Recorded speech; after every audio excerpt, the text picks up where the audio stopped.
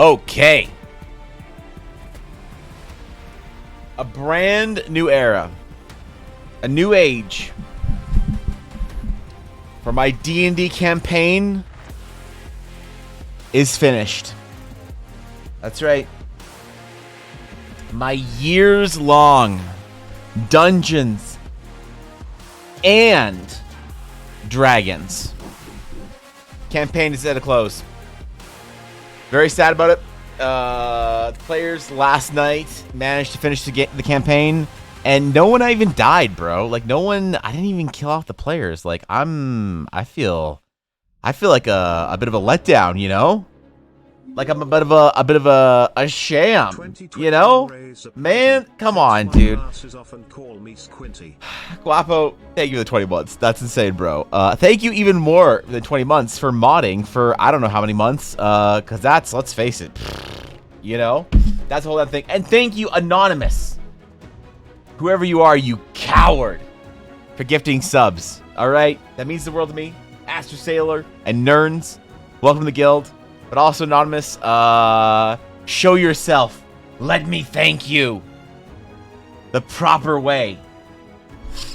I appreciate it. Thank you very much, guys. That really makes a difference. It really, you know, it warms my heart to see more members of the Dragon's Claim joining in. So thank you, guys. I really appreciate it.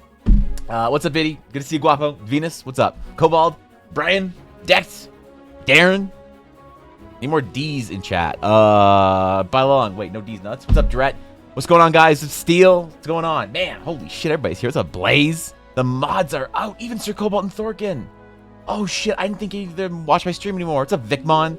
What's going on, Penguin? What's up, buddy? What's going on? Good to see you. Good to see you. Thank you, Mel, for the 26 months. Jesus Christ, tier 3. Cancel your sub. For fuck's sakes. Thank you for the 26 months. That's a long ass time. Holy shit. What's up, Howard? What's going on? Jebediah. Did I miss anybody? Did I miss anyone? Hold on. I gotta did I accidentally, did I dodge? Who am I dodging right now? Did I miss anybody? I hope not. One of these days, I'm gonna say hi to everybody in chat. I'm gonna scroll and I'm gonna say hi to every single person in chat. And I'm just gonna say hi to, like, Garthen, Vass, and McBluff. We'll just do them because I'm assuming I might have missed any of those three in chat when I was scrolling. What's up, Donut? What's going on, man? You missed saying hi to a cup of cocoa? Dude, I did miss saying hi to a cup of cocoa. The problem is that I don't have a cup of cocoa. And this is upsetting. This sounds like an Ella problem. The fact that I don't have a cup of hot chalky to start my day off. So, you know what? That's okay. That's okay. Guys, that's right. Yesterday, I finished my D&D game. My campaign is come to an end. And at the very end, the players defeated the leader of the Eldritch cult. And Jack finally reunited with his mother. After decade. Wait. In attack position. The blue eye. Dude, Ashley, I traded one of my blue eyes away. I traded a blue eyes for a red eyes because I thought the red eyes was cooler.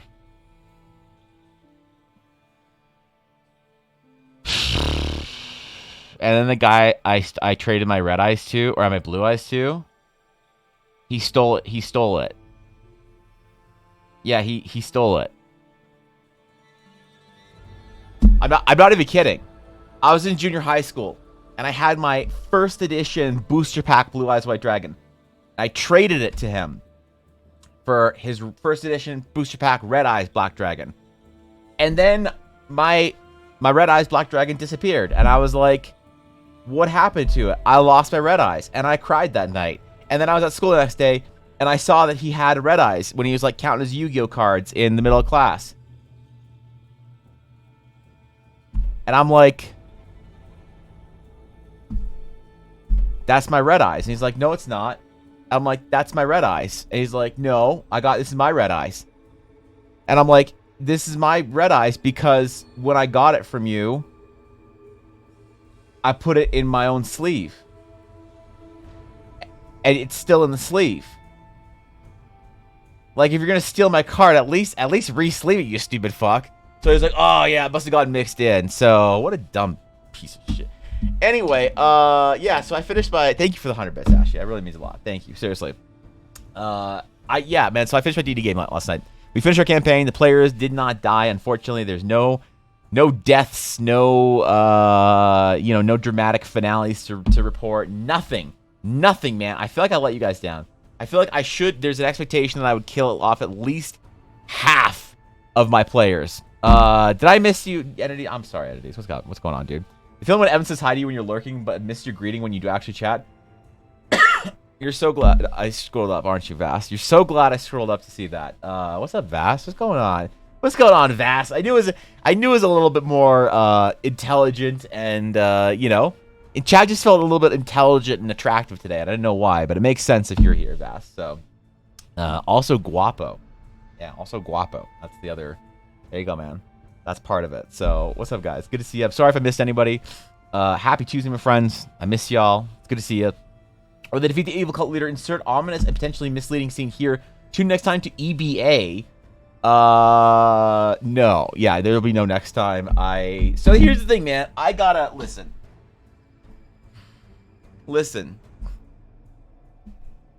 This means that I need to start a brand new D&D campaign. I need to start a brand new D&D campaign. And I'm pleased to announce this will be the first canonical Eldarin Adventure D&D campaign. All right? And I'm honored that this will be the very first campaign I start where I'll be playing with my original players. Would you guys stop hype training? All right? I said chat could be funny during a hype train, but you guys are only funny during the hype train. So when you make the hype train go choo-choo, then you're funny. It extends the 5-minute period that I have to admit chat's funny. Okay? This is upsetting to me.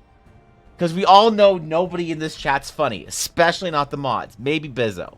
Alright? Ashy can be funny. Alright? But I can't. This is toxic. Thank you, Cross Streams, for the tier 1. I appreciate that. Seriously, thank you. I'm honored. I truly am honored. That really means a lot. Jokes aside, I really do appreciate it. So thank you. I'm humbled by the generosity. So thank you. We have clips. There's evidence of Ass is funny. No, there isn't. Yeah, I don't. All right. This is going to be the very first D&D campaign that I run with my original players, my IRL friends, the boys. All right. In addition to friends that I've met since I started streaming. So, I am pleased to announce the creation of a brand new plot line, a brand new D&D game. And as far as players go, I'm pleased to announce that Sir Cobalt is playing in my D&D game. He's decided that he finally has free time. He's gonna be now commit to a weekly D&D game. He doesn't know this yet, but he actually, it's crazy, man. He just freed up a lot of time at work. His, like, I don't know, 4-month-old baby is no longer requiring attention like a 4-month-old baby would. And he now has 6 to 8 hours a week to play Dungeons and Dragons. So 3 months, same thing. Let's face it, Cobalt. Nobody cares when it's a fucking baby. No, 0% of people care how many months old a baby is. All right? It's a baby. And you're like, oh, it's an 8-month-old. No, it isn't. It's a fucking baby. Oh, I have a 16-month-old. You have a baby. All right? All right? There's like how wrinkly and pruny is the baby? It's like I have a wrinkly prune, or like I have an old man, or I have like a small human. These are the phases. All right? Super fucking annoying when someone else says their baby's 33 months old. I can't stand that either. So I'm at the age, okay, you guys need to understand. I'm at the age where my friends are starting to have kids and stuff, right? And so I actually had a friend say that they're banned. No joke, Guapo. I had a friend say that they're like, you know, I'm like, oh, how's whatever their kid's name is. I forget. What the fuck is their kid's name?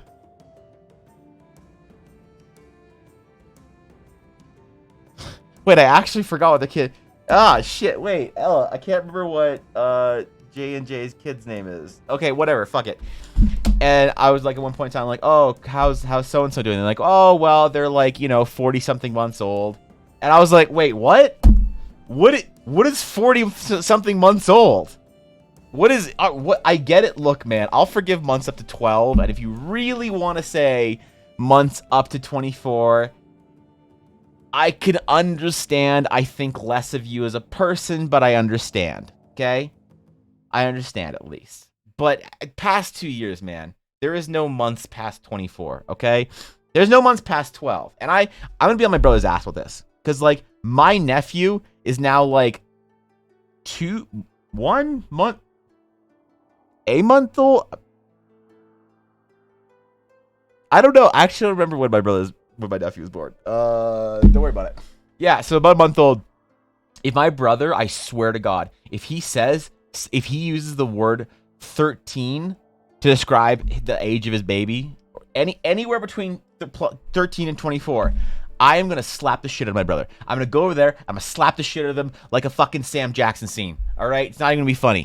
All right, I will pay him back for years of abuse to me as children in one fatal moment, full of all the fire and fury and rage I've built up over years of being bullied when I was 12 by him. All right, I will slap the ever-living shit out of him if he refers to my nephew as being more than 12 months old. All right, as soon as 1 year, nobody cares. All right, so you guys gotta remind me of that. Somebody post a reminder on Discord in 1 year from now to maybe slap the shit out of my brother. All right. You know what's actually funny? Somebody will. Somebody next December, I'm gonna completely forgot about this. Somebody's gonna send me a fucking DM in Discord that's just say reminder to slap your shit out of your brother if he is referred to your nephew as 13 months old or something. So I don't know, man. All right. My D&D game's over. Cobalt's not playing my new one because let's face it, he doesn't have any fucking time. I gotta find players. Nobody actually wants to play Dungeons and Dragons with me.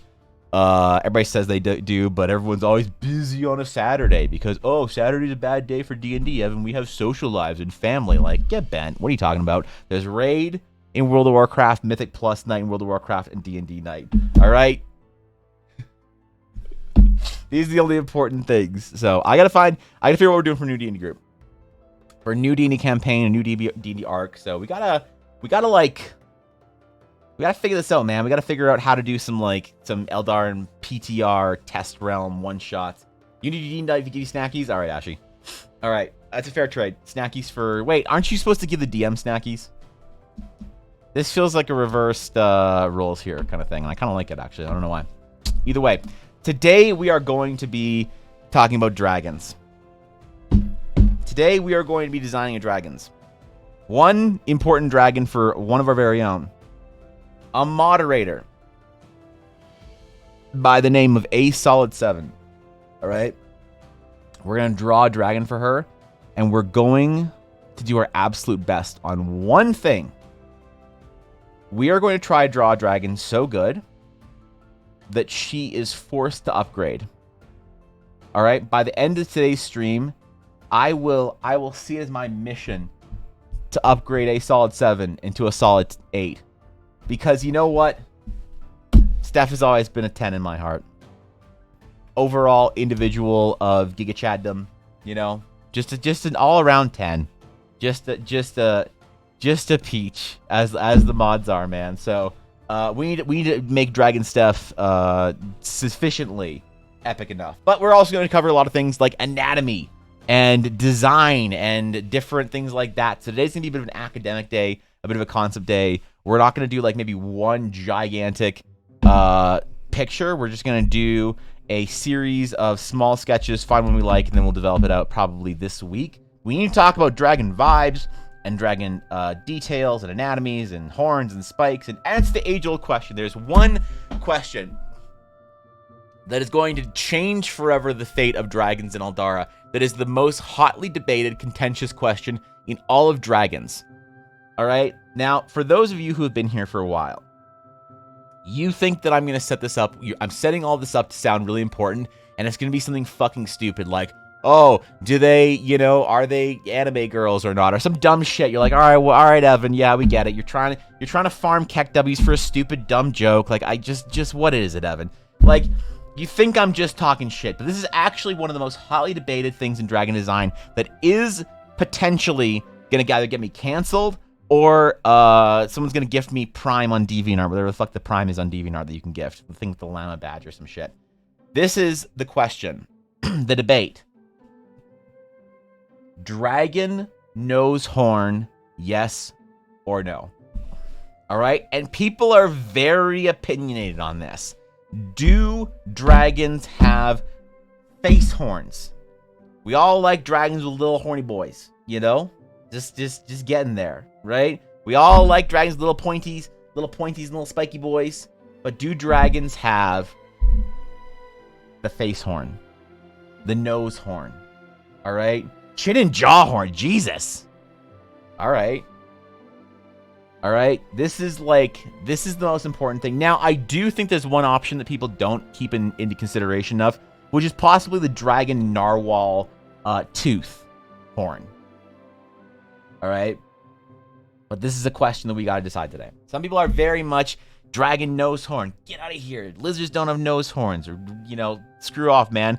It's supposed to be like a giant flying dinosaur. Name one cool dinosaur that has a no horn. Triceratops? Oh, more likely a Triceranops.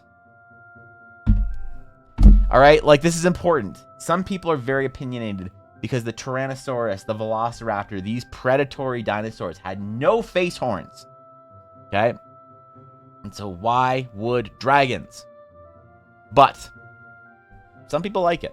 I'm not saying I pick either side. I want to be a fence sitter on this debate. I want to be completely in the middle here, not worrying about whether or not I'm going to upset pro face horn dragon lovers, anti face horn dragon lovers, horn tusks, tusk horns, fins, spikes, spike mantle, plates. Dude, this is going to be an entire day of this. All right? So this is the important stuff we're going to talk about today. Dragon nose horn depends on where it's from. I can see an earth dragon having more, or having to move shit, but I wouldn't put it on a water or air dragon. Now that's interesting. Dragon and elemental affinity. Because I think I'm not going to do dragon affinity like that. We're not going to have earth dragons and wind dragons and lightning dragons and storm dragons. I think we're just, for Eldara, going to have individual dragons that all summon some aspect of magic abilities and have some sort of an aspect of uniqueness to them that I think is really important for dragons, which is why we like to classify them as magic dragons of this type, or metal dragons of that type, or elemental dragons of this and that type. I think it'd be kind of interesting just to have dragons, and you could have this dragon kind of like treat them almost like you design a demigod, where you're like, oh, this is the dragon of necromancy and life, and so they have this like druidy kind of Wickerman effect, and like brambles and rotting foliage and whatever, and their abilities are kind of a mishmash of like dark druids and, you know, undead rising. Like I think I'm gonna remove and just step away from the framework that D&D dragons have completely of having elemental affinities by just their very nature, and have some dragons. Like, it'd be kind of cool to have a dragon that was like fire and ice. And they could like breathe frost breath and also breathe fire breath, and like flap their wings and fucking snowflakes appear and shed, and like and blackwood dice just like rain from the sky, like, you know, hail or some shit, right? Spiky face boys, good. Nose horn, meh. All right. These are where the opinions come in. They're offensive or defensive. The more offensive, the less horns. The more defensive, the more horns. But Sienna, what if horns are cool? Yeah, that's the thing. What if horns are cool? Allosaurus had face horns. Did the Allosaurus have face horns? But were they forward-facing face horns, Dret? Because I don't remember what the Allosaurus looks like. I know the Allosaurus had little spiky boys, but I wasn't sure if it had like forward-facing face horns. My dinosaur anatomy is not particularly strong, I don't think. Going with a giant flying dinosaur, you might as well do feathers. Why do I do feathers? Gork, no one cares if dinosaurs have feathers. Everyone's decided that the Spielberg Jurassic Park dinosaur is the canonical dinosaur, and that's the mythical beast of the dinosaur is independent of what the actual dinosaur looked like. That's the important thing to remember with fantasy. Is it's about perception of what the myth is as opposed to what the reality is, I think. So it's like dinosaurs in the Relic Coast, they don't have feathers. Why? Because feathered dinosaurs are fucking lame. That's why. So we don't include them in our D&D setting, I don't think. Dragons are almost extinct, and the ones that are alive are frozen in the North Pole. Wait, so they're all Canadian? Jesus. All right. That's awesome, doing it. I like it. Poll's already inactive. Dragons can have nose horns or any. Okay, hold on. What do we got for the poll? The poll says, let's see. What? Okay, all right. Who asked? No, yes, some, and their dragons do. All right, we're just gonna let this poll. These fucking mods think they're funnies, man. The mods think they're funny every single time. Say the horns, wings, and body shape, etc. make sense with where the dragon is and how it acts. Yes, if Vicmon, the dragons are creatures that evolved in a climate, I agree. But if the dragons are inherently magic, I think we have more room to play with it than that. So, I don't know, man. Makes you feel better. I do have dragons with fur and feathers in my world. That makes me feel worse. Wait. Oh yeah, they got the big eyebrow ones. Yeah, they look mad. They look like a mad emote.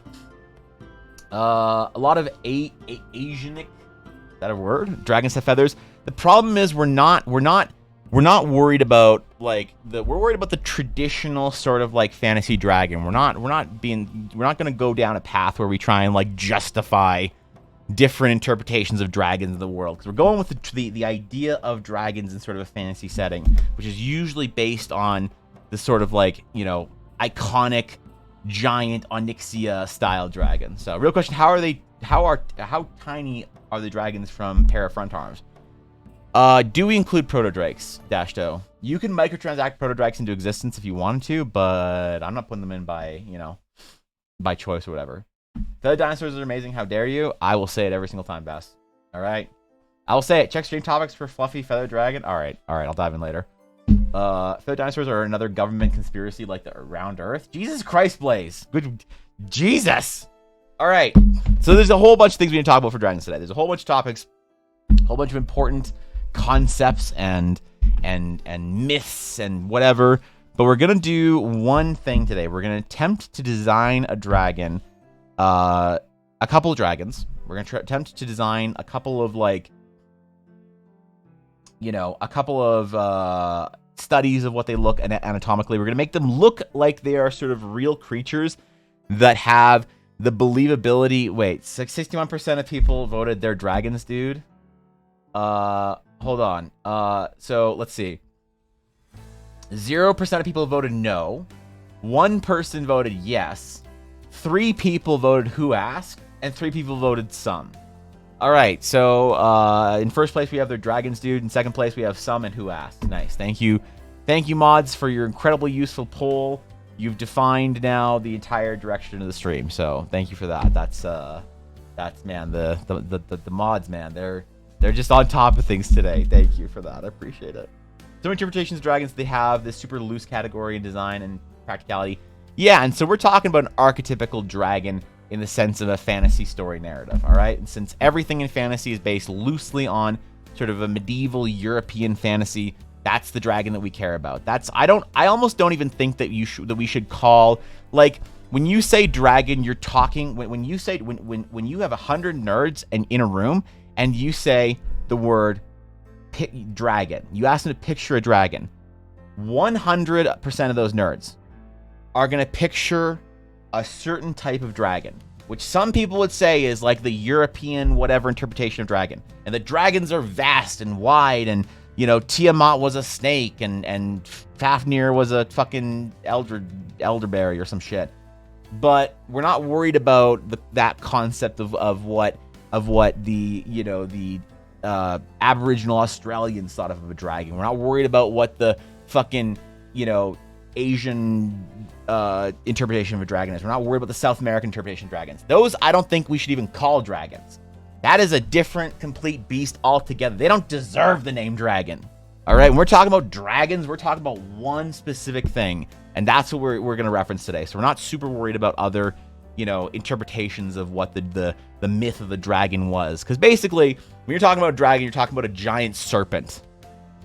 All right, and at that point in time, it's not even really a dragon as far as like dragons are described. So once they become that Arthurian sort of style of giant fire-breathing lizard, that's what people talking about when they say dragon. So it's cool to reference that kind of stuff, and we might examine a little bit of what gets some inspiration. But our core concept here is we're going to really dive into that juicy fantasy kind of idea of what a dragon is, and do some designs. We have one that I did a little while ago on stream. All right, one that we did that kind of defined a lot of the features I like about dragons. I like the idea of dragons being a little thicker, a little meatier. I like the idea of it being a creature that you feel looks very strong. There's one thing that bothers me about a lot of fantasy dragons design it's dragons that don't feel very bulky.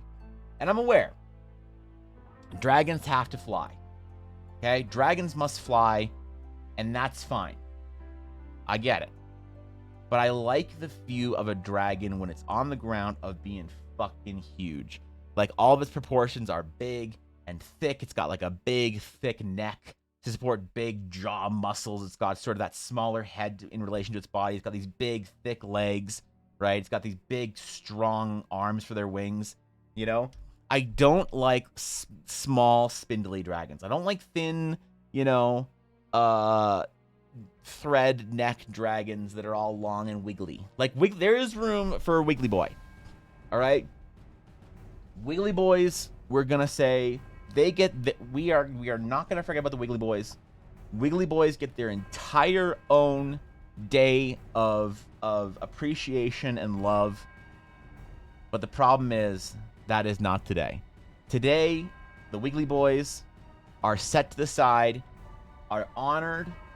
Our sea serpents, our Gyarados, which, by the way, somebody remind me that I want to create a creature that basically has the same energy and vibe as a Gyarados that is somewhat common in Teleria. All right? It's the kind of thing that you put ballistas on your ships for, because every once in a while you run into D&D Gyarados. All right? So someone remind me of that shit later. But our wiggly boys are sitting on the side today. They are watching their brethren, the strong boys, get in there. All right? If we're going to design dragons, we're going to the strongman competition. That's where we're going. Okay? 50% is a red dragon, the other 50% is a furry. That's unfortunate. That just makes me sad. So, 100% nerds imagine reptilian-looking dragon with booba. Guapo, stop pulling Final Fantasy players, all right? You're pulling the wrong nerds, okay? Those mythology dragons, especially those with the eyes, the Catholic Western European eyes, they represent everything that was other. So since humans are by nature predators, the reason why we've looked at them as a giant man-eating goat, much like the devil. That's a whole thing, Sienna. Kind of. I think you're missing parts of that, but yeah, the general vibe is like what could you describe as this, like how does the myth of the snake sort of become more terrifying? And what's more terrifying than a snake? A snake with wings, but also arms, but it's still a snake. All right, that's important to remember. The guy does lift. He is the Geek Chat of dragons. So, what about land dragons? At least the dragons I grew up with didn't have wings. Land dragons. The problem with land dragons are why would you have land dragons when you could have air dragons? Yeah, that's the problem I have with land dragons. Mainly, okay, we're also considering in this sort of treatment of dragons, the dragon. Here's what we're sort of supposing and deciding for our dragons. All right, there's a couple things that we're going to kind of decide on as a collective. And there's a couple of things that I'm gonna like decide for us. And so the one thing that I'm gonna say, here's what way we're designing dragons in this world. Dragons, in my opinion, and my opinion is at the end of the day the only one that matters for Eldara. So this is important to kind of base our framework of ideas off of. Dragons, in my opinion, should not be common. All right, dragons should not be something that you can go tame, slay, marry. If you watch a lot of anime. A dragon. You just go find a dragon. You're like, there's some dragons over there. There's a dragon brood. There's like 4,000 dragons. Dragons are not creatures that I think should be common. In order to maintain their status as a storytelling tool of a creature of great might, I think that dragons should be uncommon, should be unique, and have the same kind of treatment that Smog was treated with. All right? There are creatures. Keep in mind. There are creatures that are draconic. So if you want to be a dragon rider, you love that idea. You're like, I want to have a dragon that's roughly, like Ford or what's the fucking Escalade, the Cadillac, like roughly Cadillac Escalade or Chevy or whoever the fuck makes the Escalade. Roughly mom full-size SUV sized with wings. That's the kind of dragon I want, Evan. I want to go find that dragon. I want to give it some treats. I want to bring it some DQ and some DQ chicken nuggies and gravy and then I want to make friends with the dragon, and I want to ride the dragon. And okay, fine. You will have that opportunity. But the creature that you are riding, the creature that you are interacting with, is not, in my opinion, deserving of the title of dragon. So we will have drakes and wyverns and creatures like that look exactly like a dragon, that have all the same reptilian, beautiful features that we all love in dragons. They got wings, they got everything else. We even did for one of our Patreon sketches one month. A dragon, which one was it? Wasn't the Astral Sage? Airships? So we even did this piece of art. This is a creature that you can get. It's not a dragon. It looks kind of like a dragon. It looks dragon-esque. All right? One might even say, Evan, that's a dragon. That's not a dragon. You can find one of these. You can ride one. You can make friends with it. It's a spiky boy. It's got little wingy wings. You can be friends. You can go on an airship adventure. Just you and your buddy. But it is not a dragon. Dragons are not creatures. That's a wyvern. No, that's a drake. That's a drake. And dragons are going to have a specific and important role in our world. Lies Drakes don't have wings? Says who? Yeah, says who? That's my, yeah. I'm worried about whose opinion is important enough to says Google? Who the fuck cares about what Google says? Yeah, who the fuck cares about what Google? Man, what a Jesus. Google. Jesus, Google. I've seen the College Humor shorts. I don't care if that Google guy tells me wyverns should have this or that, or fucking furry tails, or like a Naruto headband. I'll do whatever the fuck I want, man. I'll do whatever the fuck I want. What about multi-headed dragons? We haven't talked about multi-headed dragons yet. And that's an interesting thing that we should talk about today. Remind me later if we haven't talked about it. What's up, Crimson? So, dragons, here's what the base of what we are exposing. Dragons are going to be rare, okay? Dragons are going to be incredibly powerful, and they're going to be unique. So think about it this way. When we design our dragons, we are not worried about certain constraining factors like a red dragon, a bronze dragon, a life dragon, a water dragon, a void dragon, an anime watching dragon, a World of Warcraft playing dragon, a Final Fantasy playing dragon, a pretentious Elden Ring playing dragon. We're not worried about these identifying. We're not going to box our dragons into literally anything. We're going to take the framework of the big flying lizard, and we're going to figure out what to do with that to make each dragon unique to its own category of niche of what it does. Okay? And so all other uses of dragons, the idea of accessible dragons you can slay, dragons you can, turn into a cat girl. Whatever you're going to do with your dragons, your D&D game is your own business. All right? I don't know what kind of body pillows you have at home, and I don't want to know. All right? We're going to do this Christmas, we're going to do a rate your computer setup on Discord. But we are not doing a rate your body pillow collection. All right, I don't want Guapo to win just automatically. Okay, we're not gonna have that competition at all. So I don't know so all that other shit with dragons, that all exists in other forms. But when we're talking about dragons, we're talking about Deathwing the Destroyer. We're talking about Smaug. What is Smaug? Quick, Lord of the Rings nerds, what is Smaug's title? I'm even pronouncing Smaug correctly for you, Lord of the Rings nerds. All right, I'm not saying Smaug like everyone else does. All right, I'm trying to earn some favor with you. All right, what are these dragons that are dragons? What's the Alexstrasza, the fucking Smaug, wasn't there an important dragon in Game of Thrones?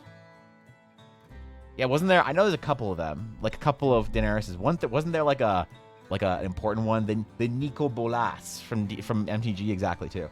Nico Bolas is a little bit too long for me. He's got a little bit too. Nico Bolas needs to start lifting. All right, he's a little bit too. Him and Ugin, man. Nico Bolas and Ugin, they really need to start lifting. All right, those guys skipped core day, unfortunately. Droghar, is that the main dragon?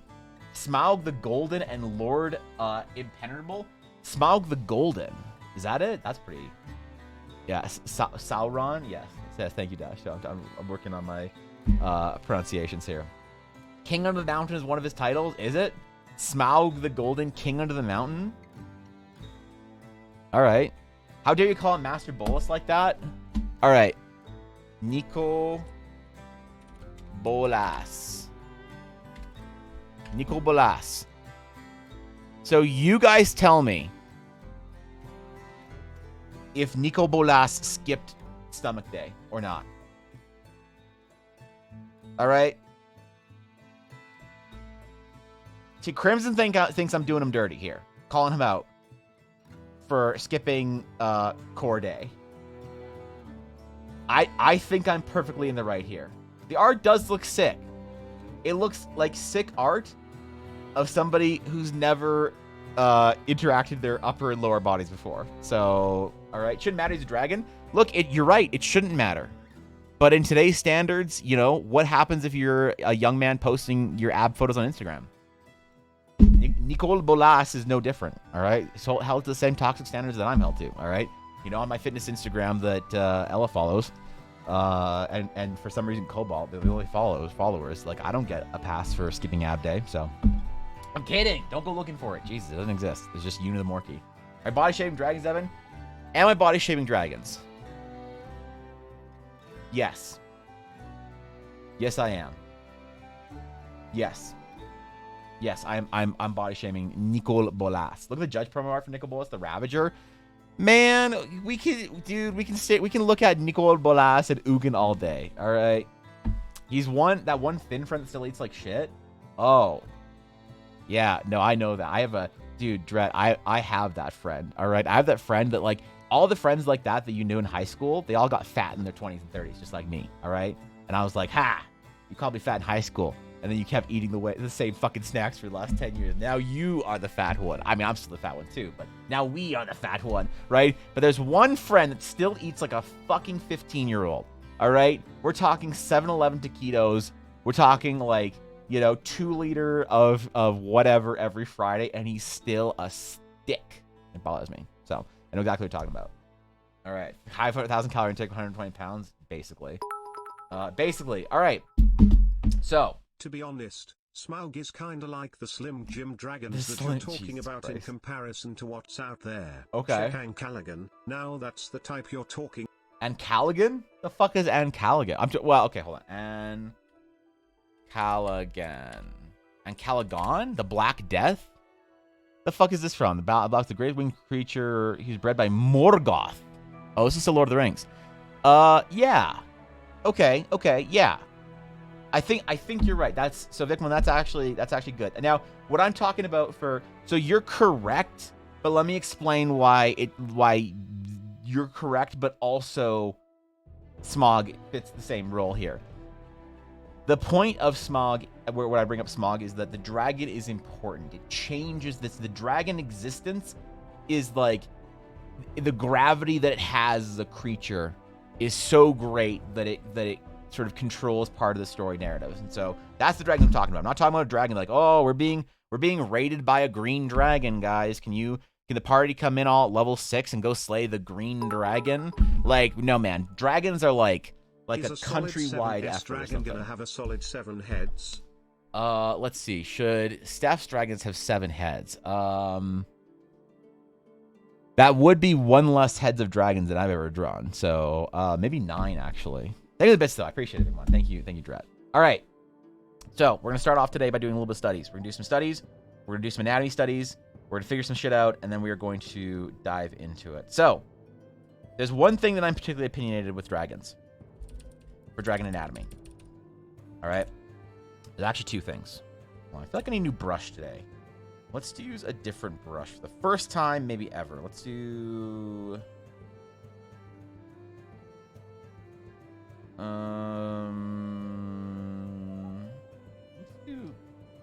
No, it's too messy. How's that smaller?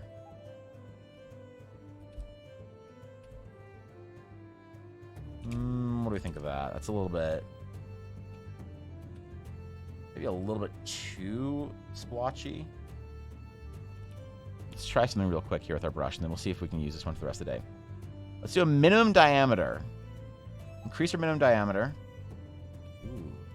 So it doesn't get paper thin. Oh, that's nice. Yeah, I like that.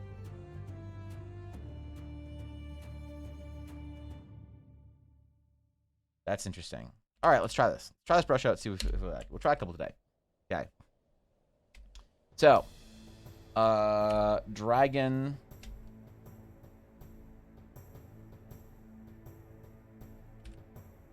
All right, we're just gonna get it out of our system once today and then move on. Okay, Dragon D's nuts. All right, so we're gonna put our meme for the day. So our meme shield. Hey Evan, Yes. it's been a while since I punned you. There was a group of dragons who dreamed of having a music band. All right. They even thought of naming themselves Yeah, Imagine yeah, no, yeah, all right. Imagine Dragons, right? Yeah, okay, all right, okay, dude, all right. God damn it, Sienna. Fuck's sakes. Thank you for the 100 bits. I appreciate it. Thank you. That's very kind of you. All right.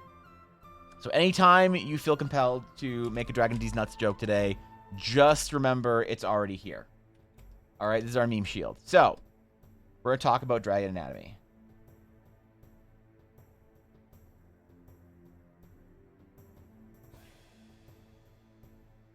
So if anyone comes in and is like, lol, Dragon D's nuts, we'll just reference them to that corner and it's fine. Case stream topics? All right, we'll do some Discord dives later on. I wanna actually get through a little bit before we meme away in Discord. Okay, dragon anatomy. So 1. Built to lift. All right. 2. Thick. 3. Extra shoulders.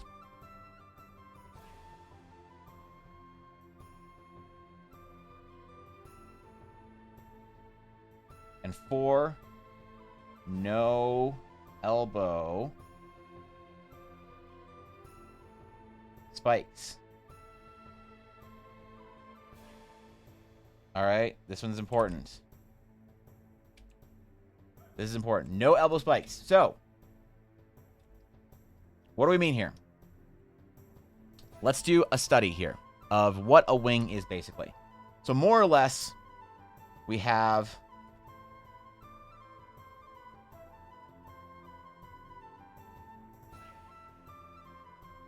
a hand.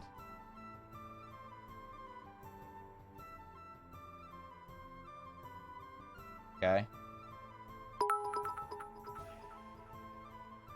Okay, I got one more for you. A dragon that is exceptional in juggling can be called talented. Swear to God, man. I swear to... Okay. Okay. Thank you, Sienna. Thank you. You're rapidly improving by the TTS. Jesus Christ. Thoughts on bipedal versus quadrupedal? I think we can make dragons that fit both sort of aesthetics. I'm not going to hate on either one. All right. So, how a hand works. How a hand works. So we have our hand here. The basic sort of bone structure of a hand. What happens is when you fill that hand with flesh, with that annoying fleshy stuff that we call the rest of our hand, you get little fingy boys. All right, you put a nice chunk of flesh on top of the bone structure, and you get this big old stretched, knuckly, padded, nice muscle-enforced hand. All right, we're a little bit long here on the side here. We'll chill that in a little bit. There you go.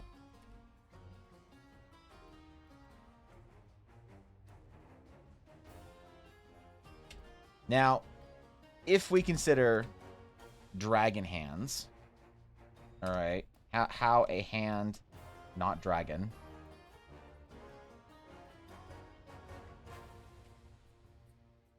Basically what happens when you get a creature that develops webbing in its wings, you have the same sort of structure, bone structure as a hand, except everything elongates. So we rotate the hand to the side. We imagine that all these bones, we get our 3 little digits maybe. We can probably grow extra digits or fingies, it's fine.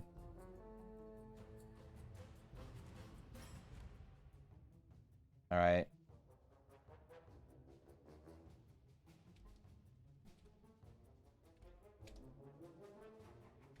And what happens is, where it connects to the shoulder blade,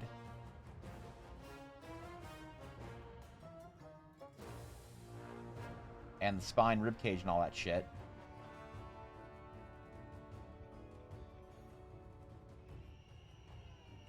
what's happening is these fingers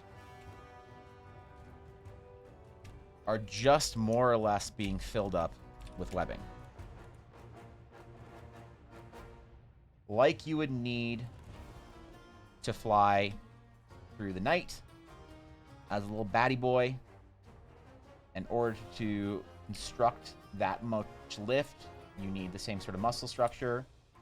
You need a shoulder, a bicep, tricep kind of thing going on. The same sort of muscles that you would need in an arm.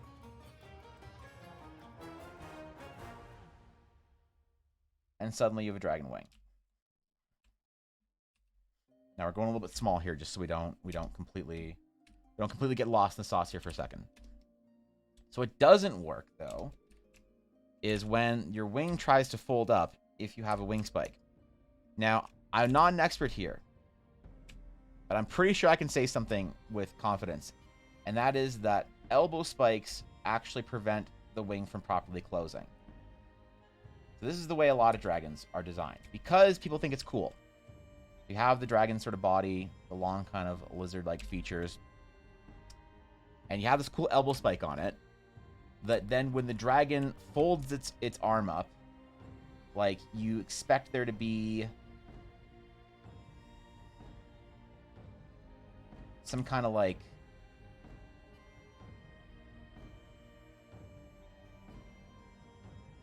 giant spike just sort of jutting out of the elbow. The problem is, I'm pretty sure that it would just, one, dig into the side of the creature if it tried to fold up his wings properly, and two, I'm pretty sure that there's no real, like, evolutionary sort of believability behind an elbow spike. Because if we understand the progression of the hand to wing, right? Actually, yeah, okay. Hand to wing. All right, if we can understand how this progression works, then there's no elbow. There is sort of a cap to the elbow, you know, that could get, like, elongated in some ways or have, I don't know, something going on, so interacting with the joint somehow. But the fact that, like, a spike grows out doesn't really make a lot of sense to me. It doesn't make a lot of sense to a lot of people. It looks cool, but a lot of artists talk about the elbow spike as this kind of cursed object that they have to include in their dragon anatomy.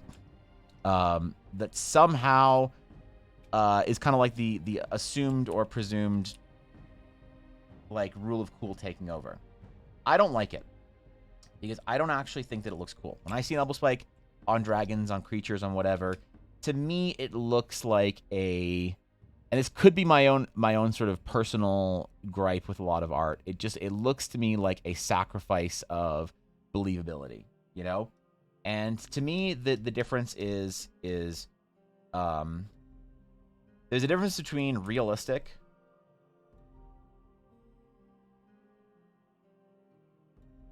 and, like, realistic does not have to equal, well, realistic does not always equal good concept. Okay? It rarely does. The goal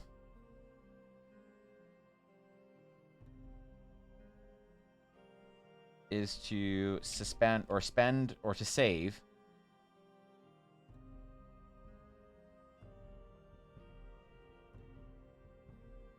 suspension of disbelief.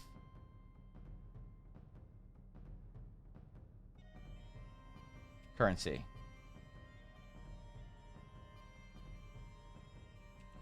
All right, this is our goal here. And so ways we can do that are not crossing over the line from realistic to the fantastic in places that it doesn't feel like we should. So ways that this works are if your dragons have wings, for instance, not to do like, let's say, the Yu-Gi-Oh style of dragons. They just have these weird fucking spikes. And you're like, how the fuck does that, like what, wait, what? What? How does this even work? How does this wing? All right, versus our super thin wings. Also don't necessarily work. All right. For me, the way that we can execute this is by drawing wings that look like they are built in some sort of like reference to anatomy. Yes. In a way. Dragon wings. You know, that makes sense to me. All right. Thank you. Oh, what's up, Steph? Steph, we're doing your character today. And part of what that also lends to is including a palm. Okay, this is something that I think a lot of people miss out on dragons. A palm that, or I guess, sorry, claw goes the other way. Claw goes other way. My bad. A palm and then thin fingers. They're all long enough in some way to make sense as a working wing. Now, one thing I don't like to do, I don't like to crowd wing space sort of too far over okay, who is that? God damn it. Thank you, whoever that was, for the gifted sub. I appreciate it. Thank you. That means a lot. Also, thank you for the 100-bit stuff. I appreciate it. But damn it, let me thank you properly for gifted subs. God damn it. I've called today, so I'll be in and out. That's okay, Steph. We're still gonna draw out your dragon today. What do you call a servine who takes care of children? Wait, what do you call? Yeah, wait, what? Well, the dragon is a cyborg? Then that's okay. Yeah, we don't need to worry about that. Yeah, that's fine. Dragon's operating properly. So one of my sort of stylistic choices I like to make is I don't like to include this third sort of digit here. But what I like to do is I like to have the sort of the index digit be a much smaller addition in some ways. And then you have a lot of space here. You don't actually have any sort of things in here kind of changing the texture of the wing. You can just have this nice, satisfying, like, third digit be fully extended and pull the wing out like that. So size of wings as well is kind of important too. The size of the wing, the actual size of the wing, to me needs to be massive. So if we're going to draw our thick wing, you know, somewhat anatomically sensitive in some ways, sort of thick muscles where we need them, thinner where they would be thinner. And we have our sort of our palm and our big claw manipulating digit. And we have our like our bonus digit. To me, the wings need to be pretty fucking huge. All right, they need to be big enough that they make sense for generating enough lift the dragon would require, even though I am very aware, I am in fact fully aware that there's like almost no reasonable way that a dragon that is basically built thickly could fly. All right, that is where our currency comes into play. So if we, for instance, if we potentially spend currency, like suspension of disbelief currency, on making people believe this giant thick dragon could be carried up by, you know, tiny little wingy boys, however you want to sort of draw them out, we save currency by trying to only cross the realistic or believable line where we need to. right? Like, if you're trying to explain that a dragon can lift itself up, you're like, okay, whatever, man. Like, all right, I'll kind of believe that. But the wing needs to feel like it can move. It can move the dragon. So thus, we can't really have like spindly wings or like weird wings that don't work. And I would describe this sort of in sci-fi terms as, you know, a big vessel in sci-fi. A good ship design is something that you sort of imagine has this like large engine structure to it, right? If you're gonna think about like, you know, some sort of vessel that maybe go hyperspace, speed, super whatever, has a cool, you know, bridge on it, right? Maybe has some like aviation-like features to make it look kind of representative of an airplane, some little like wing-like things and fins and shit or whatever. Even though, you know, if you're moving through space, you could basically just have a sphere with an engine on it. You know, that's cool. You get interesting and different designs where you can at least sort of begin to have the viewers believe that while your ship is kind of parked or whatever, it's got these big, you know, giant engines or whatever, while you're like loading your carbonite, you know, bounty hunter prize onto it. You know, and your little capes flowing in the wind and shit. All right? You have at least some idea that your engines could produce the kind of thrust required to move a giant spaceship. Nobody is sitting here believing that this is a realistic design. What you're doing is you're only spending currency of suspension of disbelief very carefully in ways that then make the viewer assume or think or feel like, you know, okay, this makes sense enough that I'm good with it. You know? What's up, Ildrail? Yeah, what's going on, dude? Happy Tuesday, Ildrail. How you doing? Thanks for stopping in, you know? Thanks for 100 bits. There you go, man. Appreciate the anatomy tips. Wait, why is anatomy in quotes there? I can't tell if that's sarcastic and toxic or appreciative and generous and kind. But that's okay. It's Twitch, so I should probably just assume it's a troll. You know how Trade Dragons, which was gargantuan, had itty bitty wings. That kind of stuff bothers me, but it's fine because it's a cartoon. At that point, we're not trying to create immersive believability with How to Train Your Dragon. Like, How to Train Your Dragon is actually a good. Like, I know you're kind of memeing, but How to Train Your Dragon is interesting. Sort of an interesting example of when you are using caricatures and characteristics to cartoonify concepts and communicate an idea very efficiently. That, oh, this dragon is kind of dopey because it's really fat and has tiny little wings, you know? We know what, like, you know, the big, tall, skinny villain and the, you know, tiny little fat villain or whatever. Like, you know that dynamic, the Mike Wazowski of dragons. You know that, like, that dynamic and that kind of, like, that bulldog, like, proportionality where it has this giant head, this big, thick neck, and kind of smaller legs relative to the size of the creature because it sort of has that kind of whatever. And so you can kind of like unwrap these like ways to tell a story, but we're not going for cartoony How to Train Your Dragon because it's not about the impression that the dragons give us as characters. It's about more of a kind of like a different storytelling method over here that's a little more involved and immersive, right? It's why you wouldn't necessarily play Dungeons and Dragons in a How to Train Your Dragon world. Or you couldn't maybe get into it as easily, but it's still very efficient to watch a cartoon of it, you know? The only time Wings say we get a jet engine, you're right. Yeah, you're right. Bee should not be able to fly, and yet they do, Evan. But there's a reason for that. Because when you're the size of a bee, air density is different. That's not exact. I hear that every once in a while. Whenever we talk about dragons on any day, somebody brings up the bee. So I was waiting for it, Sieta. Somebody brings up the bee. And it's unfortunately not as dismissive an argument for dragons being believability as a lot of people think it is.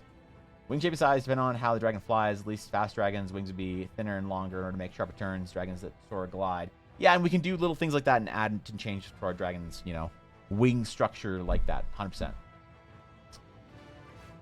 Fair as long I know. Wait, as far as I know, nothing's above. Wait, the 40-foot wingspan range in the fossil record so far.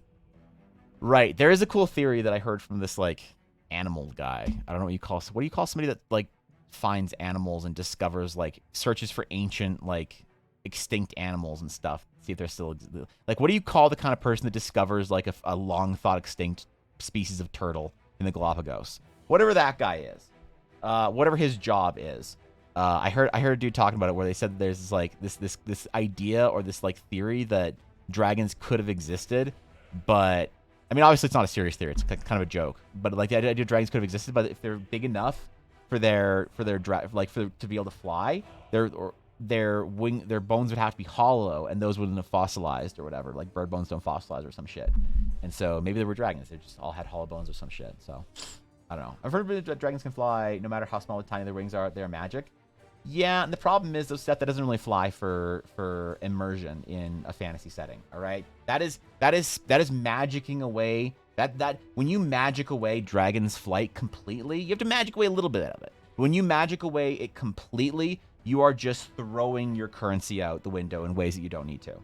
All right, that's what I firmly believe. So we can do things to make our dragons feel more believable. Paleontologists, no, like dude studies like living animals or some shit. Like tries to find like species that were thought to be extinct. I don't know. What do you call it? Okay, hold on.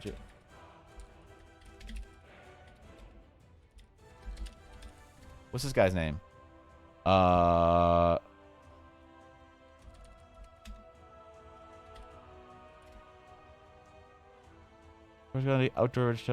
What is his? What is his occupation? Oh. Conservationist, wildlife biologist. Yeah, what do you go to school for? Just to learn about wildlife biology? What is that even called? What is that degree called?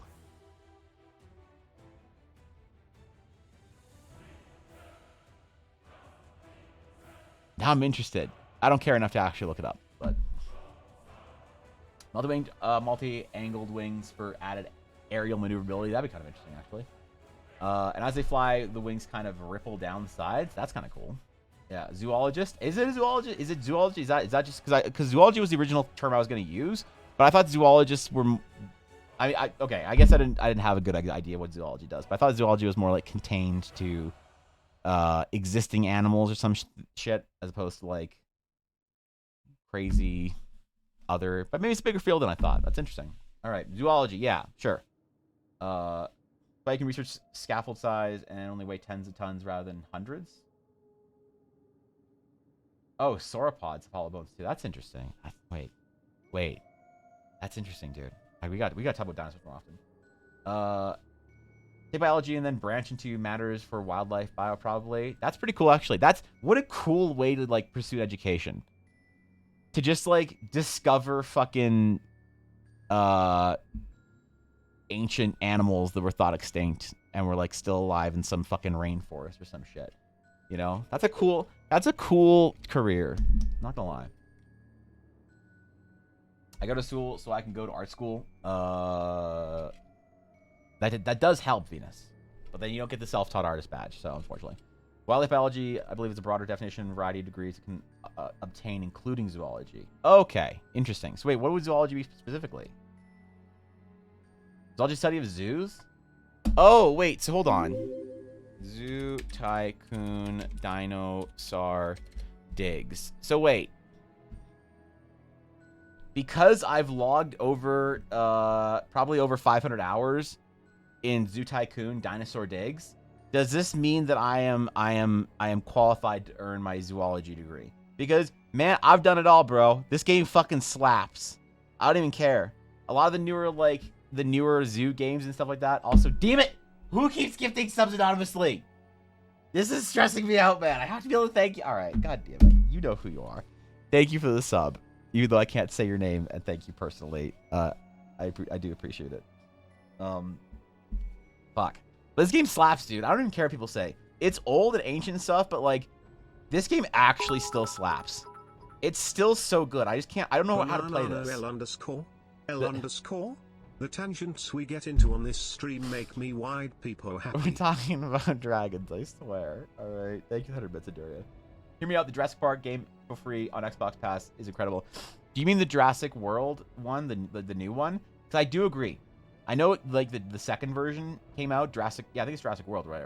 I played the first one, and it was sick. I loved it. I played through it. I was so happy. I was just so happy. I wanted to build the parks and play every mission, and it was just a return to form of these kind of games, and I fucking loved it. I didn't play the second one because it had really bad reviews on Steam, and it was like $80, and I was like, I'll wait until it's $25 and I'll play it. So if it's $25 in Steam, someone whenever the second Jurassic World game goes on ultra sale, someone DM me. Someone let me know. But this game was absolutely sick. I loved it. I love Zoo Tycoon, Dinosaur Digs, and Zoo Tycoon regular. Damn it, no, I'll play some Zoo Tycoon. Certifiably Wicked Zoologist. Excellent. There you go. A closed cave once that had been self-sustaining ecosystem for a very long time. They found many ancients and new species in there. Dude, yeah, that's like in Cambodia or some shit. It's like 13 miles long or something, Sienna. It's ridiculous. I got it. That shit's so interesting to me, man. Hear me out. The Jurassic Park gave free. Okay, all right. That's all right. I'm caught up in chat. I'm caught up. I thought it was further behind. Have a good rest of the stream. All right, Venus. I appreciate you. Thanks for chilling, Venus. Good luck. All right. So hold on. Hold on. So we're gonna. These are the sort of principles we're going to apply to our dragons. Is the credibility versus and viability versus like, suspension of disbelief. We're gonna spend the currency that, you know. I think in general when you're developing something in fantasy, I think that it's important to spend your currency for suspension of disbelief extremely carefully.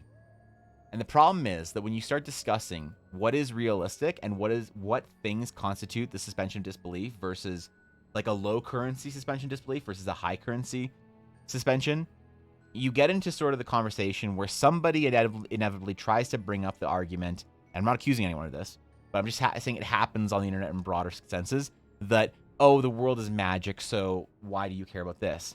And when somebody says, like, for instance, here's a good example.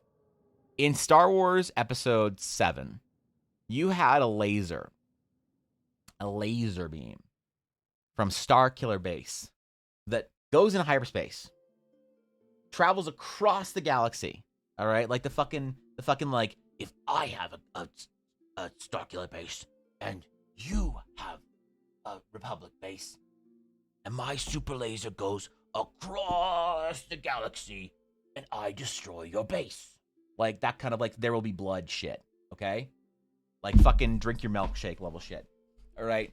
And you're like, okay, like a giant super laser powered by a sun. Okay, sure, it's a giant, you know, planet-sized laser. Okay, it somehow goes to hyperspace. Like, okay, all right, man, sure. And then the problem is, at one point in time, the laser curves. It fucking bends and arcs to one of the planets. And you're like,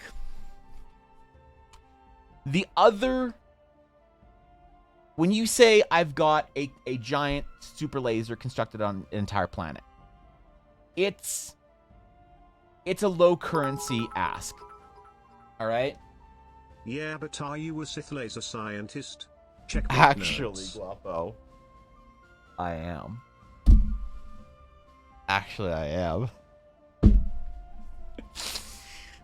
So it's a low currency ask for most people. And why is it a low currency ask? Isn't that a question? Isn't that an interesting question? If someone can figure out why it's a low currency ask, please write a paper on it. I'd love to read it. This is interesting storytelling shit. When you say the laser goes into hyperspace, it's like a slightly higher currency ask, but we're still not completely spending our currency. Mostly because the laser looks techy enough, and it looks believable, and it has weird turbines moving and giant molten cores, and it somehow draws the power of a fucking sun into it. And you're like, oh, okay, like, yeah, all right, I guess I kind of believe it. It feels right to a lot of people. And then the problem is the laser bends in space, and you're like, okay, dude. Like, if it was a projectile, maybe. And there's got to be something in it with, like, the way that we interact with lasers. We can't really think of how it would bend. But a projectile bends like a missile. So if it's like a laser missile, it could bend. And we saw that with the torpedoes in Star Wars Episode 4. A New Hope. The torpedo goes zoop into the little vent. And you're like, okay, it's not a laser. It's like a It's like a laser rocket torpedo. Sure, whatever. And you kind of believe it, and you're okay with it. And so Dragon Anatomy and Dragon Things in Fantasy are kind of the same, I believe, where there are low currency asks and high currency asks. And to say that a big giant laser, or sorry, dragon in this case, somehow flies through the sky, it's like cool enough that we're willing to suspend that disbelief. It's a low currency version. They make creative use of black holes to bend the light of the laser to where you want it to aim. Rusip. Wait, do they? They got that center point fucking sinkhole station active? If they're caught in tech? All they need to do is show me that. All right? All they need to do is show me that. And it would have been easier. So that's actually so I know you're farming Keck W's, Doria, and also good job. Thank you 100 bits. But like, what if in the movie there was some like small vessel or whatever that was just like incoming super laser, activate gravity well, and you saw this like fucking Protoss black hole appear, and you saw the laser like curve and bend around it as it goes past. That's like, okay, I can, okay. Like that would decrease the currency required to assume that thing happened, whatever it was, right? And so dragons are cool enough, I think, that we're willing to suspend some disbelief and say, all right, yeah, sure, giant flying lizard, okay, that's pretty cool, yeah. But to make it, to say like, oh, well, dragons don't need magic to fly, then why do they have wings? Why aren't they just like wiggly boys? Like that's when you get the really beautiful aesthetic of the Asian dragons, just sort of manipulating the world around them and it's like slithering through the air and swimming through it. And that's sick. Because partly it's because they don't have wings typically. Once you have the wing, you kind of enter into this territory where you're expecting the wing to function in a believable-ish way. Case in point for sci-fi is a ship like Serenity from Firefly or the Razor Crest from Mandalorian versus a flying saucer. The flying saucer has no indication of propulsion. It just kind of uses magic, basically, to levitate through the sky. You're kind of like, wow, that's crazy. I believe it. They don't need thrusters or giant jet engines and shit on it. But once you apply an engine to this flying saucer, you kind of need the engine to feel like it would be meaty enough to, move this object. And so Dragon Wings, I think, and Dragon Anatomy is an important sort of consideration in that as well. And I'm not saying I could tell you exactly what factors and what aspects of this are sort of required, but what I can say is that I definitely do feel like there is some sort of level of importance that we can place on here. Kind of an arcane concept that we can't really reference specifically, but we know exists.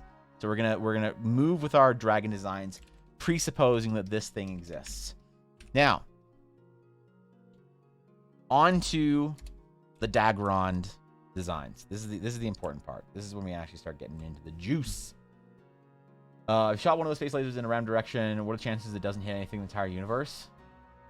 I mean, pretty low in the immediate area, but pretty high pretty high that it does hit something in the universe in total, right? As you watch these gemstone dragons seem derpy to me. I prefer the ones in Matt Koval's gemstone dragons. What are Matt Koval's gemstone dragons? Matt Colville gemstone dragons. Let's see. Are any of these Google image searches Matt Colville's gemstone dragons? Is this a Matt Colville gemstone dragon? Because this is cool. All right. This is cool. I like it. That's a cool concept. It's got like gemstones and shit growing out of it, as opposed to what's the WotC? D&D gemstone dragon. And these are the gemstone dragons from D&D. Now, to me, this flying saucer is the dragon. To me, this flying saucer is the dragon a little bit. I understand why you like the other design more, and I agree I do as well, but I don't, and I'm not sure if you're talking shit about this design or not. Maybe you're just saying I like the other one more, but this isn't a bad design. But let's assume that somebody really doesn't like this design. I don't mind this, because this, once you've moved in the territory of the dragon is made of moving sapphire, you've kind of Yu-Gi-Oh'd the dragon, right? And it kind of feels to me like, okay, we're just completely magicking away any believability from this creature, and we're doing so by like, it's almost like if you want to magic away something, you have to magic away everything about it. Right? You can't magic away one aspect that's important to it necessarily without spending that currency. But if you magic away the entire thing, which is why Asian dragons like the WoW Cloud Serpent.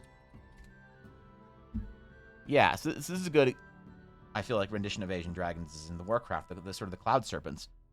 I feel like this is a great way to magic away the flight mechanic entirely, and you're not expecting it to work. Like, almost the Matt Koval dragon, the one thing that frustrates me about this one dragon was that its wings are so tiny, right? And so you're like, okay, but it's got wings, and why does it have wings if it's going to fly? But it can't really fly then because it's got these little tiny wings.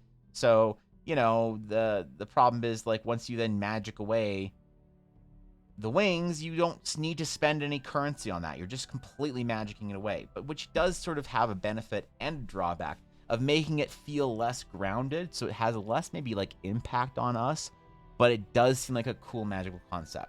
However, you're not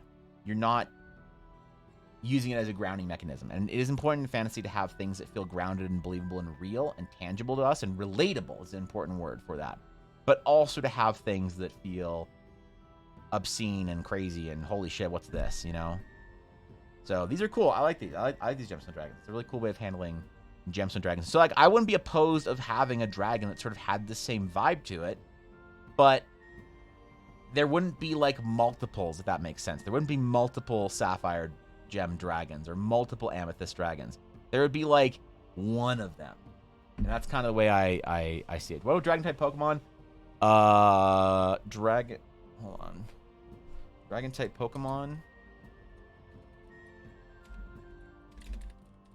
Let's see. Dragon-type Pokemon. Let's see what we think of Dragon-type Pokemon. I have a... Yeah, I think this, Let's see. What do we think of Dragon-type Pokemon here?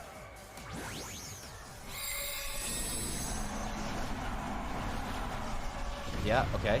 It's a fucking hotel! It's a hotel! So... The Pokemon is... Yeah, so we're not going to worry too much about Dragon-type Pokemon here today. We're going to reference them briefly, but maybe not all Dragon-type Pokemon. We're going to leave some of them. We're going to leave the hotels out of the conversation. All right, that's... Yeah, you know? Yeah, jeez, man. Gemstone Dragons are really cool aesthetically, though. I always envision them as having scales that reflect light. Oh, so scales made of the gemstone. That's interesting. Now that's fucking cool. That'd be a cool... Dude, okay, that'd be really cool. Salamence, Haxorus. Yeah, they're rough. They're having a hard time. I think Charizard does a good job with the Dragon-type Pokemon. A lot of them have a real rough time, though, so... Hey, Evan, how much does a dragon weigh? How much? It depends on the scales.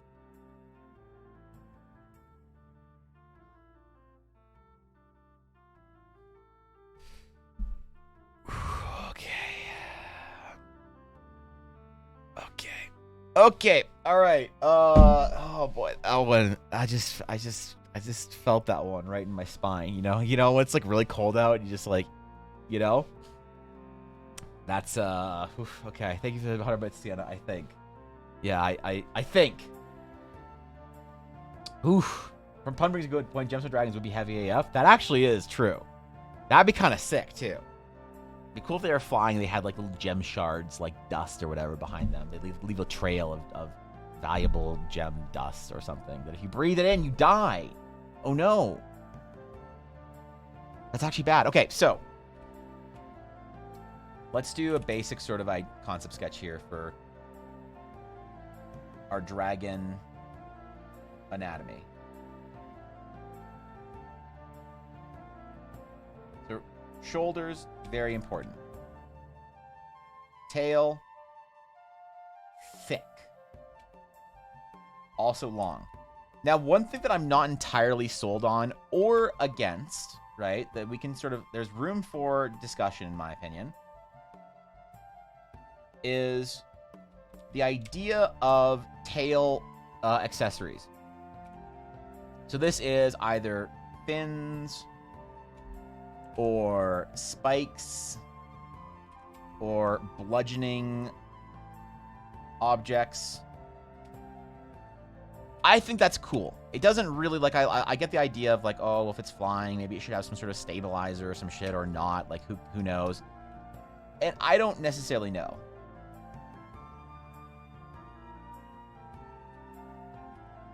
But I am open, I guess, to ideas of cool shit you can put on a tail. I'm not opposed to it. I think the shoulder muscles on this dragon would have to be, like, unreasonably big. This also does sort of lend into when I said 2 extra shoulders.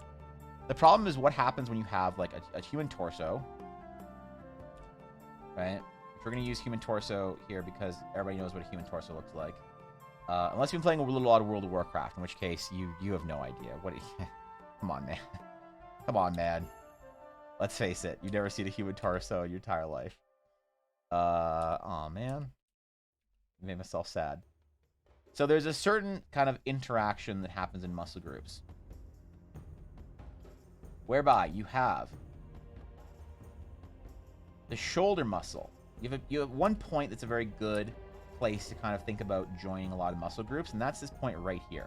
The point where the tricep, or sorry, the bicep, you know, your pectoral muscle, and then, like, you know, your delts kind of like all converge into one kind of point. It's right here in the anatomy.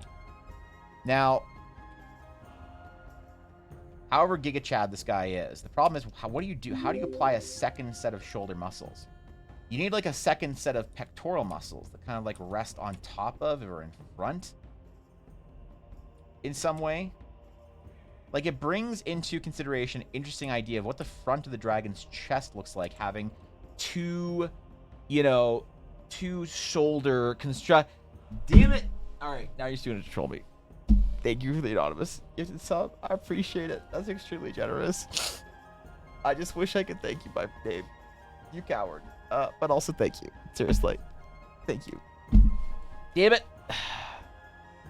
All right. We're gonna not use this as an opportunity to reference Machamp, the Pokemon, for extra muscles or extra shoulders.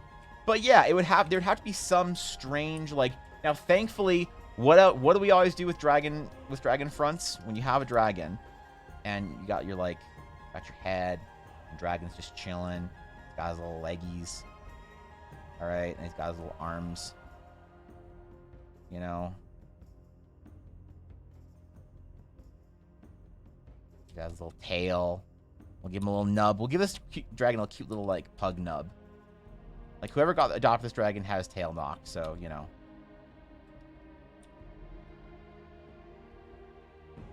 The problem is when we draw this, like, wing structure.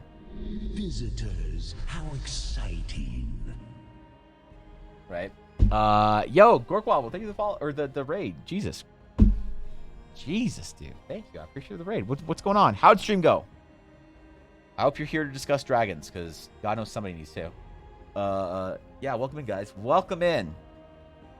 The problem is, how does this muscle, like, what is pulling the muscles back? Because you have this, like, this big shoulder structure to lift your muscles up. Okay? But if you think about, like, if you think about certain ways that you move your, like workout, right? When you're trying to work out your back, for instance, you do, like, lat pull downs, right? You grab something heavy and you pull it down and squeeze your back together. You squeeze those muscles together, because as your back, or as your lats sort of pull down, as your back kind of all squeezes together and pulls down, it compresses and pulls everything into it, which ends up pulling your shoulders down and whatnot, right? And as you're pushing, you need these large sort of shoulder muscles to sort of force this energy up. And as you're sort of doing, you know, working out your chest, one of the ways you can sort of consider of where your chest works is when you are tightening your chest, you're often pulling things in, right? Your chest isn't used, your chest isn't used to do like pull downs as much, right? So as you're pulling your wings down over air, you're like using your back. But then as you're pushing your wings out, you need to use your chest and your shoulders. Right, there has to be something in front here that just like, I mean, your shoulders doing most of the work, but just like your back does a lot of the work when you're pulling stuff down, your chest does a lot of work when you're pushing stuff up or together, right? So how does that then work when you have two sets of like your arms and then bonus arms on your back? Like you could maybe rationalize an extra group of muscles around, you know, an extra sort of layer of muscles or something on top of the kind of the back and sides. And maybe it pulls around, but here's the convenient part about dragons. Is because they're lizards, we can just put fucking scales on top of it. And no one has to know.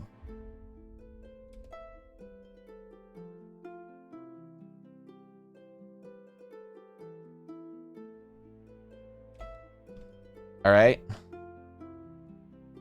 And no one has to know. Okay? This is like...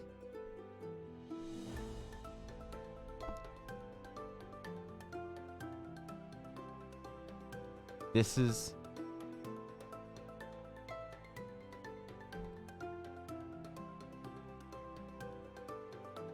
This is our art for the day. Yeah, this is our art for the day. So, probably like in the pectoral region, if we're going off like real birds, yes. But also, what do you do if you also have arms, Cobalt? Extra live because extra pec would build into the trapezius of the front arm. It might, I don't know. This is all speculative. These are great ideas. Imagine just a large trap that also works as a pec for those wings. Yeah, I wonder how it would, like, layer, you know? Because it could layer in certain ways or whatever. It's interesting we don't poke this too often with angels, for example. I think because angels generally have an idea of, like, an inherent magic. Angels, to me, the wings don't usually represent some sort of, like, functional flight capability. But, like, for our dragon people, they do. So, hold on. How does work... Hold on. How does... Wow, Drakthir... Should we reference a scaly artist for this? I think we should. So if you have Drakthir from World of Warcraft, it looks like they just avoid the topic altogether. They're like, we're just going to staple wings onto the back of the character and not worry about it even in the slightest. They still do like a lot of the cool stuff, like the realistic sort of like hand-built sort of concept. The thumb, the 3 or 4 digits. They do have elbow spikes with an extra joint in it, which is kind of weird, but okay. Thin little arm with an extra kind of shoulder, but the question is, what does that shoulder connect to? I don't think they usually have any kind of like large, you know, muscle structure in the back. But also, this might be one of those things that nobody cares about. This might be a place where we sort of spend some of our suspension of disbelief currency. So, good stream. Yeah, we saw dragons today. This is our art. This is our art. Wait, hold on. Hold on. I must rescue Knight while Knight's watching ads. 1 second.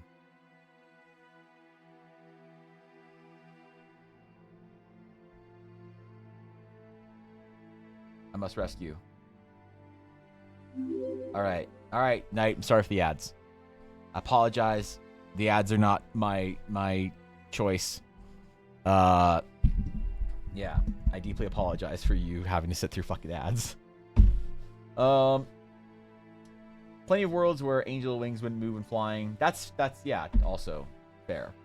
Yeah, wait, why isn't my hold on? Why is my Spotify showing the name of songs right now?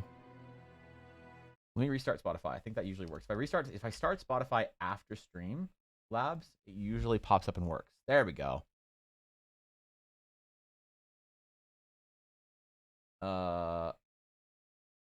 Okay. There we go. I just can't have Spotify open before I open Streamlabs. Okay, cool. Nice. We look at Gym Bros doing pull-ups to answer our Dragon question for research. We're not... Listen, we're not just going to watch Gym Bros doing pull-ups, all right, for entire stream. That's for a Dragon's Claim stream later on tonight. All right? We're just going to watch a bunch of Chris Hiria videos? I don't remember his name.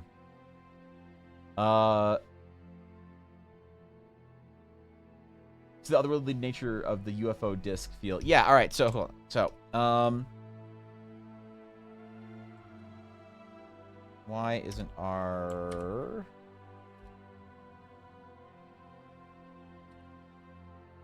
Wait, why is our symmetry...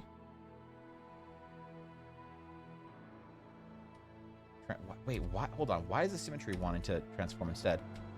I want to transform this.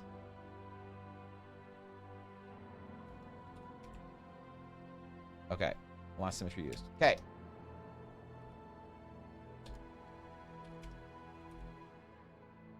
So we're gonna make gigantic muscle things going on with the arm. Maybe like elongate everything too. Just kind of have it wrapping over in kind of an interesting way as well. And we can have it sort of come to a thinner point, I think. No elbow spikes.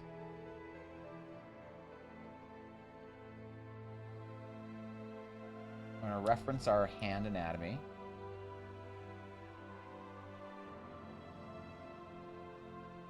And sometimes I actually like to put multiple,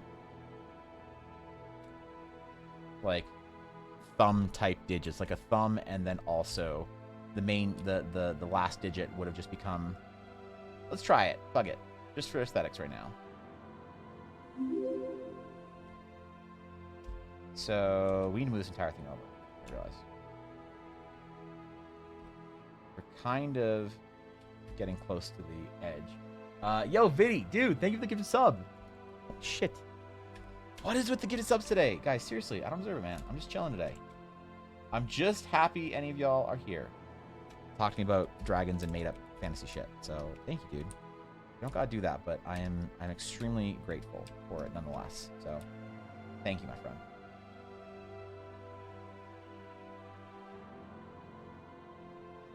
Alright, let's just try to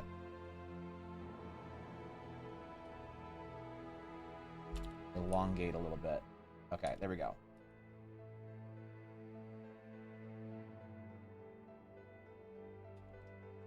So we'll base everything off kind of our wing size here. We'll do our first sort of fing, our second fing, and our third fing. Now, when constructing fingers, the lengths of each fing is an important thing to consider. And you can reference actual fingers, where the collective fings of the middle finger is longer than the index finger. This is important art anatomy construction conceptualization here. You guys need to understand. And then maybe our last one is a little bit thinner and shorter as well. All right. Crimson, damn it. Thank you for the gifted sub. I appreciate it. For now, Dragon has skipped leg day. Yeah. Thank you, Viddy, and Crimson for the gifted subs. I appreciate it, guys. My friends, you don't have to do this. I appreciate you. Oops. Wait, why? Okay. What is with this transformation tool? Okay. I think maybe this one... Oh, yeah. So this is a problem. So we missed out entirely on our...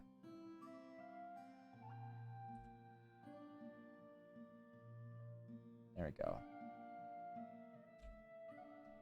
Now, one thing I do like about dragons is when they're like, they're sort of the claws or the nails at the end of the... Wait, do lizards have... Well, okay, hold up. What's the difference between a claw and a talon? I know there's a difference. That's actually, like, an important distinction. Is it that a claw grows... No, a talon keeps growing, but a claw... Or... There's, like, an actual important distinction here, I remember. We'll add a bit of meatiness to each one, because each of these also... Now, they do need to be a little bit thinner to sort of, you know, have more dragon, you know, weight be dispersed around the wing and the hand.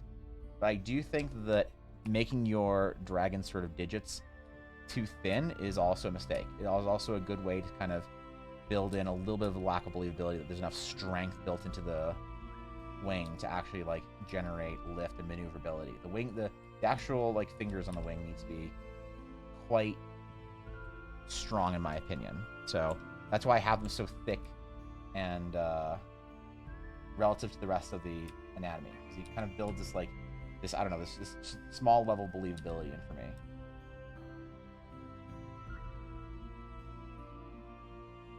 Which, you know, you might disagree with. That's okay. It's fine. So it's be like trying to figure out the difference between a sword and a blade the other day. Yeah, wait, there's a difference, right? The distinction is that the curvature.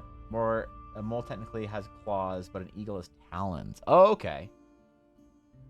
Deadass, it's for mammals and reptiles. Talons are for birds. Really? So what makes for a nail? Like then what's the difference between a nail, a talon, and a claw? Are nails for mammals?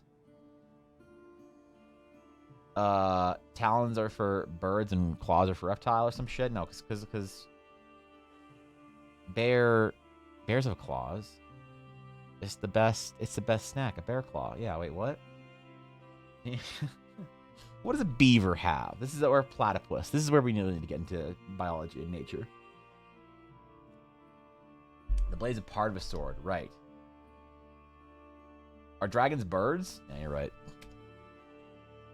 So, then we also like to represent on a dragon's wing, when it's like sort of not fully extended, a lot of folds implying that the dragon's wing has more sort of like, more to spread out, especially if it's more, like this is a little bit more, this is a little bit less folded in my opinion. Now, you can handle dragon wings one of two ways. You can handle it as the dragon wing kind of folds up a little bit, or it stretches out. And, like, you don't need to necessarily have... A lot of people draw their, like, dragon wings. Like, okay, so you draw the wing, and you draw the big lines, and then you draw a whole bunch of little lines to imply there's a lot of folds. The problem is when you see, like, a bat, and a bat has its wings shut, all that's really happening is this skin, this flesh, is very stretchy. So it doesn't necessarily fold a lot. It kind of just, like, compresses and stretches. But we're still going to imply some folding, just because I think it's a nice aesthetic to have a little bit of a fold. Like, it implies a little bit more weight and a little bit more looseness to the wing. Not like a massive amount, but... And then, yeah, so this is where some people prefer the elbow, because it's another, like, one of these kind of, like, shapes for the dragon wing to kind of apply to. But I think that it is... I prefer to just have the dragon wing kind of stretch in that kind of way. And so this is why most of the wing, like this section is folded, this section is really folded, but this section is pretty far out. Now we could add in that little pinky, and we could either add in, another little bonus digit here. We could add in a bonus digit here. Or we could add a bonus digit in here to keep with 5. And there's no rule. You can do 6-digit, like, hands, whatever. There's no fucking rule. But this is sort of what I think if we're going to stick to kind of like hands. So why don't we try this? Why don't we try the removal of this one and the addition of a nice kind of thick pinky digit here. And so there's a little bit of fold structure going on, not too much. And this one's pretty stretched out. It's stretched out enough that you wouldn't see the skin maybe. It's stretched out enough to remove the folds, but not stretched out enough as far as it could be, is basically what we're going to say. And so for dragon tails, question is, and we were talking about this a little bit earlier, what can we put on the end of a dragon tail? What's cool? What seems interesting? What do we like about dragon tails? Because I actually don't mind the stabilizing kind of webbing type thing. I don't mind that on dragons. I like a lot of different sort of like types of draconic wings and tails and like those kind of like designs in there. I also like when the wing kind of extends down the tail, even if it's very thin. But I like when it extends down the tail. So the problem is it does hide a lot of what's going on with your dragon legs.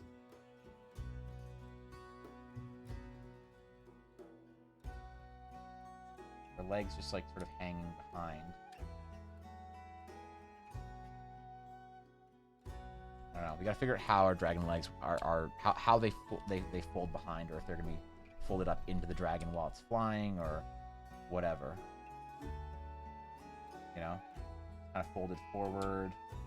We don't really have a great sense of that yet. Does it shrivel in cold water? Unfortunately, like all of us, it does. All right, Grimsy, good luck. David Lurk, appreciate it. That was my favorite type. I agree, yeah. VOD, what's going on, dude?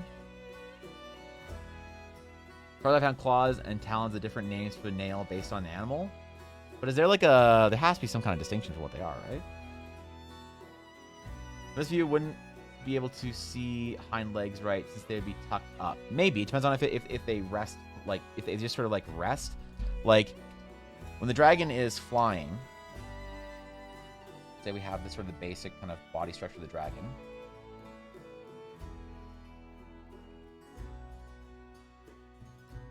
Right, that kind of like... that kind of thing going on. You've got its, like, forearms, or no, its shoulder.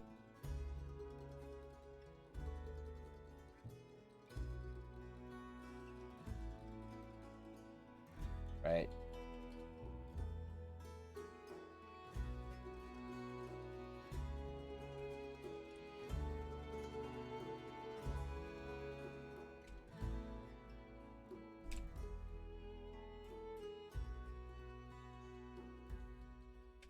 So when it's flying, and its legs are just sort of like maybe... I don't know.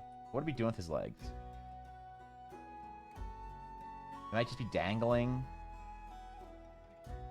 Or tucked up. As it's like doing its flight thingy. So would these be tucked? Would they be just hanging back? Just hanging down? Or would they be tucked up? Because this doesn't make this tightness doesn't make a lot of sense to me. The tightness maybe maybe the front legs makes more sense to me, but not really even.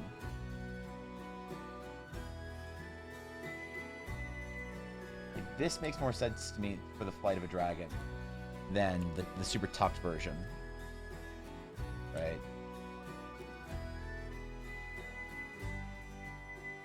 This kind of like relaxed. Look at how relaxed he is.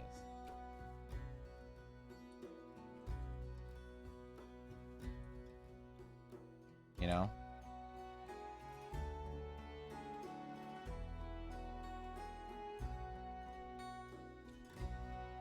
This to me makes more sense, like, looks derpy tucked up. Kind of. I mean, I don't know, man. Already mentioned him. Also, hi, Evan. Yeah, what's up, Gabby? A claw, a curved, pointed horn, and horny nail on each digit of the foot of a mammal, reptile, or bird. A claw. What is a talon then? Spikes in the tail. Spikes work too. Like both kind of look kind of derpy, I think, to be honest. Yeah, I mean, maybe. I don't know. I mean, I don't mind this more relaxed sort of posture if they're just like not flying super aggressively. Like I imagine as they fly sort of faster, they might tuck, right? You might have the dragon as it's flying faster, tucking its legs up.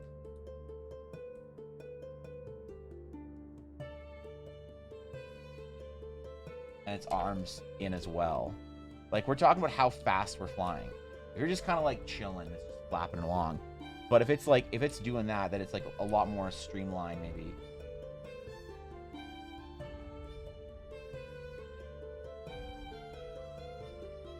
You know?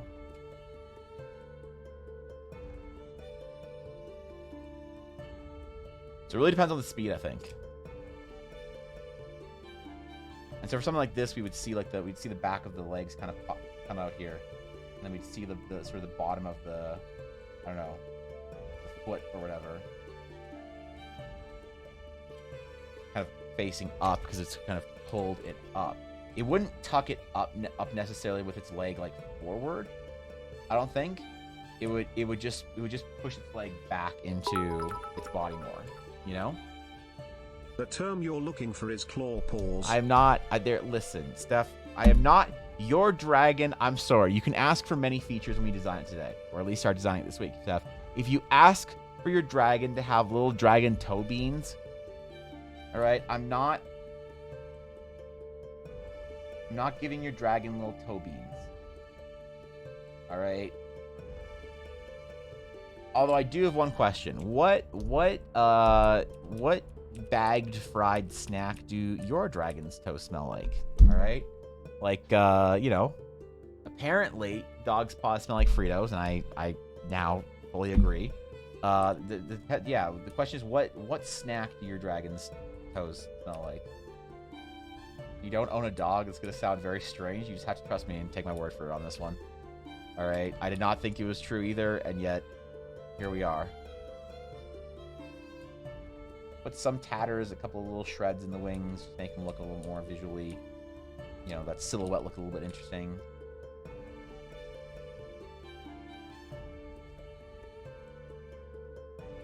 We haven't really covered maybe the important features here of like what are dragons, like how like Jurassic Park do we want to go versus how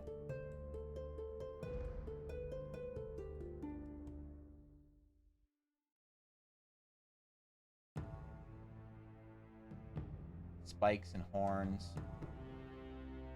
Hi Ella. Hi Yuna. What's up? She has some important. What's Yuna's information? Minus 30. Wait, really? It's minus 30% of the wind chill? Okay. She says fuck outside. Yeah. Give it baby. You want to know as far as you were going today? No lickies. Alright. Alright. What? And she's wearing her snowsuit. I know, you don't like it. Remove her snowsuit for her? But look how much more well-behaved she is when she has a snowsuit on. Wait! Oh, it's not the snowsuit, it's the boots. That's what turns her into a little sleepy monkey, is the boots. Wait, your paws. This is just monkey mode. Got a hat on him? Can you give me a wet cloth, please? She just sneezed on my fucking arm. What the fuck was that? What the fuck was that? That's fucking disgusting. Alright? Even if your paws smell like Fritos, that's still disgusting. You dragon tucking in their legs for speed. I think of lizard swimming. Can you that should be FedEx telling me my package is at the same spot. Can you just make sure it is? Thank you, Ella. All right, you know you're disgusting. Flying speed dragon in stream topics. All right, hold on. We'll do a stream topics tab at some point in time today. There's a couple things I need to check. All right, hold on. I must free the Yuna. Yuna, stop struggling. You will be free. Come on. Hold on, guys. A brief interlude to free the goblin. All right, snowsuit off. Snowsuit off. You have a sweater on and a snowsuit? Okay, okay, okay, okay. Okay. I get it. You don't like it. All right. Okay. Yuna. If you naked, you're gonna be too cold. All right. Hi. You okay wearing your sweater today? What do you think? You gonna wear it? What? That's not an answer. Are you gonna wear your sweater today?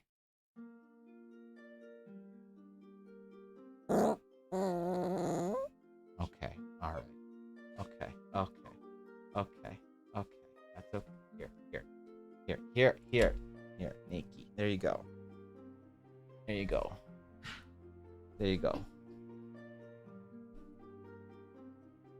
good now? You gonna be a good girl? I'm gonna chew on everything. Yeah. Also, she knows my neck. I just need a wet cloth. Whenever you know. Okay. Thank you. All right.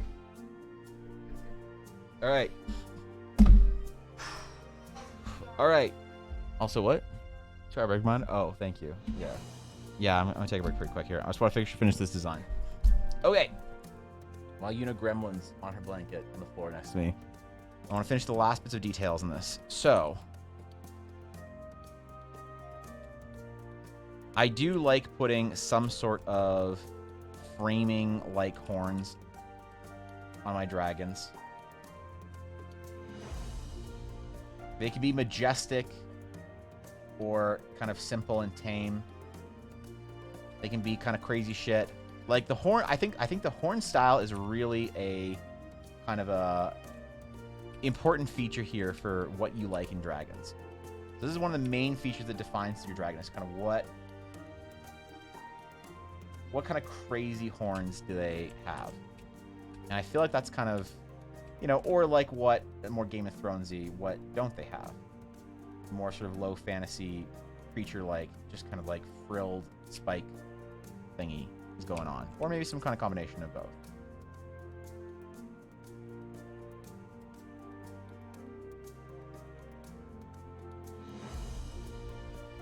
Maybe they got a little bit more of a sharper kind of beak type thing. Maybe they're more like the lizard, the Charizard style. And also, do they have some kind of like ornately designed plate on their back? Sort of represents kind of that lizard-like plated armor that, you know, a lot of us draw on our dragons. That I like to draw on my dragons. The giant sort of Deathwing scales that go across the back.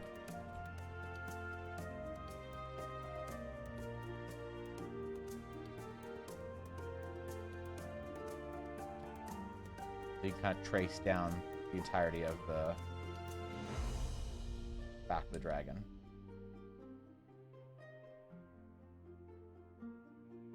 And what do we put on the back? So now I think that the actual muscles in the arm need to be a bit wider. We've got a fairly large looking design here. This is, don't forget, this is also the base template for our dragons. Just kind of the base silhouette that we're going to work off of. We're going to play dress up on all of our dragons as we go today. So as sort of a base design, how do we feel about this, about our base dragon design? What do you guys think? Thick enough? Is it muscular enough? Do you prefer dragons that are thinner? Have more of that like serpentine kind of vibe? You like the beefy kind of like grizzly bear aesthetic? Giant like crocodile sort of style? How do we feel with this? All right. I'm good, Billy Boy. How you doing? In Eldara, the leader of the Dragon's Claim Guild and his wife both have a small beast they adopt as their daughter. And Evan and Noah now have a small beast they've adopted as their daughter. Ergo, Yuna equals Yuna. Unfortunately, not. Like, with that, when we first got Yuna, there was like, oh, you should have named her Yurna. And it's like, nah, I mean, The Yurna and Yuna name similarity is actually mostly coincidental. So it's hard to believe, I guess. But, you know, it's not the kind of thing I'm super worried about if people think I named my dog after a meme, you know. Which dragon's skill to draw... Wait, which had skill to draw a dragon with a... Thagamizer? Big old scare? What the fuck is that? Before we can start answering the question about leg position, we have to have an idea of the role of the legs in dragon-powered flight. Does lift come from all 4 limbs, like birds, bats and birds, or are they doing quad launch push-up with their all 4 limbs and flapping like a petrosaur? Probably more like that, maybe, I think, right?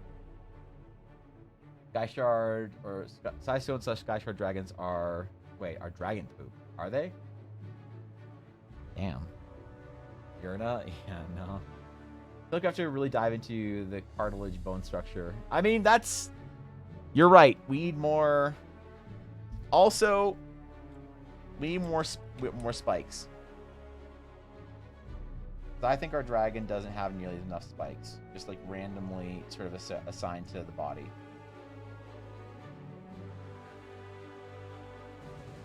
But that's all kind of like details that we can kind of talk about later, or specifically for dragons. Next thing we need to figure out dragon face shape a little bit. But I need to go get new water real quick. Mine's like halfway there, so I just want to fill up the rest of the stream. So I'll be right back in 1 minute.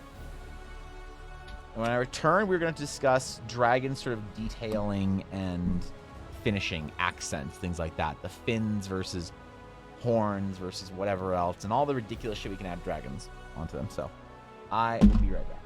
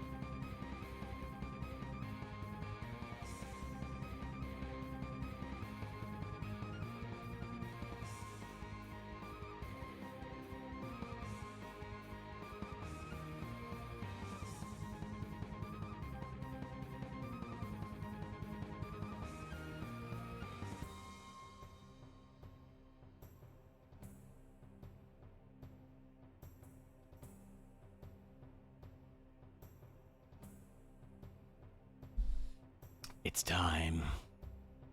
It is time. That's right. Once again, I've returned. I did forget about our little pointy boy dragon there that we drew. The question is, do we keep it? The only acceptable answer is, of course we do. Now, things we can do with our dragon for finishings before we start working on our, like, finished sort of version, you know? Is we can do kind of ridiculous shit. For design. Like, this is the time when...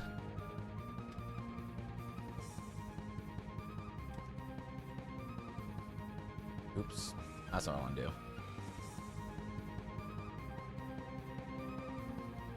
What? Alright, whatever. Whatever, Photoshop.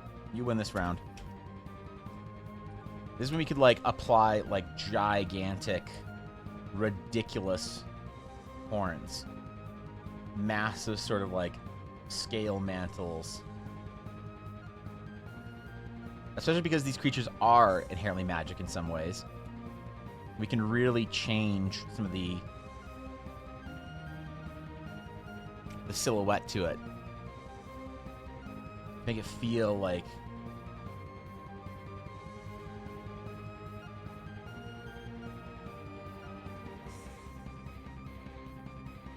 a little bit more interesting or different or unique than your average sort of like dragon silhouettes. Increasing the size of our claws, things like that. Adding these like crazy horns, different plate scales and shit like that.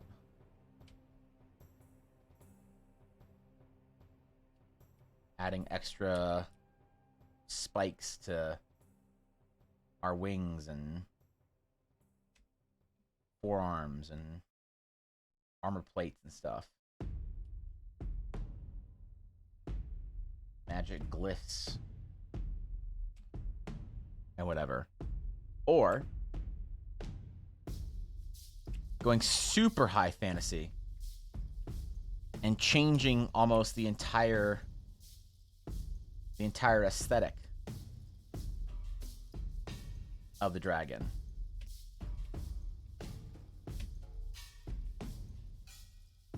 While we still have sort of this main material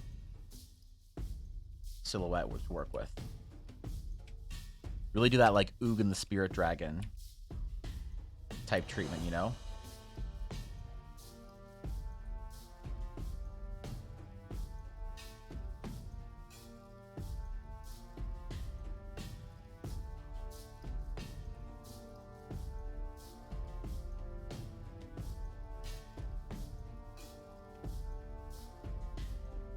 These magical qualities, you know?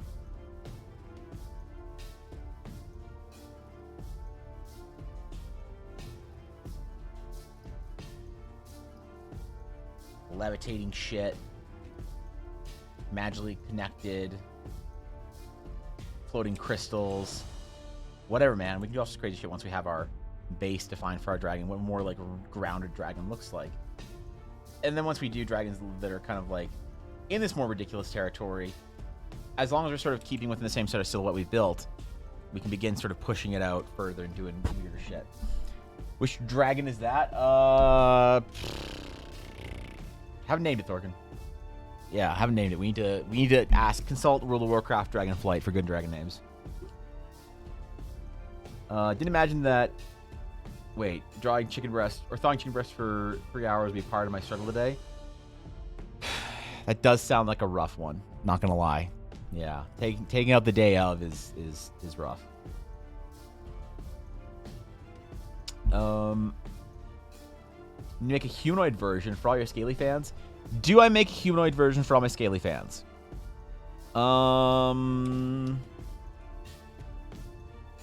Let's see.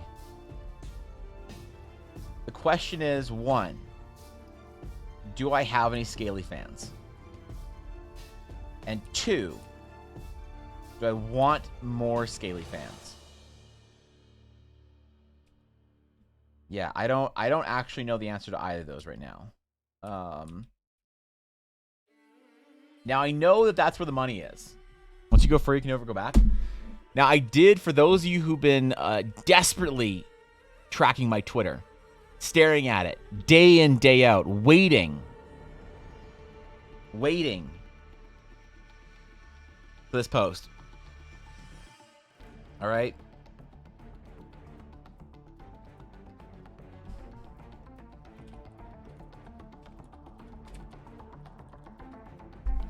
Do I hit enter? Do I hit enter and let the internet decide my fate? I'm not that brave. Yeah, I'm not that brave. You dare me? Yeah, if only that was enough. If only that was enough. There's some powers you don't mess with. Something. Whoops. Oh shit! I clicked the wrong thing. Oh, that's not the Twitter I want to look at. Nope. Ooh, yep, get off there. Get off that Twitter. All right, we're good.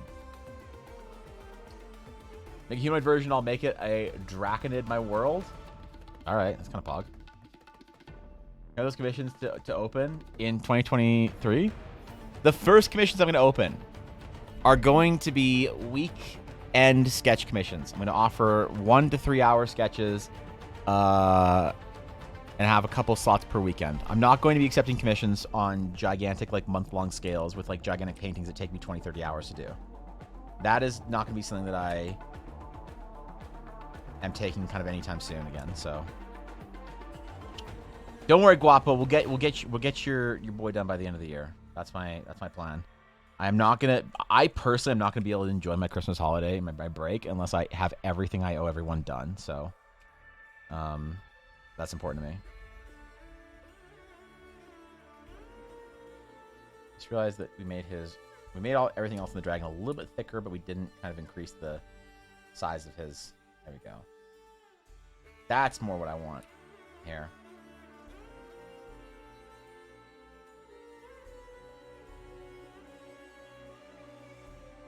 Just finish off the sketch a little bit before we move on, just so we have something to post. Some social media fodder for the day. Because if I don't post on social media more often, A-Solid7 and Tiny Spirit Fox are going to hack the mainframe, break into my passwords, ask Ella what they are, basically, and then start posting for me on social media. And I don't want that to happen. So I apparently have to start making more posts on Twitter and Instagram. So we're gonna post this one, okay? We're gonna post this little sketchy sketch.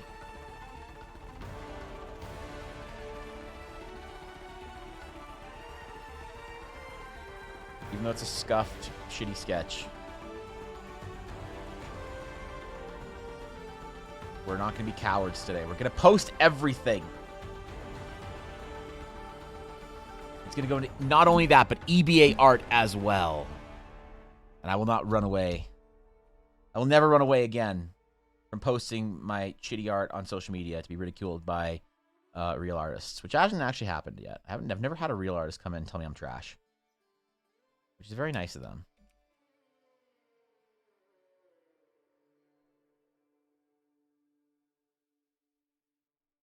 Also, I need to tell you about, like, a very proud moment and kind of some shade that got thrown at me the other day. Yesterday, actually. Speaking of real artists. So, I go out. And I'm doing some Christmas shopping for Ella. So I'm in town, right? And I stopped by an art store. An art supply store that I used to go to when I was younger. It was down in the corner of the town that I grew up in. Haven't really gone there since art school, mostly because one of my friends that I grew up with, she started working there, but she started to slowly despise me as we grew up, which is kind of sad, but it's funnier than it sounds. I mean, we lived on the same street, and we went to the same kindergarten and whatever all the way up to high school. She was in the regular program, the idiots program, as we like to call them.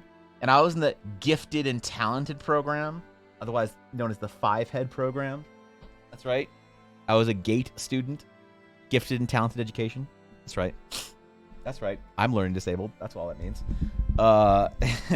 So anyway, so she always didn't like that about me. She always thought that I was like, I had this like sense of inflated ego or something like that when I literally never did. It's like she would bring it up and I never would. She also didn't like me because I was a nerd. She thought that I was a loser. She was like, she thought that playing Dungeons and Dragons and Lord of the Rings and shit like that and Star Wars was all for like losers, and she didn't want to associate. So she didn't like when I said hi to her at school anymore.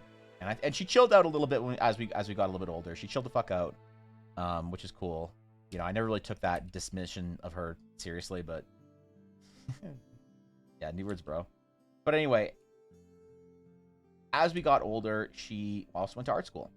But I went to like visual communications is design, like difficult art school. And she went to like easy art school, like fine arts. So we kind of had a bit of a break there. And she never liked that I was like in fancy art school. And again, she thought that I had this like inflated sense of whatever. So she worked at that art store. So I kind of stopped going to it because I didn't want her to be mad at me. And every time I saw her, it's kind of like, ah, Jesus, like, shut up, you know? Especially when I was, like, in an art environment that we talk about. If we're just talking, like, we just, like, meet on the street or whatever, or at the grocery store, it's like, yo, what's up? I remember, like, we're in an art environment, so I didn't go to that art store for the longest time. But I went back yesterday.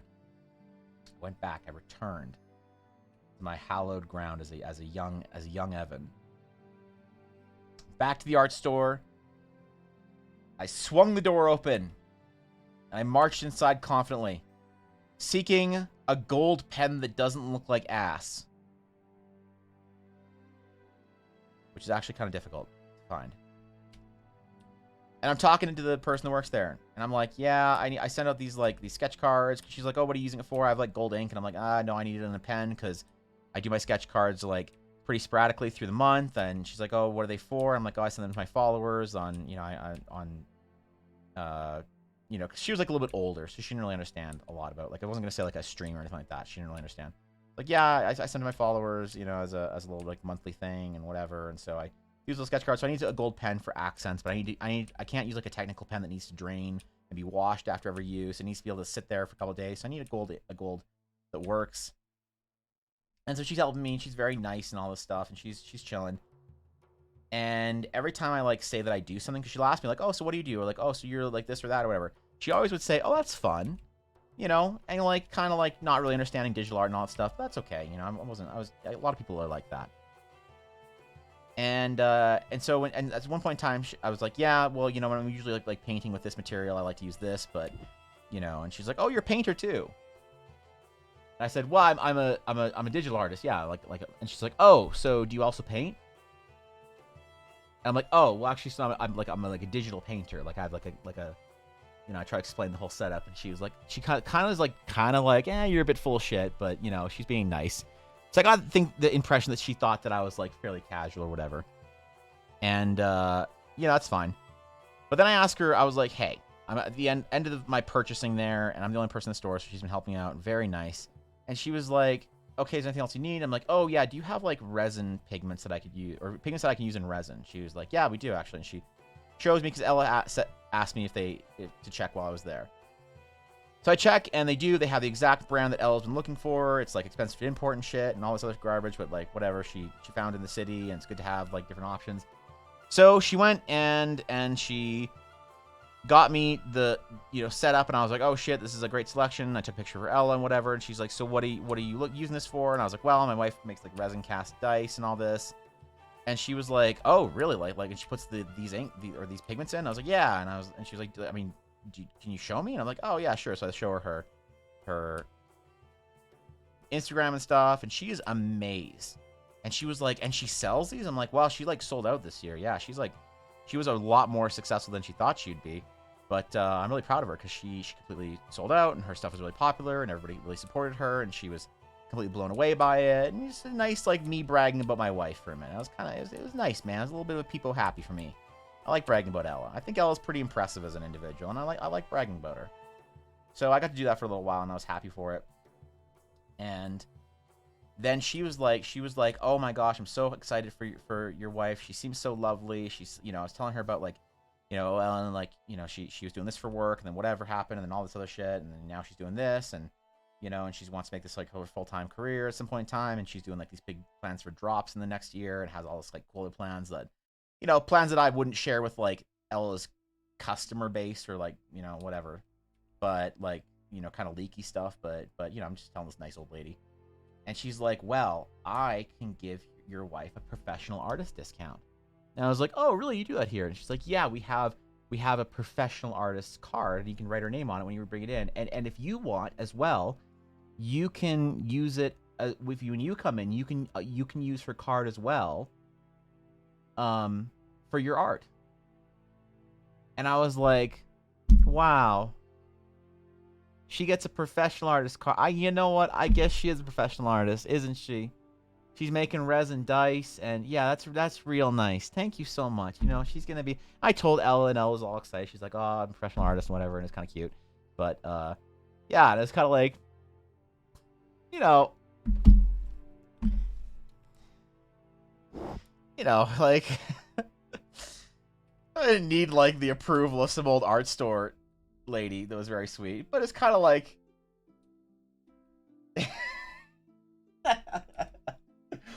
Yeah. And she said good luck with your digital thingy or whatever. I think she said thingy at the end. She was like, "Oh yeah, and good luck with your digital thingy. It sounds really cool." I'm like, "Yeah, thanks. I appreciate that." So, when I say real artist, okay, you guys need to understand that old lady at the art store didn't think that I was a real artist. So, you know. So I can't have the real artist coming to me and talking shit, bro. Because like I don't get the real artist card. Digital All right? stuff. Yeah. Very cute. It is. You know, it's very sweet. Thank you, Guapo. That's very nice of you. Yeah. Thanks for the 100 bits. God knows I fucking need it right now, because one of these days I'll become a professional. It's like one of those things that like your aunt would say that's just like kind of a stabbing motion into you, like just right on the real like little insecurity thingy that you know they just find, and you just sort of feel it just get dug in a little bit and twisted, and they don't even realize they're doing it. Yeah, so I was like, wow, I can use a professional artist discount too, and she's like, yep, if you're married to a professional artist, you get to like. I think she said that's the perks of being married to a professional artist. And I'm like, I see you. That's true. Okay. Yeah, it's real nice. You heard him, chat. He you know? needs bits. Okay. You know what? Fine. I don't care. Starving wannabe artist begs for bits on Twitch. I don't care what the LSF thread's gonna look like. Yeah, that's right. Guys, I need all the bits. So I can be a professional artist too one of these days. Yeah, thanks, Aduria. That's fucking great. That's just real artist makes art on at least monthly basis. I don't give a shit about anyone's definition of real artist. When I say real artist, I mean an artist. Yeah, when I say everyone has a different definition of like what a real artist is or whatever, and no one's right, no one's wrong. You can be a real artist once you say you're a real artist. But my definition of like somebody who's considered to be like a real artist would be an artist that is. Like, when I say real, I'm basically using real as a substitute for professional. It's like, or at least professional grade. But you can be a real, like, for me, and because that's a classification that felt like I needed to earn, I didn't feel like I earned the title of, like, an actual artist. Like, I didn't tell people I was an artist for a long time because I was, like, ashamed that, you know, I wasn't, like, a professional at it. And I was trained to be a professional, so it was, like, pretty embarrassing that I wasn't, you know? Which is why I had all this like difficulty like making art and stuff for so long, is because I let that insecurity build and like just eat away at me. And so I never wanted to like, I never told people I was like a professional artist or like a you know, because I felt like I didn't earn it. And once I told people I was a professional artist, I wanted to have earned that, and I wasn't gonna rush it. I desperately wanted to be a professional artist, but I wasn't gonna rush it. And that's just a me thing. Like you can call yourself whatever the fuck you want. If you want to be professional, real, whatever, fake, wannabe, aspiring, like it's all just terminology you use to make yourself feel better when you're describing yourself. You can use whatever you want, but I like really coveted the idea of being a real artist, a professional artist, And so I didn't like to call myself as such until I was sort of like at least making a livable income off of it, like a livable wage. Like if that was my definition is are you living off of your art or not? Or are you living off of troll TTSs while you attempt to figure out how to make art? That's the real distinction between a real artist or not. So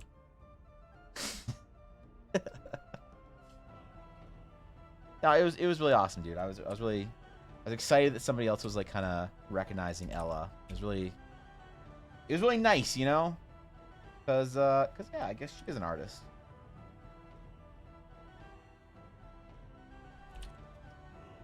And that was cool, you know? I was like proud. I was really, really proud of her. All right, okay.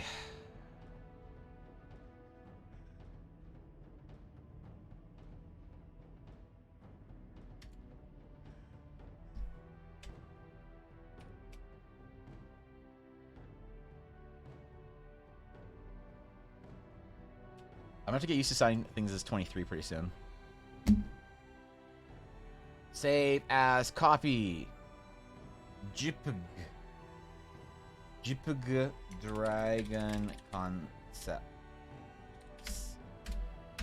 And now we're gonna uncrop, unlasso, undelete, unselect everything, and then save it so that we make sure that we save it as the first or as the full size. Next, we'll grab said art.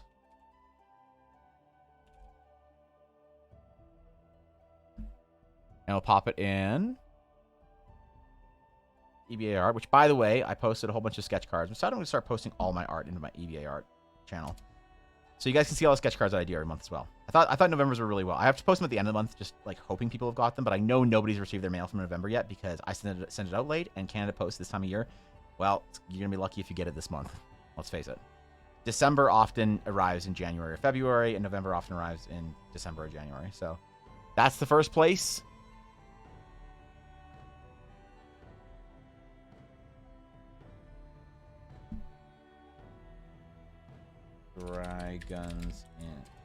Dragons of Eldara.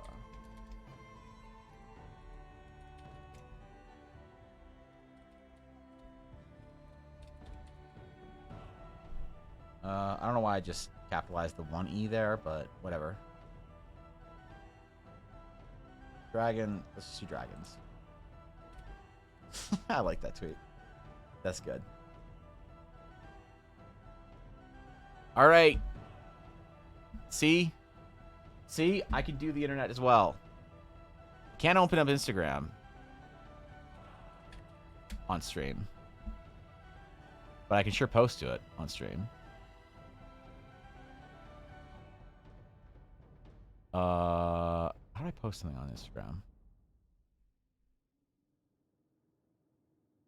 How the fuck does this work? Wait, what?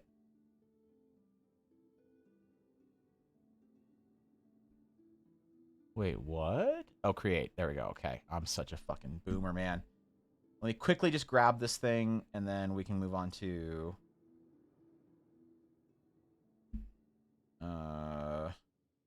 crop. Hold on. How's the... Fuck, how do I make it full size again on Instagram? Where's the selection? The size crop is on the bottom left. Oh, thank you. Thank you, dearest Thorkin. Thank you. Oh, filters. Oh, Jesus, man. This is why I hate this shit. Hashtag generator. All right. All right, what hashtags do we use on Instagram? Hashtag 1, dragon. Hashtag 2, D&D. Hashtag 3, fantasy. All right. Let's see which ones we need to delete. Let's see. NFL, fantasy football, game, love, sports, ESPN, NFL. Okay, the word fantasy. Maybe I should use fantasy art. Ball. Let's leave ball in there. Instagood, cute. Nope. Dungeon Master, tabletop, D&D, illustration, fantasy, tattoo. Maybe a tattoo. Yo, anyone want to get this tattooed on them? Tabletop, Dungeon Master, digital art, artwork, game, drawing, NFL, now? Trending, Under Armour. Jesus. All right. Dragon concept. Stream. Pog. All right, Under Armour. I should have kept Under Armour in there. Yeah. All right, nice. Nice. Fox, Steph, there's my posts for the day. Leave me alone now. Leave me alone. I did a thing on stream and then I posted it. Is this what you wanted? Click on your stream for the first time because I saw it looks to be as professional artist work. Aw. Thank you, Gabby. Yeah, thanks, dude. Got my attention that you made your background. Would you please explain or expand my mind on how? My background, do you mean the texture or what? Specifically like this texture Vicmon or what? Hashtag Scalies? No, come on. I should have left hashtag football in there. Alright, dragon and I'll get it tattooed. Alright, sick. Clock has taught me to use every popular hashtag. Fine. Hashtag productivity. Hashtag drag on D's nuts. I should have added hashtag drag on D's nuts. Hi, Yuna. Where'd she get the ball from? Her stocking? I've never seen Yuna play with a ball like that before. I'm so intrigued. She's like a cat, dude. All right, but I am trying to actually do shit. So can you please remove the Yuna and close the door? It squeaks. All right, good luck. They're really leading to that Dragon D's nuts meme with those hashtags. Yeah. Yeah. All right, Sienna, thanks for hanging out today. I appreciate it. Seriously. The texture. Oh, okay. So, the texture. I like to, for my art, I like to have a texture under it because it makes it feel like it's kind of fantasy-y, like in-world. So first of all, it's the why that's something important, and because the why will dictate the how for you. For me, the why is because I want my sketches to not feel like just regular concept sketches. I want my sketches to feel like they're in-world sketches that you could find, or like a portrait of like Lady Luna or something like this. Also, I gotta stretch out. On my 2-hour break, I need to be reminded to do my like wrist and forearm stretches because they've been bothering me a lot recently, especially my left arm. But yeah, I want it to feel like a sort of a fantasy, in-world kind of thing, like maybe some bard or someone you know might have drawn out this image of, of a character, of a location or something. It makes it feel to me more authentically in-world, which I just like that aesthetic. So that's why. So then, because of that, I want it to look like some kind of parchment, kind of worn old paper. Something like that. Now, parchment is, I believe it's stretched, dried skin, if I'm not mistaken. So parchment texture is unique. Parchment texture is very random, and I said the word scaly, so I'm back now. Jesus Christ, Court. All right. Yep. So anyway, so for me, I don't like to use just a generalized parchment texture because I feel like there's a lot of that out there. A lot of like kind of the blotchy, spotty parchment textures. And I prefer to use something that feels a little bit more like canvas, that has a bit of a tooth to it. So a lot of people think this is like a parchment texture. This is actually canvas. So basically what you want to do, if you want to make, you know what, we'll tutorial this actually. Fuck it. I've never done this on stream before because I don't want to show you how to do it. I want to tell you what to do, and then you find your own, but let's do this. So, find a free, we're just going to find a really shitty one. Find a free, large, separate this out so it can be video. All right, so first thing you want to do is you want to find a free, large canvas texture. You want to make a new file. You want to be gigantic. So this is extremely low res, but that's fine. For the purposes of this, that is okay. You'll get the idea. So this is canvas. This is our canvas texture. For my canvas texture, it's a whole lot, zoomed in, high res. You can see a lot of the threads. For this, is kind of blurry. That's okay. It's the first one that I found on Google. But yeah, find first of all a free canvas texture, and find a large file. You can also find parchment, so you can go like.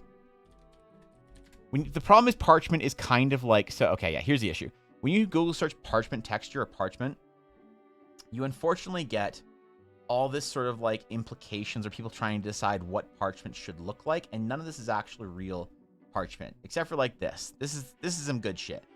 Actual stretched out hide parchment. So I don't know. You can find lots of materials. Be creative to find your own sort of base, whether it's animal hide or like leather texture. Am I gonna regret? Okay.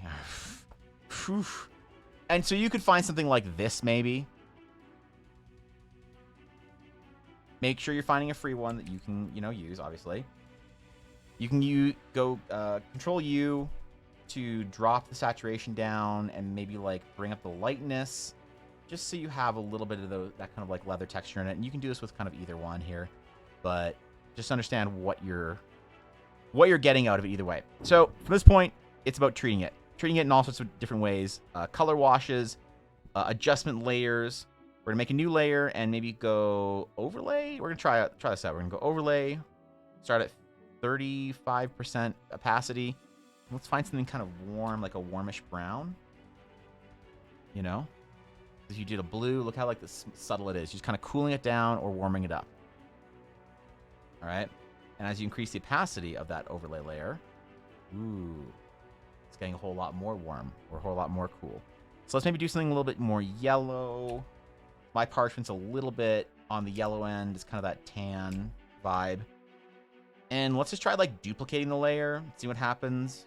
I don't know, maybe like drop painting in an actual like overlay brush over top of the actual canvas layer. There's a bunch of things you can do here to get color onto the canvas texture or the leather texture. You can easily do this with the leather as well. But of course, since the leather is darker, it's going to take more of the color on it. So if you do 2 layers, it might be a bit much. But let's do the leather one just to show you guys a bit of a difference from mine. Now, a great way of having this kind of like random ink splotchiness is, I think, cloud brushes. Cloud brushes are something that people use when they're trying to cheaty pants drawing clouds, but it never actually looks good. The only time a cloud brush looks good is when you're trying to sort of use that kind of expanding cloud-like texture that you get from like smoke or whatever, and you're using very sparingly. Sorry. So let's grab like a random cloud texture and say new layer. Let's make our brush style like multiply. Let's try multiply first. A lot of this is about experimentation. Merge layers. All right. And you're like, damn, bro, that's like, okay, I see that's a picture of a cloud. Well, that doesn't really do much, Evan. And I agree. So let's really lower the opacity on this. And let's just smack some of these clouds around and just make a bit of a messy wash. We'll move the, oops, I'll show you here. We'll move the shape of the brush around a little bit. Okay, kind of weird. Got it. We're just going to do a whole bunch of shit and then see what works at the end. Maybe like clouds that have a little bit more, that's kind of cool. Have a little bit more personality. Cool. Nice. This is all multiply. This is a multiply layer. It's currently sort of like layered over top of our existing layer of texture. And we're just going to grab an eraser now. An eraser brush, kind of a broad airbrush, and erase out some of the details, some of these hard lines. Like maybe this right here, this really nice like darkening of the edge is kind of like a pooling of ink or something, or pooling of like whatever the tanning material you use, or tanning, what are the juices at this point in time. But maybe this is a bit too much. Maybe this is a little bit too much, a little bit distracting, because you don't want your texture, I think, to distract at all. You want to have certain elements in here of darker and lighter patches, but you don't want to have any of these like hard details that distract. Okay, let's like try erasing some of that in there, just brushing it off, erasing it. That's not bad. It's kind of cool. And there are some scratches in it, but this is from the leather texture, so this kind of stuff really shows through. And it's really nice, but this is also very identifiable. This is why I find a texture that you can reference and own, because if you make art on this, guess what? If you didn't buy the texture you're using, or you didn't photograph it yourself, somebody who owns that texture, that photograph or whatever, can come and say, hey, that right there is an indicator that you use my thing. Do you have the license for it? And you say, no, I don't have the license. I can't even pay for Photoshop every month. And they say, great, you have to take it down now. And you're like, damn, bro. So that sucks. And then you can maybe play with a little bit of your saturation, make it more saturated. That's a little bit much. Make it less. It's up to you, dude. There's no, like, the problem is here. The reason why I don't do a tutorial on this, and I haven't done a tutorial on this before, is because if I show you precisely how to get my parchment texture or my canvas texture, you will make my canvas texture, and that's not good. You need to make one that works for you and your artwork. And so you could even try now grabbing that canvas texture that we had and maybe switching it to like an overlay layer. That's kind of interesting. Now you have kind of a canvasy leather kind of thing going in there. You have a little bit of that tooth forming. Now, this all looks better when you're using higher res images, right?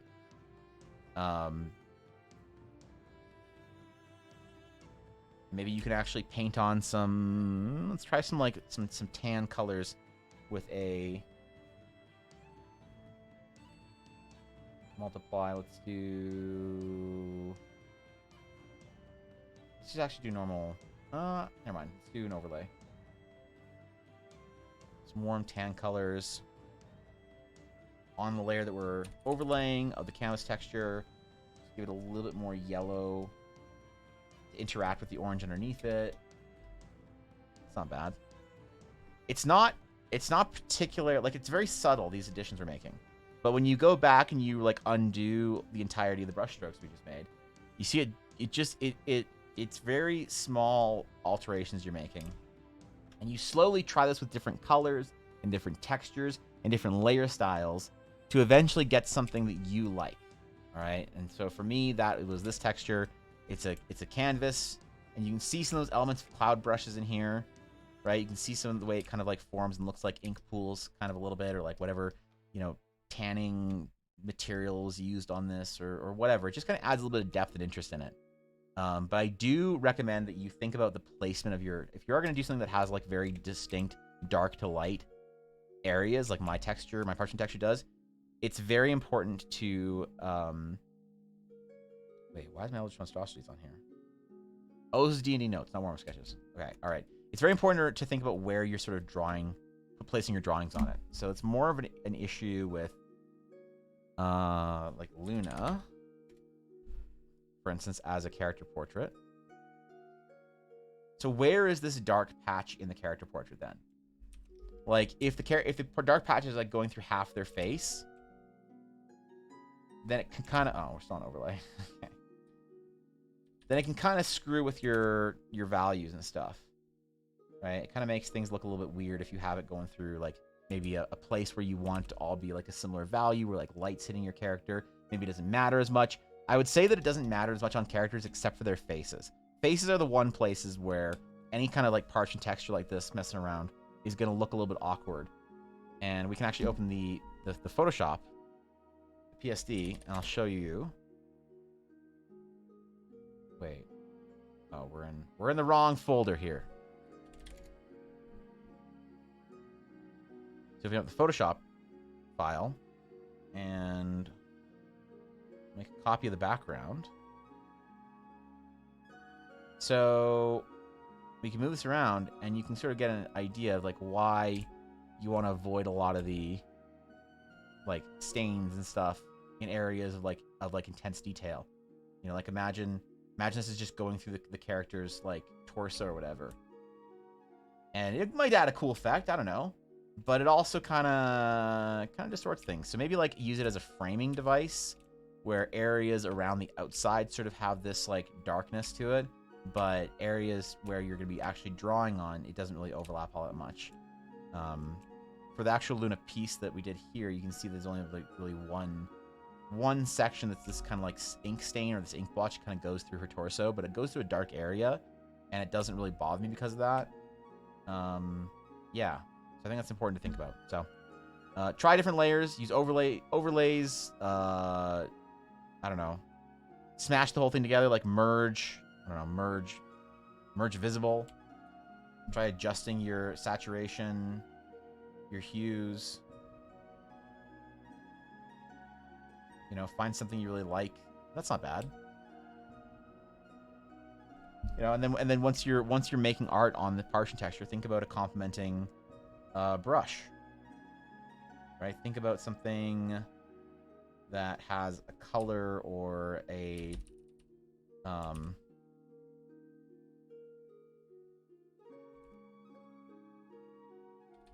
color or an opacity that really matches with it. So I used to like to use like dark browns to paint on my or draw on my canvases. Maybe if it's less saturated, you could also do like a less saturated ink or whatever.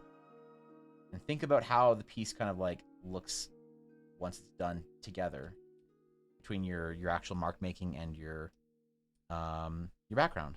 And yeah, that's the basic process, but you got to make sure you use your own materials, your own sort of method, and it's like those are all the ingredients, and how you assemble them is the recipe, basically. So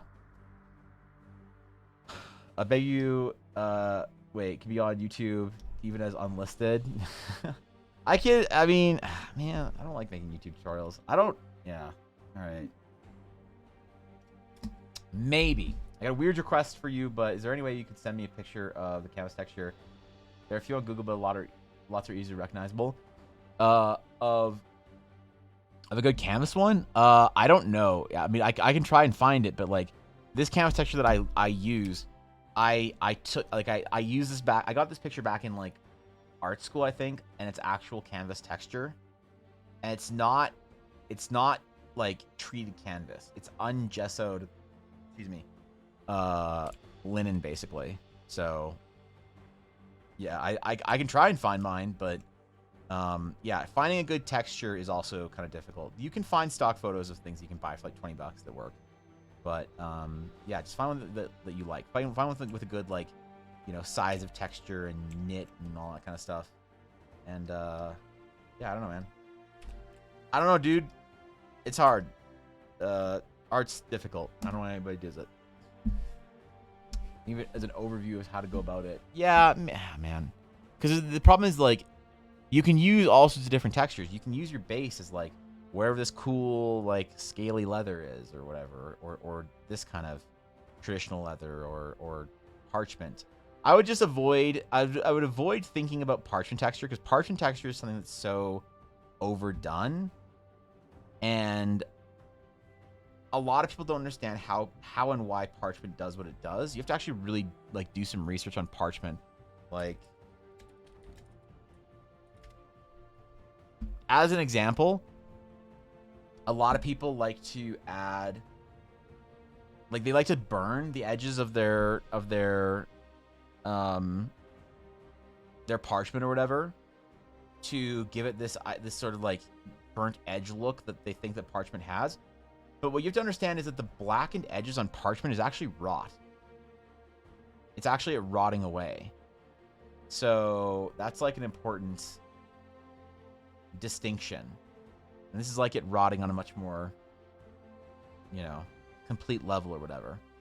So it's not like, you can't just like use fire. Like, it gets a very similar charred effect, but you'll notice that the rot sort of spreads into it, and kind of like the edge is still intact and the writing is still visible, but the rotting is kind of like, I don't know. It's kind of a stain, but also not. Like, it's hard. Doing actual parchment is hard. And I think a lot of people lean way too far into the like the random sort of spattered parchment texture too often. And there's a lot of, like, I don't know, really bad, like, renditions of it, I think, out there. So just be aware. If your stuff looks like a lot of the existing kind of parchment texture online, it might be bad. Okay. It's not like rotten. Yeah, it is. It's rot. It's not actual, you know, singed edges. It's the kind of thing where it's like, if you ask people what it is that Like, what? How do you make parchment? They're like, oh, well, if I make parchment, I'll stain it in tea. And you're like, ooh, I like that. You take white paper and you stain it in tea. And like, yeah, and then I crumple it up a whole bunch of times until it's like kind of a little bit softer and whatever. And then I like iron it out. You're like, ooh, nice. You get some cool lines going through it. Kind of like the lines that you'd get sort of naturally appearing in skin and stuff. Okay, I get it why you're doing that. Like, yeah, then you burn the edges so it, looks like it's kind of like tattered and all this stuff. And I mean,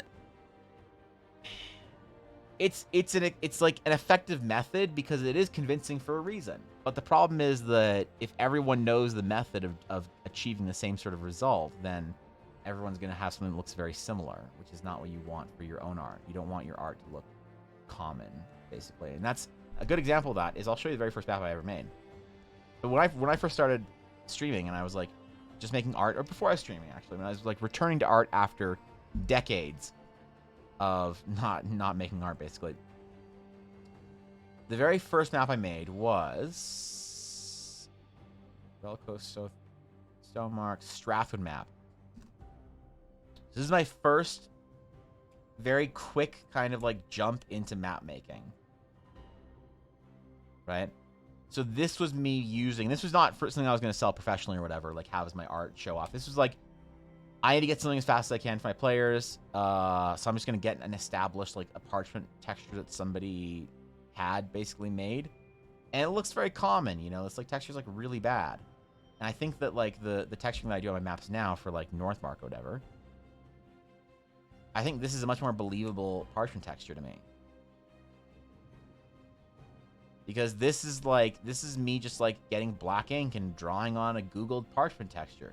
And you're like, okay. So if you just find parchment texture online and you just do it the same way everyone else does it, then you're going to have art that looks mediocre at best, And now I'm still in the realm of mediocrity, but at least I have a self-inflated sense of uniqueness. Just never forget that. It's not about what the world thinks of your art. It's about what you think of your art until you ask somebody to pay for it. So, yeah. So that's parchment and working with canvas and stuff like that. So, all right. It's fairly easy to edit into a video since there wasn't much chat going on. The whole thing just flowed. I don't know. I think there's better ways to describing it. I'm kind of being very loose right now. So, the real art's the friends we met along the way. Oh shit. Problem is none of them play World of Warcraft. So, when was last break? I took a break around 2 hours. Yeah. Yeah, the real friends are the ones that show up to form a raid group, but currently only one of them did. So, that's disappointing. That's You think after I started streaming, I would have met more World of Warcraft players. Currently, it's only Thorkin. That's okay. It's fine. We did Mythic Dungeons. I got a lot of gear last week. It was sick. Okay.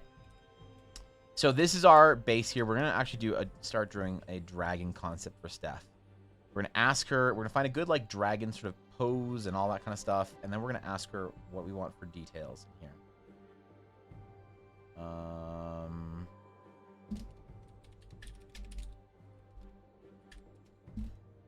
New layer. So, we are going to enter into a sacred pact as artists. We're going to call it the Thumbnailers. Name TBD. Artists who like using thumbnails. Because this is going to be a big sketch in honor of our mod Steph, because she won a giveaway. Instead of wanting a character, she wanted a fucking Hello, dragon. Husband, I have misplaced a puppy. Has she come upstairs? She has. She was in here a minute ago. I think she's in the bedroom. I heard her. So yeah, I think she's either in the bedroom or on the stairs. So I play League. Does that count? Unfortunately, it does. It counts against you. Yeah, it counts against you. One of my players is actually in charge of the entire LCS and all of North American esports for League of Legends, Vidi. So the problem is I have to shit talk relentlessly about League of Legends. even though I am an Aram champion. So, you know. Yeah, it tracks. Okay, good. Odd feeling when you think your art is shit, people still want to pay you for it. Yeah, it's well, I don't think my art's I can't say my art's shit because I feel like it's disrespectful to people who pay for it, right? Because that's yeah, but I do think that I am when I say I'm shit tier, it's like it's an affectionate sort of like jabbing at my own ambitions. I think that artists that like sort of relentlessly just talk shit about their art need to kind of learn to chill a little bit. We're gonna try something actually. We're gonna try for thumbnails. Actually, never mind. That's too much work. Fuck it. All right, we're gonna do a bunch of dragon thumbnails. We're just gonna like design stuff and ooh, that is a hold on. Let's see what the lack of smoothing on this is doing to us. So that is our brush without a smoothing on it. And I think it's a problem with my Cintiq or Cintiqs in general. The more zoomed out I am, the more lightly I push. I guess it doesn't matter if I'm light or not. That's a smooth line.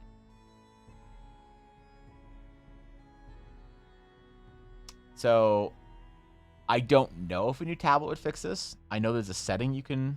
What's up? What did Unit just destroy? What the fuck? What is that? This the window lights and this. Wait, what the? Did she swallow any of that? Jesus Christ, dude. I'm concerned too. Did she? Wait. I don't know. Why did she? She's never chewed wires before.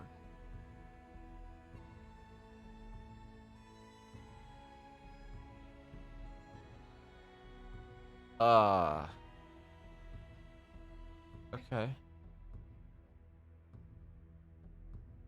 Okay. I guess watch her. See if she's pooping out copper.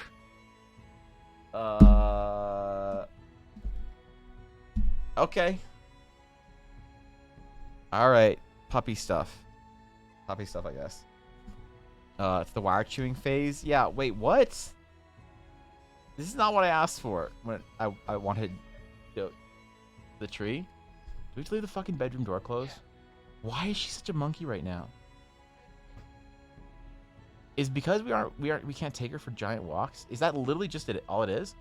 I don't care if it's minus 30. I'm taking her for like a half-hour walk, all right? If she freezes to death, then that's Darwinism, all right? She must be strong enough to survive the Canadian cold. Otherwise, you know. You want to watch, but she's not getting exercise when she does that. Okay, go tend to her. I hope she's okay. Don't give me that look, Una. All right, 1 second.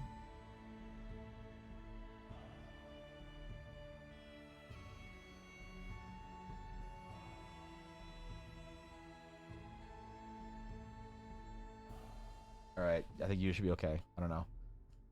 She progressed a land shark? Yeah. All right, Monka.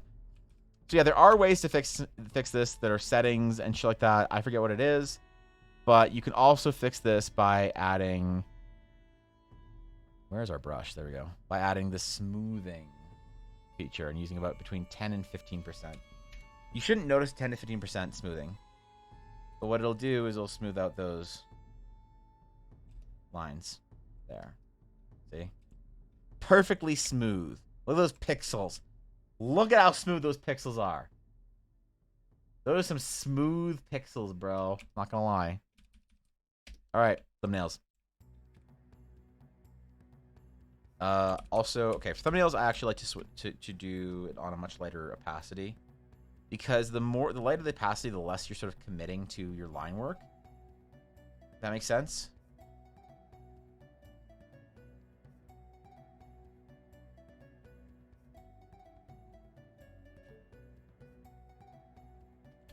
And we're going to focus on silhouette more than anything else right now.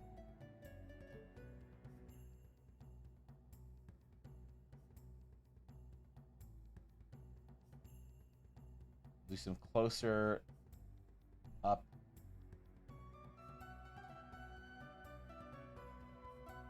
further away. We're just gonna try some ideas here.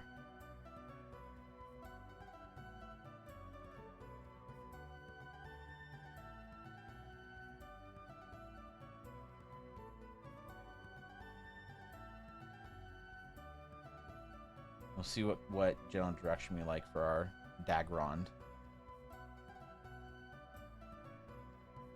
as time goes on. It shall become clear to us.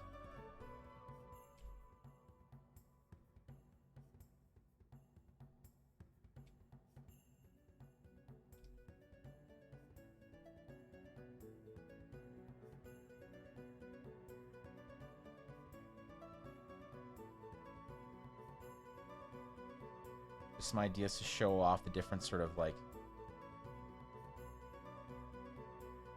features of the dragon, different poses and perspectives.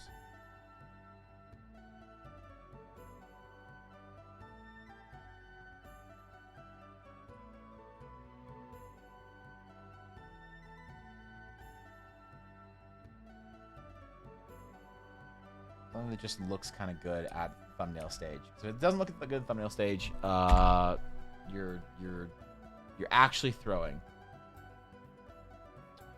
Put a little eternal sandstorm with lightning and shit. Maybe some kind of fucking lava runes at the heart of it or something, bro. I don't know. Yes. Yes, that's very good. Put all the low wires and things in spice. One chew and that'll be the last chew. I don't want to like the same suggestion was made by friends of ours when Yuna was a puppy or like a baby and was chewing on like baseboards and stuff. But the problem is I kind of just don't want like hot sauce all over my house. That's an issue, you know? Maybe it's not an issue for most people. But placing hot sauce all over the place is kind of an issue for me. So I have heard that it works. So I think that I'm pretty sure my mother-in-law tried that at her place because was chewing on this one baseboard, and so she put Tabasco or something on it, and just like enjoyed it or whatever. Oh god, that's Cintiq. Are you due for an upgrade? I think so. I mean, it depends on what due for an upgrade sort of means. I think it's been a long enough time.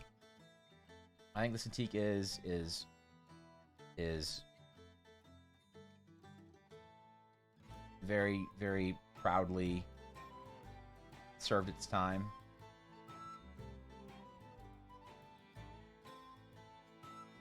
However, it has only been a couple of years. So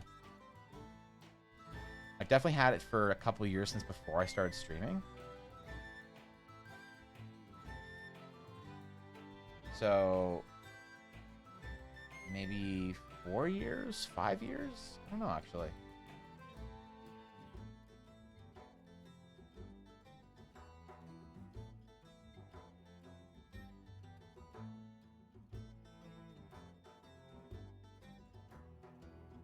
Yeah, I'm not exactly sure.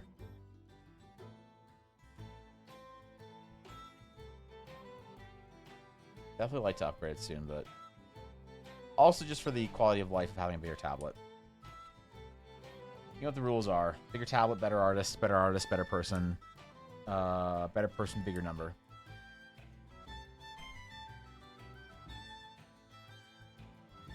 The thumbnail's impressive. I don't know, Thorkin. I feel like we're lagging behind a little bit.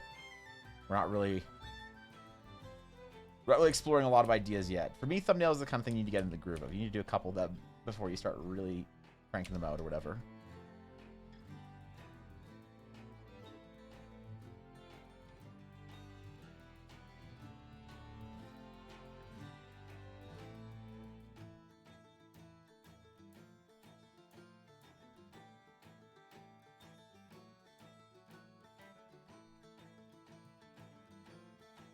Try some more perspective stuff.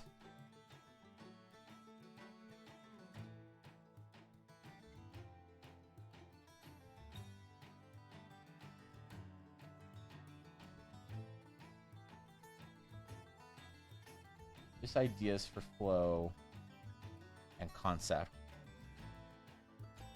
It'll have to be like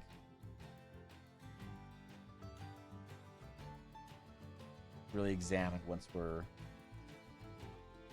select the one that kind of gives us the right vibe.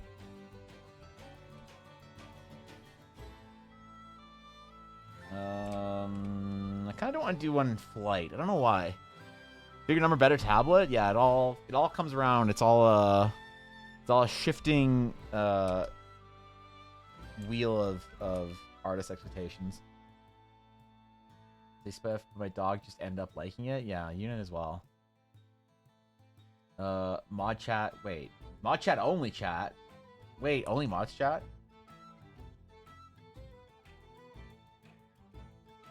Oh, but Bluff, I think I got distracted by Ella and Yuna, but I did see your work in progress stuff.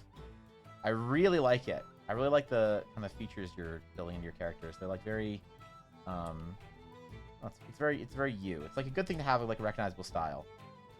I would just like always warn you that if you have a recognizable style, that's good, but try every once in a while to do work that is unrecognizable to you, because if you get too much praise for doing your recognizable style, then sometimes artists get kind of stuck in it. So, yeah, I would just be cautious of that. So, I want to like it's because I say it because I want to compliment you on doing a really good job, and how like awesome and recognizable and like consistent your work is. But I also recognize that sometimes that compliment can be a detriment to artists trying to improve.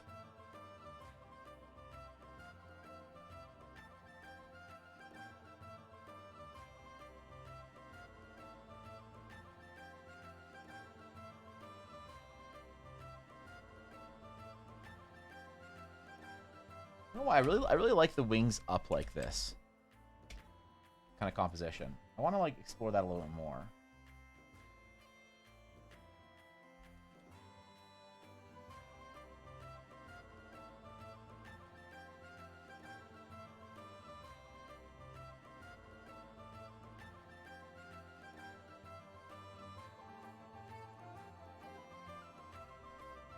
Also, wings perspective is really difficult. Keep that in mind. Yeah, but you know, with that caveat in mind, the way you're developing your style out is really, really charming. There's something that really good artists do, McBluff, that I aspire to do, that you're already doing. One day I'll be as good as you at art. That they use sketchiness and their like sort of descriptive lines to create detail in a really satisfying way. So let's look at maybe... Oh, we should be looking at this guy for dragon perspective, or dragon poses anyway. I'm gonna rip some of these off, actually. Fuck yeah. Yeah. Some artists have a really good sort of like way of using their like line work to kind of describe things, right? How much of the visual detail you're trying to acquire in your piece is being described with like sort of lines that just kind of give it a flow. So like when I'm for instance drawing a like a grassy kind of like picture or something like that, or some kind of like imagine like a rock mound on top of grass on a hill, and maybe there's like a little tree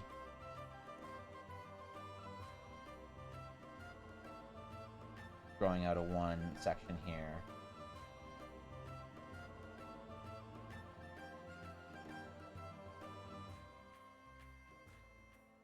Like, one thing that master artists do that I would love to be able to sort of learn how to do better is they'll use sort of descriptive lines that are fairly intuitive to what you're doing.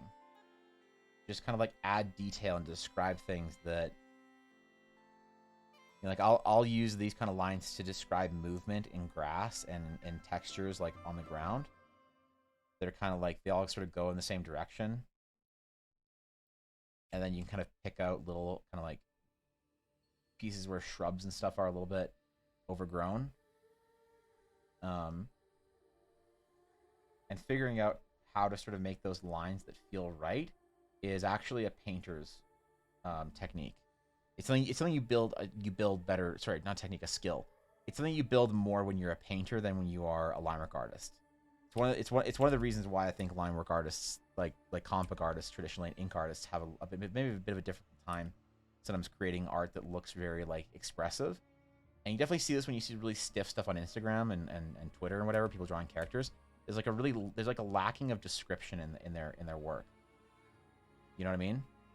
And so when you're trying to build these kind of like, you know, I don't claim to be doing it very well, but these are like my sort of line work kind of indications of what makes sense to me to add extra detail to, and what makes sense to me to sort of highlight as sort of building volume. And like this line right here, these two little dots actually serve a purpose.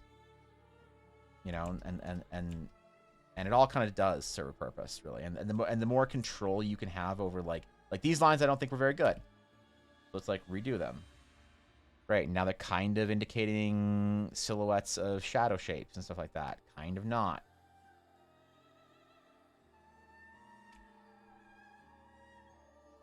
Right, so this kind of stuff to me is very indicative of a good artist, and that's something that I think you do really well, especially when you do it in like faces on your characters and the details of the shadow shapes. And yeah, it's just something that takes a lot of practice and can't really be taught. It can only be like learned, if that makes sense. And you're doing it very, very well. And so when I say keep developing your style, it's like your style is one thing, but your mark making technique and your mark making style is a whole nother ball game that I think is fantastically progressing, without necessarily a caveat of like, oh, you should watch out how you're working on this because it's kind of making your art like maybe you might be getting comfortable in certain styles. This to me is like something you're doing extremely well, and I really admire and think it's fantastic to watch. But yeah, this is like the way, and a lot of people who get my ink sketches. Actually, you know what a good example of this is? In eBay art, you can see a lot of the way I sort of like consider inking and line works, as far as the tiny sketch vignettes that I do, or the bigger ones when I post those.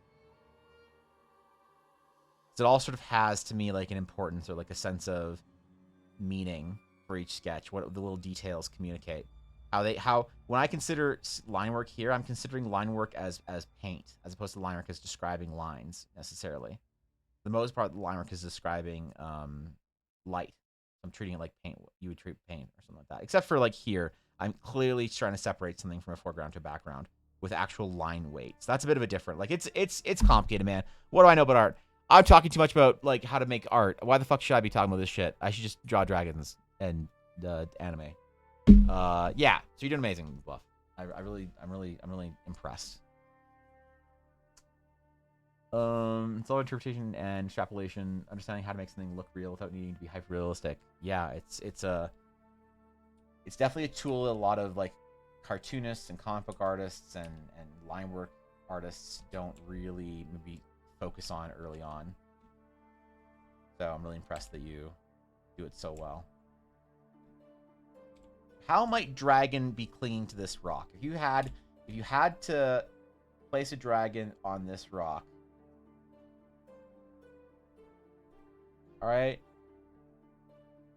you know,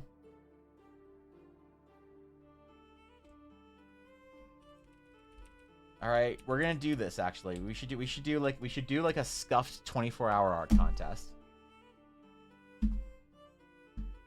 All right, we're gonna do a scuffed 24-hour art contest. How would you place a dragon on this rock? I want to post this in Discord. Anyone who wants to take an attempt, I'll put it in the EBR channel. There you go. This is a very avant-garde artist's approach on drawing dragons, because dragons don't exist. Just T-posing? Alright. There you go.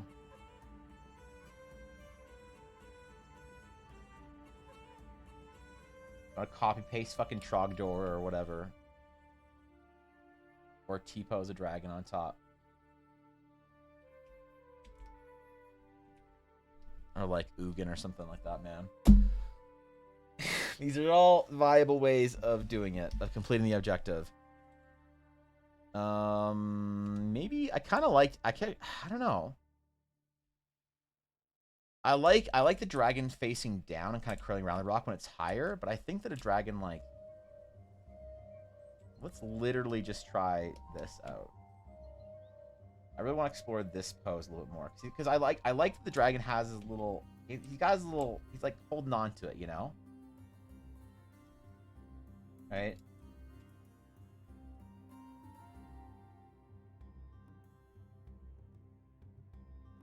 Got his little rock, you know.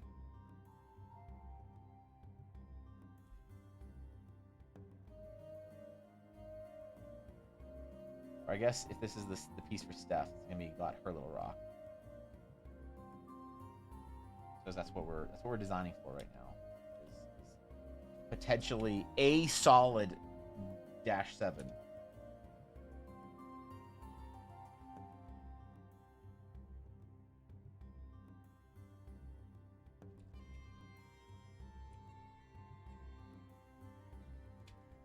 And so, like, Thorkin, when I was talking about thumbnails, like, sometimes you would develop out a thumbnail like this. You'd find one thumbnail that you really want to, like, develop out. And some are going to be very sketchy, just, like, idea out on paper, just so it's gone out of your head. Like, it's almost like, considered, like, sometimes you want to intentionally draw a bad thumbnail so that you get the idea out of your head in some ways, right? You're just, like, getting it out on the paper.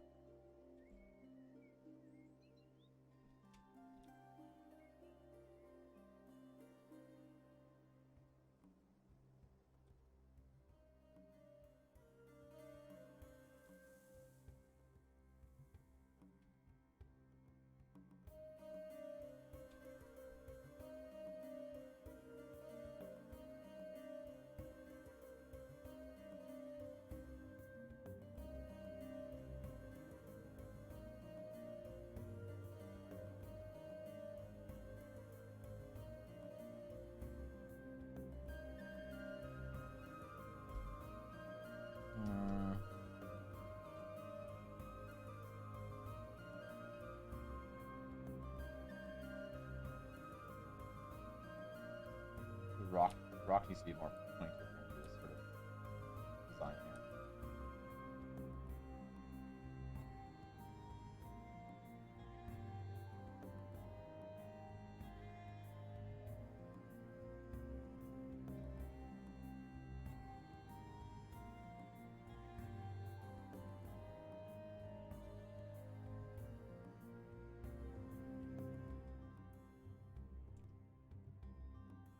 That's not bad.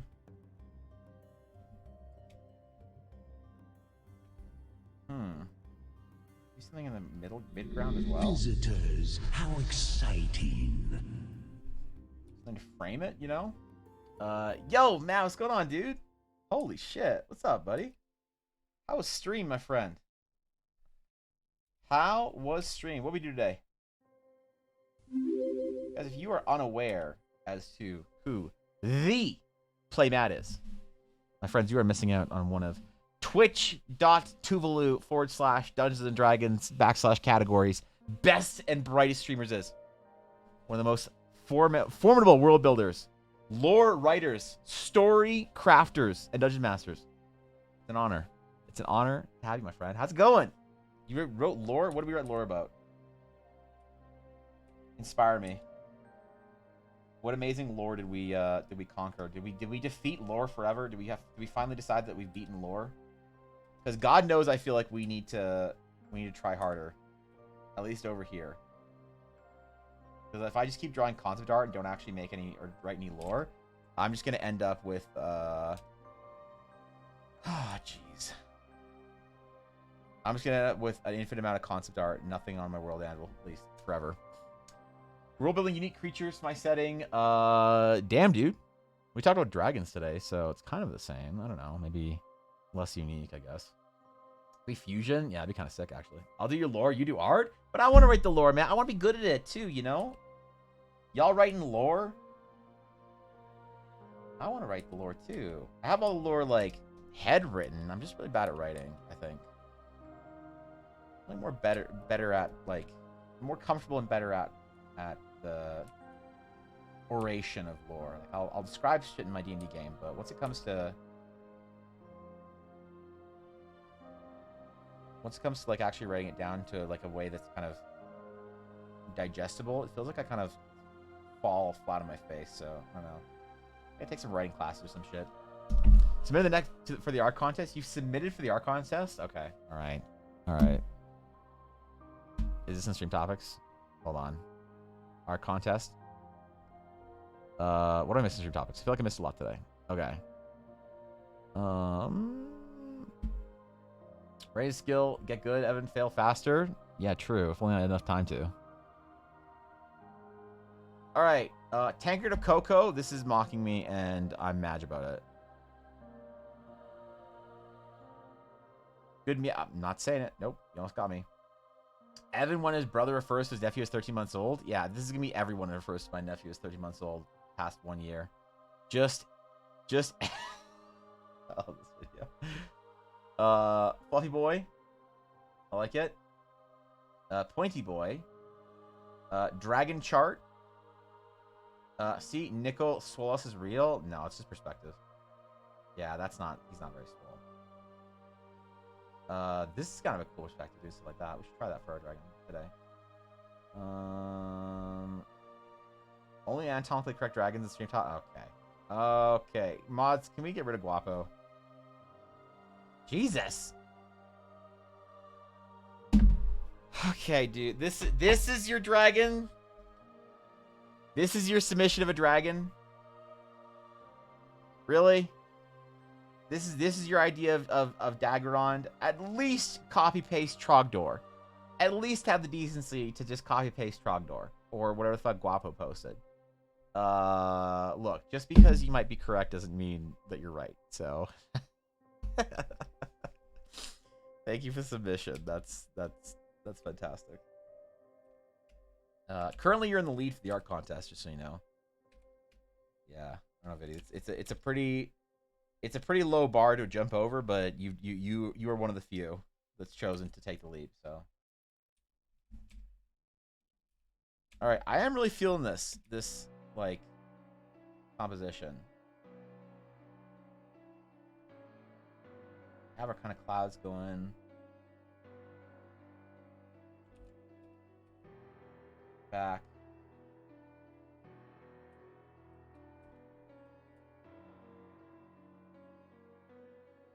Into our atmosphere.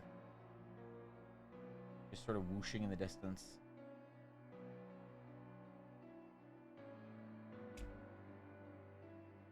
That's not bad. All right, that's not bad. I like this. I like this composition. We're gonna try a bunch today, obviously, because we're not just gonna finish a thumbnail and be like, that's good enough. You know, we're gonna try a bunch of shit.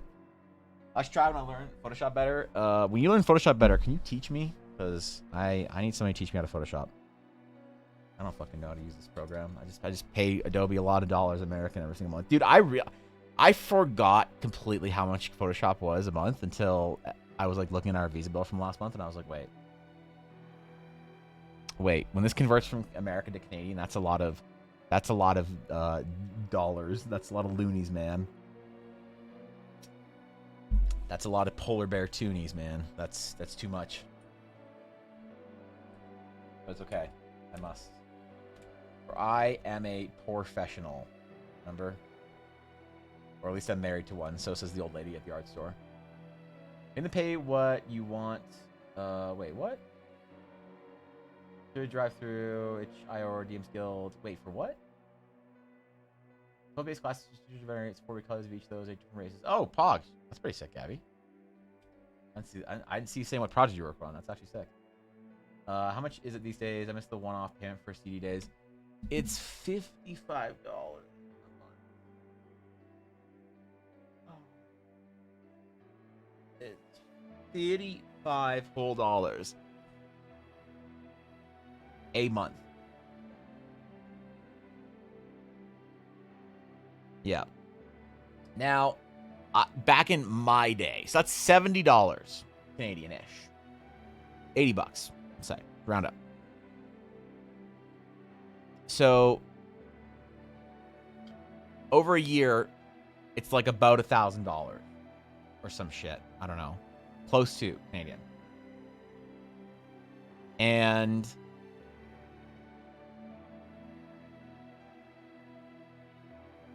Photoshop Master Collection was $1,000.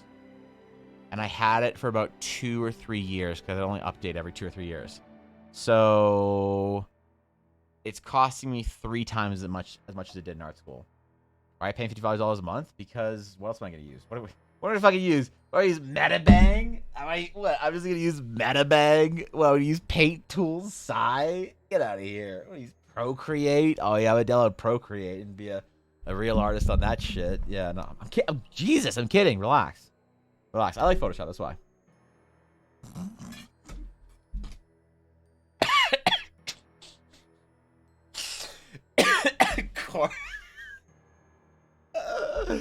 Corel.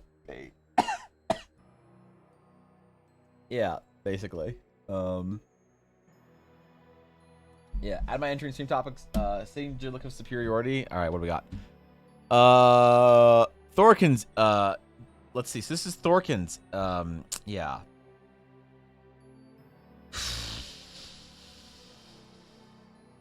Okay. Okay. All right. All right. So Thorkin, officially, this is proof that he thinks he's funny. In case anyone was wondering if Thorkin thought he was funny, this is proof. Thorkin, in fact, does think he's funny. Oh, I need to send you something, Thorkin. I forgot. I forgored.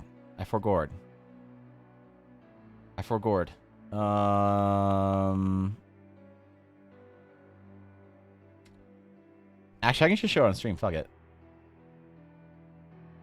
You guys want to see the current work in progress for this month's item card? Thorkin helped me design. Help me balance out a little bit. Yeah. Yeah. We're ending. Oh shit. We're ending this month or this year on a bit of a banger, I think. This is by far, in a way, the most powerful magic item I have ever crafted. And I will apologize to literally no one. Now, this isn't a final piece. I might change it. I might make it more powerful. I might change it around. I'm probably going to change around the art because I haven't figured out. This is just a test to see if the treatment would work. Basically, it's a +2 staff. While tuned to this weapon, your eyes glow a pale blue and you gain dark vision. Up to 3 times per dawn as an action, you may invoke the Star's Fury.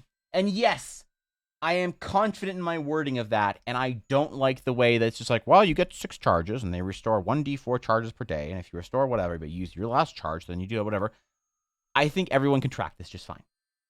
All right? Everyone can track this. I like the way, I like to word D&D items the way I would sort of word a Magic card, like Magic the Gathering card. So, up to 3 times per dawn as an action, you may invoke the Star's Fury. Up to 1d100 creatures within 120 feet of you must make a dexterity saving throw. On a failed save, the creature takes 4d8 plus 4 force damage from falling star shards. This effect may only be used outside and with an unobstructed view of the sky. So up to 1d100 creatures. Is that ever going to be an opportunity for you to target like 80 or 40 creatures with your Starkeeper's Star's Fury? Maybe. And if you do, you're going to win an award. I don't know what award it would be. Thank you, Lego, my super ego, for the follow. I appreciate it. What's going on, dude? Yeah, thank you, dude. I appreciate that. So this would be 2 sides of the one card. The one physical card. Once per dawn as an action, you may invoke the Star's Wrath. A target creature within 120 feet of you must make a dexterity saving throw. On a failed save, Oh hey. the creature takes 1d100 plus 15 force damage from a greater falling star shard. On a 100, the shard explodes, causing creatures within 20 feet of the target to take the same amount of damage. This effect may only be used outside and with an unobstructed view of the sky. So we're rolling d100s to this weapon, and I don't fucking care. Yeah. Thank you, Fox, for the 23 months. Fox, it's only almost 2 years. I would encourage you to unsub right now, Fox, because you know what they say if you hit 2-year sub in a Twitch stream. I don't think I can say that word on Twitch anymore. I think Amaranth ruined it for all of us. So, no, seriously, thank you, Fox. Seriously, thank you for being with me this long. Thanks for being a mod. Thanks for being fantastic. And also, Fox, I made a social media post today. I raged social media so that you would shut the fuck up for another day. I figure as long as I post every single day, you can't yell at me for not posting on social media. So if my motivation to post on social media every day is so you and Steph leave me alone. That's probably pretty good motivation, but I'm going to prove to you that I can do it by the end of the year, and then you can tell me why I'm doing it wrong next year. So, yeah, hope you're proud of me. All right. So, yeah, I like the idea of rolling a D100 for damage. Is there anything else that you get to roll a D100 for damage? You know, in D&D? Because I feel like not. I feel like on average, a D100 is like mostly for the DMs. The amount of times you get to roll a D percentile as a player seems very lacking to me. And I like the variability of 1 D100 force damage. You know? Because that could be a lot of damage or not a lot. Like imagine you summon the power and wrath of the stars on some ancient dragon that you're fighting. You're off in the wilderness, you know, and the entire battlefield's scorched and whatever, and you summon the star's wrath. Your one powerful action for the staff in the day, and a giant cloud parting appears as red and purple and blue shimmering light crest across the sky, and a tiny little, just little pebble, just doink, you know, you get a natural one. You get a natural one, so you do 16 damage as it just kind of, just, you know, a little itchy for him. So, yeah. So that's gonna be the item for the end of the year. I think I might do 2 magic items for the end of the year. Actually, I don't know. Photography plan is $9.99 for Lightroom Classic, and Photoshop. Are you paying for all Adobe apps? I am, Viddy. Yeah, I am. I'm paying for the Adobe Complete Master. Fuck you. Shut up, nerd collection. That's what I'm paying for because. I will make use of Premiere, but I do make use of Adobe InDesign, Adobe Illustrator, and Photoshop as well. Typekit is really nice to have for me, but I don't know. I feel like maybe I should plan my projects out because you can sub month to month. So I've been wondering if I should just like switch to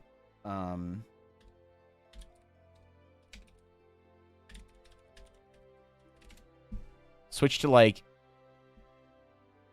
individual software or whatever for a little while. Like, yeah, photography is $25. Yeah, $71. That's what I'm planning for.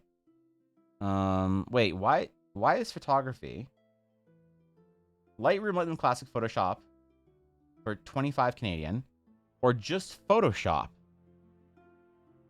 for 25 Canadian? I don't know how this works. I don't know how are they doing this? I'm so confused. But yeah, I pay for the full cloud collection. So it's his best value on it. How can you not pay for the full collection? It's his best value. Yo, the Berry Box, the Berry Xbox. Thank you for the follow. Welcome, dude. Appreciate you. Maybe I should do that and save literally $50 a month. And only, like, upgrade for a single month when I need to, here and there. Because I don't think you have to sign up for an entire year or commit or whatever. Oh,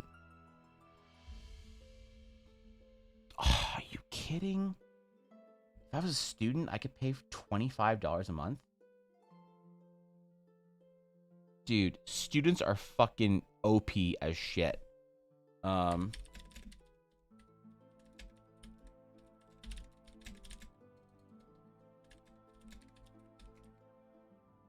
Yeah, that'd be actually sick. I'm not gonna lie.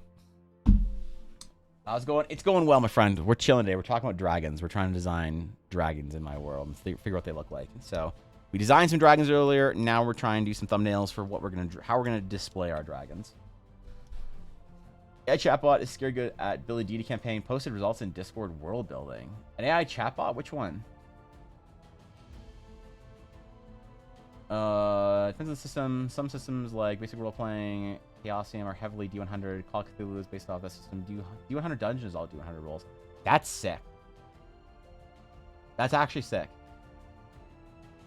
This model doesn't make sense. If you pay for all of them, it's technically the best value if you use all the apps monthly. Yeah, I definitely use all the apps occasionally. Like when probably not monthly. Like I could probably say, okay, if I need to do a bunch of like graphic design, I can get the full collection 1 month and do all of my stuff I need to with in Illustrator this month, and then if I'm not using it for the next 4 months, like I do a bunch of imagine I do like a new merch line or something like that I use a bunch of like vector art for in January, and then I don't do anything in February, March, April, May, and I do my next thing in like June, then I save $200. But there's something nice about having the accessibility to it to be able to pop something open. Like, do I open every like enough software in a month to make it worth it? Yes. But I guess it also kind of changes, like, the only reason I would need to have it every single month is once I start doing video editing for my stuff. But if I just pay somebody instead, that's also kind of saving money. That is true. I don't need to technically own Premiere if I pay a video editor to do shit for me a couple times a month. How much are video editors? Like, if I want to hire a video editor to do like a couple of TikToks for me, like here and there, like maybe like 2 or so a week of just like shit from my stream, of like maybe one highlight video every 2 weeks, is this gonna cost me like $400 or like $1,000? I gotta do some research on this shit. If you get alumni email from your school and see if it works, that's 5 head, Guapo. Holy shit. I get it for a sec, but I'm very proud of you for posting socials, even if it was out of spite. Yeah, they were rage posts, but posts nonetheless. Fox. These things already paid for insanity and student debt to balance the OP-ness. Yeah, that's fair actually. One from OpenAI called Chat GPT. I've never heard of that, actually. Interesting. Yeah, it is cost convenience, so I don't know. As a video editor, someone work on percentage instead of upfront costs. So I would like to have a video editor that works on percentage. The problem is I'm a nobody. So I can't say like, hey, you make as many, like Asmongold has like 3 video editors as an example. Asmongold is an editor, or as a streamer has 3 or 4 video editors that they basically upload whatever they want, whatever they think is going to be a good video. A talk he does, a funny TikTok kind of thing for a clip channel, a big long video reaction, whatever, stream highlights. They take care of whatever they think is going to be the most interesting content, and they just get a percentage. Like they might split like 60% of the revenue from that channel amongst themselves, which is like pretty good in a big channel. So I would love to do the video editor to be like, hey, you can like take like 50 or 60 or whatever percentage video editors work on, or 30, or I literally have no idea. If you told me 20, I'd be like, okay. Or if you told me 80, I'd be like, okay. You know, I literally have no idea. And then they just like do their thing.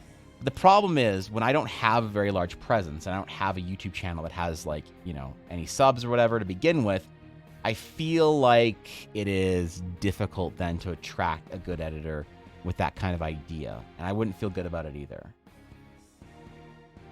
So maybe like, it'd be like the kind of thing where I would like want to have to pay an editor for their work monthly. And then once this channel starts making revenue, then of course it's that percentage model. And I'd feel really good about it if they're doing good work and the channel does well, then I'd want them to be making, you know, a substantial amount of money. I really think that in business, one of the most 5-head things you can do as a creative is you can just pay people based on a percentage for their work. In anything. Right? Like if I owned a video game studio, I would have like a percentage-based bonus that would go out to the entire team, divided up like amongst the team or whatever, maybe evenly or maybe based on position, every year. And it'd be like, if your game makes like, you know, if your game goes fucking bananas and each person's like percentage bonus that year would be like $200,000. Like imagine the first year World of Warcraft like took off and got to ridiculous subs, and everyone on your team just makes like a cool 200K. I don't think there's anything wrong with that at all. If you're worried like, oh no, if everyone on my team makes all this money, then they'll want to like retire or go to another job or do this for 3 years and then stop working. I'm gonna lose all this good talent and whatever. I think then that shows a lack of security and a lack of like confidence in your long-term project.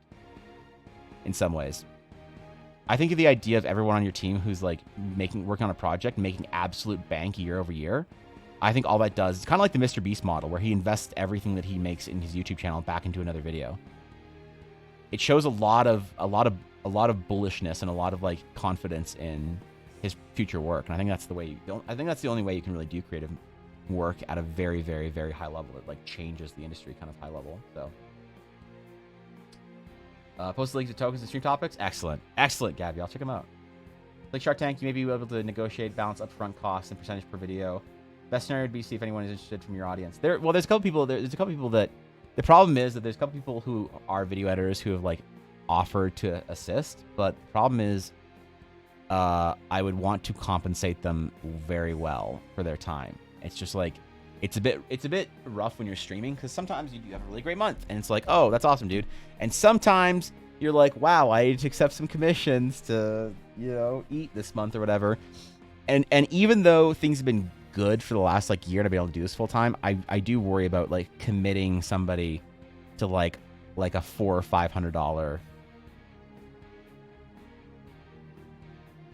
project every single month, and they're kind of like expecting that or relying on it. And then what if you have a really bad month and you're like, I gotta take a bunch of time off stream, so I have to like be off for 2 weeks, and then, you know, it just feels raw night, because you'd want to be able to still pay your video editor for that month or whatever. Yeah, I don't know. I gotta do some research on this. I just don't have anyone to ask. I said I'm going to do a large push for YouTube and making actually YouTube content that's like reasonable and viable and interesting in the new year. That's like one of my big projects for next year. It's one of the reasons why I'm trying to get all my commissions and work done now. So the next year I can focus on that kind of stuff and be able to actually do really cool YouTube like VOD stuff. Because right now I feel bad in some ways that my stream is like only like the only time that I'm like live, accessible, available, whatever, is when I'm like online, you know. And when I'm offline, there's nothing to go do or to go see or whatever. If I can be like, yo, I got this like sick video that's like trying to describe a bunch of lore in the world, that you can go see that. And if I don't stream a day, but I would like release a video, I can be like, yo, here you go. So I feel like honestly pretty awful when I don't stream on a day I'm supposed to stream. Like, I feel like I'm like letting down people who pay for a sub. I know lots of streamers have different opinions on this, but I really view my subs as people who I work for. You know, like you guys support me because you expect a certain level of like content investment from me, and if I'm unable to sort of provide that, I feel like that is me letting down people who support me, and that really sucks. You know? So if I had stuff that was like on like video on demand stuff, like VOD shit, on a VOD service like YouTube, I'd feel better about being able to, like, I have to take a day off or something like that. Because you're also supporting the creation of that kind of stuff too. It's not just the actual stream time. We are making dragons. We are. We designed some dragons earlier.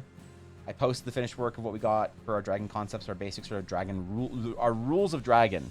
We figured our rules of dragon earlier. Sort of the size and weight and texture and all these things of dragons. We did this early in the stream, and now I'm going to be designing a dragon in honor of one of my mods, actually, in honor of Steph, because she actually won a Twitter giveaway I had when I hit a certain follower count on Twitch. I said I would do a character's commission giveaway every 1,000 followers on Twitter, or every 1,000 followers on Twitch. I would do a Twitter giveaway until I hit 10,000 or something. It became just like unreasonable to do it, which it isn't by any stretch right now. And she won that random giveaway, but asked for something a little bit more complicated. She wanted like a dragonborn, but not a dragonborn. She wanted to be more dragon-like and all this stuff. And I tried my best to do like dragons and dragonborns and all this shit until I basically just said, "You just want me to draw a dragon for you?" And she was like, "Yes, please." So I said, "Okay."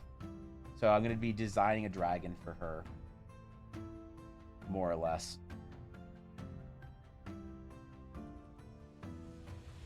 And that's what we're doing right now. We're just figuring out thumbnails for our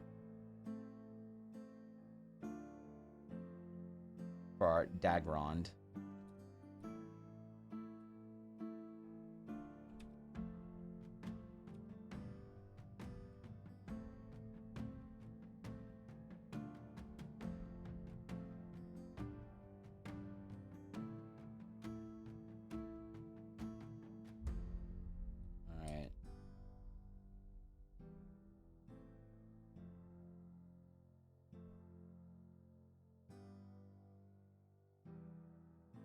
mountains and shit in the background of that or something. I don't know. I don't know, man. I haven't deleted my art. Wait, what? Oh, did you post the actual art or did you post a link to something? Because if you posted a link to the tokens, that's going to get deleted by the mods. If you just post a couple of art images, that's fine. But if you post a link to something, Gabby, like a Google Drive link or whatever, it's gonna get chopped. That's something that the mods take care of or whatever, because that gets out of hand. Tell you Instapost? Oh shit. Oh shit. Appreciate that. Cosmic Key final products. Really? Dude, come on, Alex. You're being way too generous, my friend. You're being way too kind. You honor me, my friend. You honor me.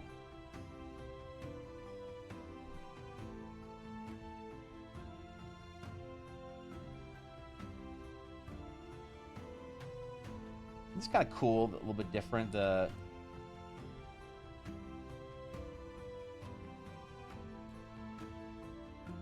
more close up, like me more tail. Ah, shit, the DeviantArt. It got to me. Now I'm sitting here trying to increase the amount of tail on the art. That's it. I'm done for. There's explicit? Oh. Art images? I mean, if it's the Discord automatic thing, then yeah, that could happen.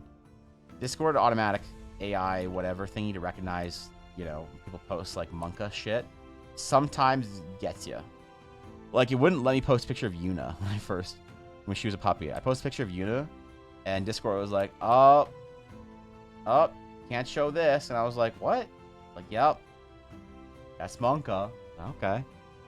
All right, relax, you know. I'll detect things as NSFW. Yeah, I don't know. One time banned a pot lid Ella was trying to post. Yeah, I mean, look, dude. Discord, right?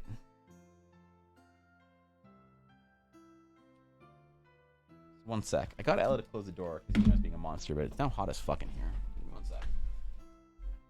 Damn.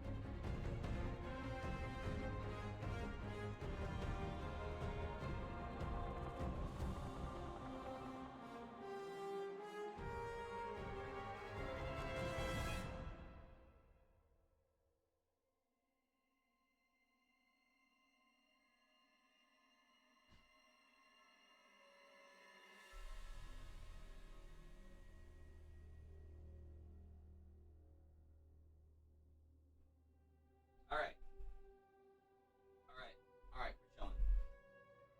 We're chilling. It's no longer hot as balls. How exciting. We're good. Holy shit, back in time. Just the legendary Voivode. Self. Empty chair raid? Oh man. I'm trying. Dude, Voivode, what's going on, man? How was stream? What is up? If y'all don't know, the legend of the most famous Voivode, I still don't know what that exactly translates to. It's a title of lordship or something, of dominion, but I don't know what a reference is as far as titilic hierarchy, let's just say. Yeah, for real. Thank you for the raid. Voivode is a wonderful DM, world builder, writer, storyteller, extraordinaire, individual of discerning quality, high standard, Dungeons and Dragons, TTRPG mastery, and always an honored guest here at the Dragon's Claim. Thank you, my friend. I'm humbled, honored by your presence. Beat all of us to the shout out? Yeah, man. That's that was pretty fast, not gonna lie. Real acrobatics to sit in your chair first? Ah, shit. Okay, yeah, you can have it. You can have it. If there's anything I didn't take proficiency in, it's fucking acrobatics, so. We know everyone's watching us, mods, and if you don't do enough, shout out, wait, first he doesn't let you win prize raffles? Okay, dude. Okay, dud. O, lowercase o, lowercase k, dud. Yeah, okay, dud.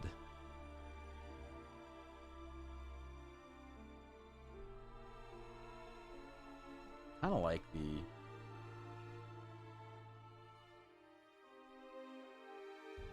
I kind of like the Pointy Boy Rock. Like, what if we even zoomed out of this, actually? I want to try this. Look at this loser. Still pretending to be Wait. a streamer despite not sending his rewards for over a year. I hope Me? LR is doing better. Pretending to be a stream. Damn, that was fucking cutting. Jesus Christ. Holy shit.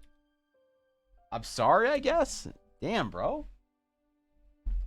I feel like I need to make an apology video now. Jesus Christ. Thank you for the sub. I appreciate it, man. Yeah, bro. Thank you. Yeah. Holy shit. Didn't see that one coming, did you? Leader uses cutting words, it's super effective. Fuck. You have 1,500 bits. Damn, dude. What the fuck? That's a lot of bits. Thank you. I appreciate that. That's very kind of you. What was the old Slavic word for warlord? It was Dracula's title. Yes, I am very familiar with the Voivode of Wallachia. Voivode of the Voivode of Wallachia. Yes, I have indeed. I have indeed played Age of Empires 2 remastered. And I do remember the campaign where you go and enter the castle. The two wolves stand down. And the old man says, "The night will be long before sunrise. Sit down by the fire and I will tell you the tale of Dracula, the Voivode of Wallachia." So that's the only way I have any indication that Voivode is a word that isn't a fantasy made-up word. Because let's face it, there are many individuals on Twitch that have made-up dumb fantasy names. All right, this is something that I appreciate this every single time. Every time if you name your Twitch channel after some dumb, like, you know, some dumb like lore or some shit, some like made-up fantasy words, that's like, I'm already a fan. Okay, so I never know if this is like an old Slavic word or if it's like a fantasy made-up thing. All right, but I do know that Voivode is in fact, yeah, an old, I don't know, Turkic word. Is that the right old Slavic base language that Voivode is based off of? Because I don't actually know. But either way, I appreciate you. Stay a while and glisten. Yeah, I know. That's yeah, that's rough.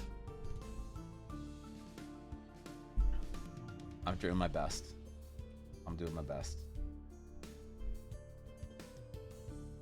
All right.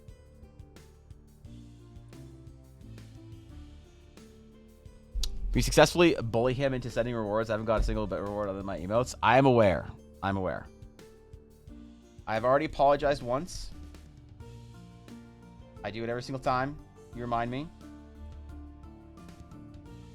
The art is done, but Ella is only now well enough to actually make dice.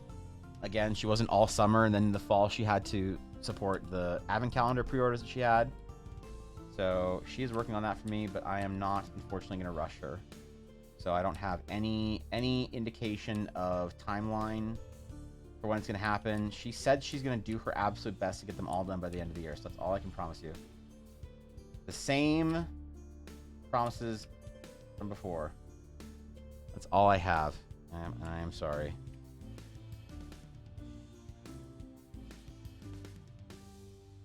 Let's do something kind of dramatic for this.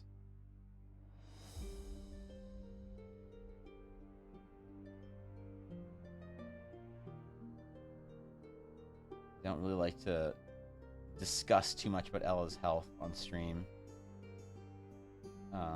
But yeah, the summer was a little bit rough for her, so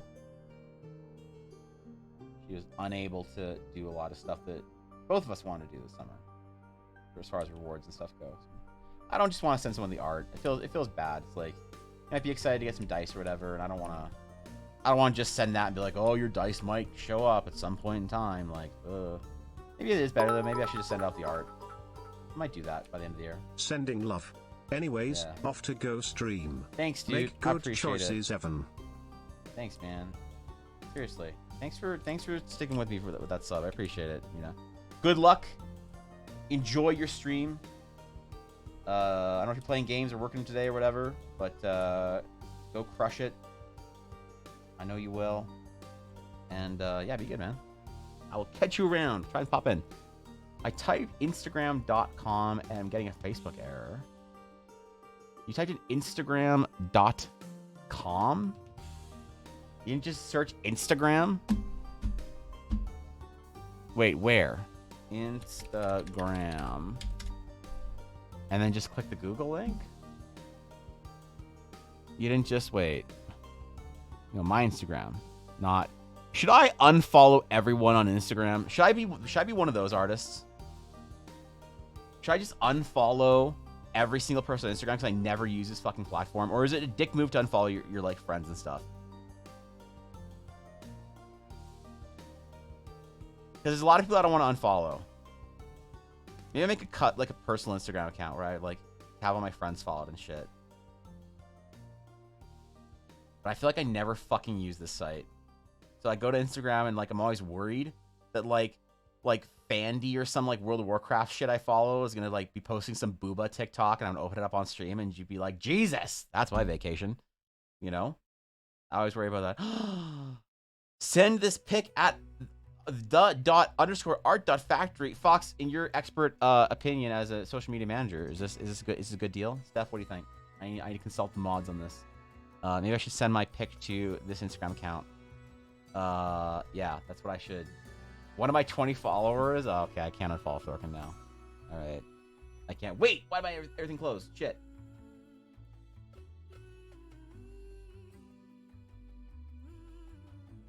Shit. Okay, we're good. There we go. I'm also very bad about like checking it and liking friends' posts. So it is, my Instagram account is like literally one of the only connections I have to some of my friends. So if I make a new one and follow them. But the problem is that I don't want to use it. Can you remove a follower on Instagram? Can you remove a follower? Oh, Steph, we are doing your we're doing composition for your dragon. Yeah, we're doing compositions for your dragons. We did the concept sketch earlier. Now we're doing composition studies to try and find a good one that we can. I'm thinking because the design of the dragon that I need to consult you on is kind of still up in the air. I want to talk to you about things that you like on dragons and don't like on dragons. I'll try and design something for you that you like, but I'm just trying to find the general like way to display the dragon, however we want to like do. I want to develop this one out actually a little bit more. I think this is actually one of my favorite ones that we haven't developed out all that much at all.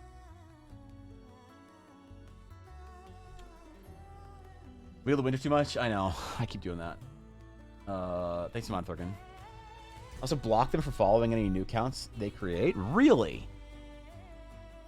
So I can remove all my family members that follow me on Instagram?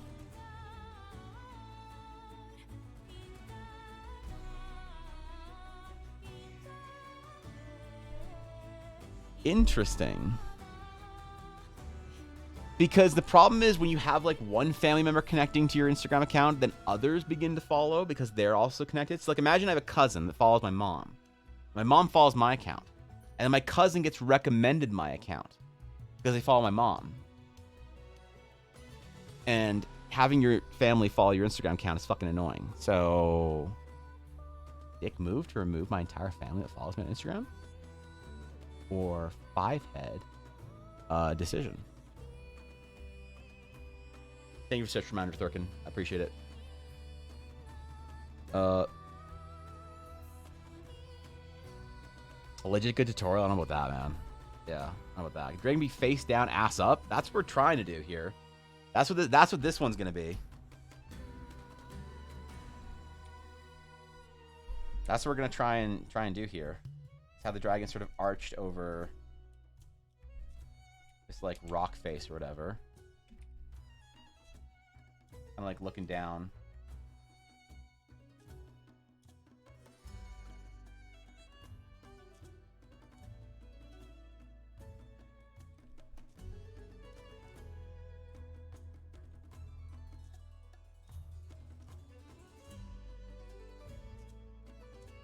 There's gonna be some stylistic differences stuff that, you know, I'll try and do my best to include the details.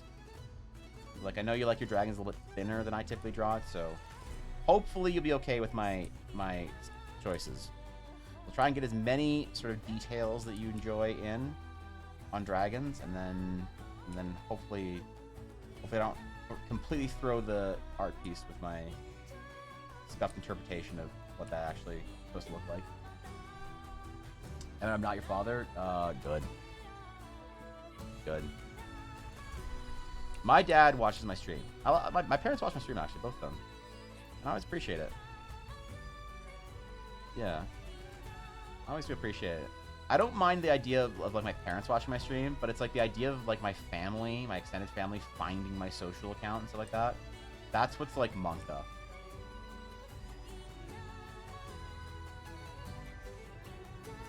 Or like Ella's family. Either would be terrible. If Ella's cousins found my Twitch, that actually might work out, because I'm pretty sure Ella's family thinks I'm a loser. Like, I'm pretty sure it's like, you know, you have your like smart, like, you know, daughter or cousin or niece or whatever, like Ella, like engineering, Andy, like PhD software, Python, Stack Overflow, Warlock, you know, can code in Ruby and Python at the same time, with 2 different keyboards. One rests on top of the other. HTML wizard, a sorcerer of thread pools, you know, and then she's married to an artist who draws dragons. Yeah, he draws dragons for a living. That's all he does, you know. I'm pretty sure it's like you ever meet somebody, or you have somebody in your life that you know thinks that you're a loser. And I mean, it's not in a monk way, but like a funny way. Like that one aunt that every time you talk to her at Thanksgiving, she's always like, "Oh, so how's the little project thingy you're working on coming?" You're like, "You think I'm a loser? Oh man." Okay, dude. Okay, done. I'm pretty sure just everyone on Ella's extended family thinks I'm a fucking loser, you know? So, I don't know. Because there's also another artist in that side of the family, but she draws like she paints like fucking grain elevators and Canadian shit, you know? Great painter, but not my type of art, right? She does like landscape, like Bob Rossi shit. And everyone's like, "Oh yeah, she's like the artist of the family," and you know, she does all this real legitimate art. Meanwhile, I'm over here drawing dragons. I'm just drawing my dragons. You know?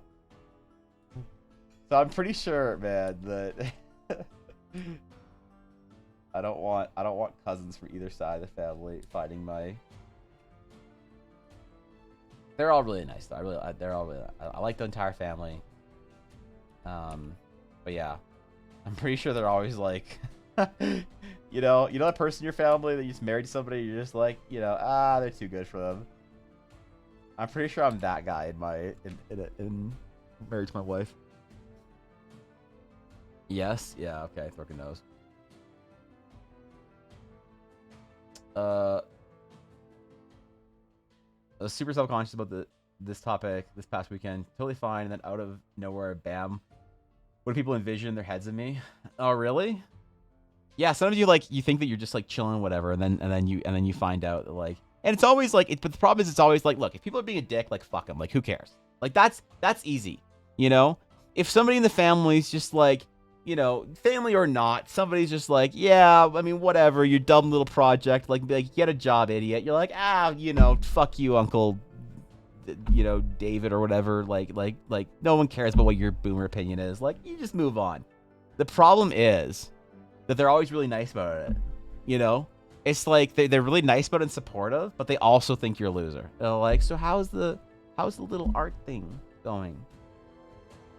Are you making any art? Well, that's very nice. Good for you. I'm really proud of you. You know? Keep going. You're like, okay. Okay. All right, Auntie Karen. Like, come on, dude. Like, please.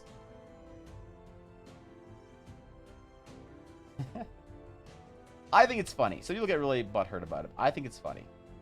I lean into being the artist of the family. Some people are like, oh, it's toxic. Like,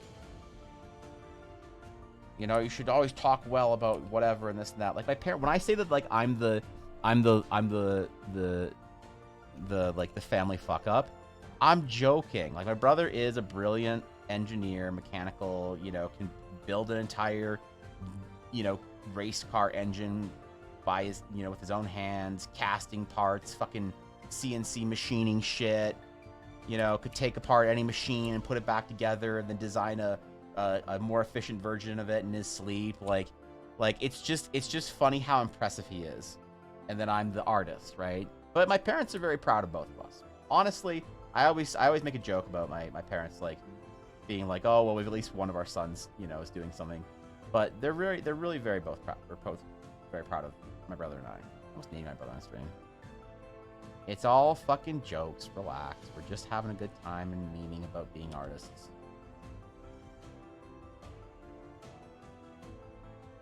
All right, I actually do like this. I like the dragon looking down, but there's something I just can't get away from enjoying this pose. Like these, wow, these like 4, or I guess like 3, are kind of it so far for me. That was taller than me. I don't know how tall you are, Blaze. I'm 5'11". I'm pretty small. Ella's an inch and a half taller than me, so being mean, it matters less. But people who I just say hi to and are generally kind and stuff, what do they think of me? Yeah, exactly. It's like, why are you being so nice to me? You know?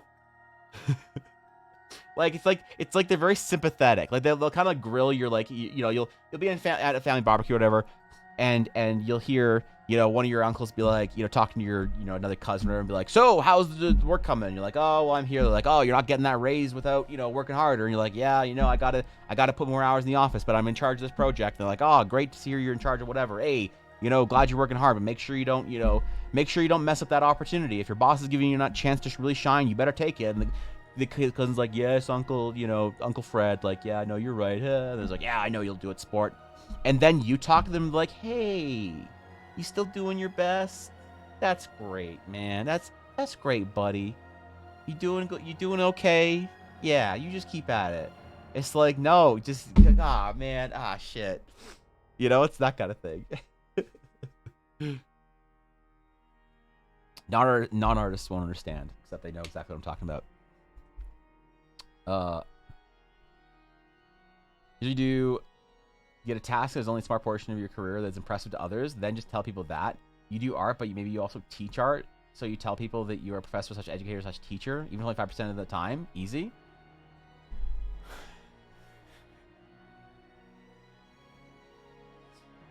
Problem is, Guapo, I wouldn't want to lower myself to being an art instructor, so yeah, I don't want them to think so little of me. Jesus. Okay, I'm kidding. Also, the current thumbnail showcases a lot of great elements of the dragons. Yeah, I kind of like the I don't know. Yeah, I agree. I like it too. The closer up stuff is like not really, I think, what I want to go for. Maybe if it's like very perspective heavy like this, but I just don't think it's like, for me, I always like dragon artwork that showcases the silhouette of the dragon. You know? There might be a version that's not in the clouds on a mountain, but on a horde underground. I really wanted to do something with like an open sky on this. I really want to paint this out. And I want to do an open sky. Like I've been trying practicing skies a little bit more recently, and I really want to do something that shows that off a little bit. So, second family example is 100% my family, but also my family is super supportive of stuff like that. Last time they were a weird, such different family member. He ended up being heavily tattooed, successful NYC sushi chef, travels the world on a whim, has fucked up disposable income. That's pretty cool, actually. Yeah, but you know, you kind of just. It's like, it's worse when they are supportive, you know, because you just kind of want them to be like, to hold you to a higher standard or something, you know. I mean, I don't mind. I think it's funny. I always lean into the joke. I always lean into the joke of being a artist. I think I like it. I think it's funny.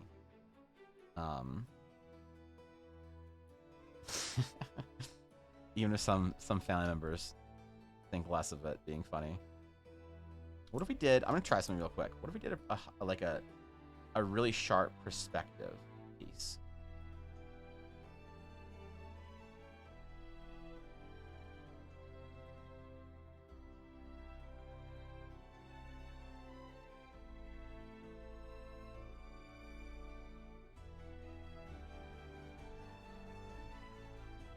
I don't know if that would work.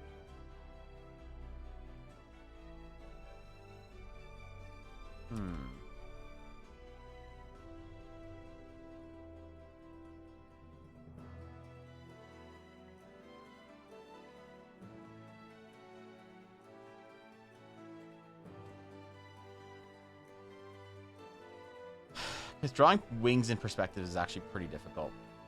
It would have to be a lot more...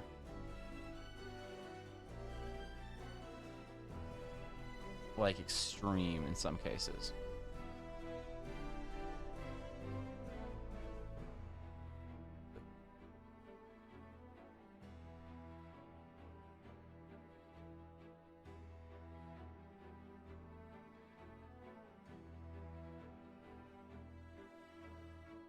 Yeah, but I don't think that would... Yeah, I don't like that. I spent too much time thinking about it. I just wanted to showcase the design of the dragon, not just the like wacky perspective of it. I teach online art classes. To who, Vass? To Thorkin in DMs? When I tell him that he should draw more thumbnails or play more Warcraft. I'm not sure if telling Thorkin to stop doing thumbnails and start playing Warcraft, or at some point to stop playing Warcraft and start drawing thumbnails. I'm not sure if that's qualified as teaching an art class.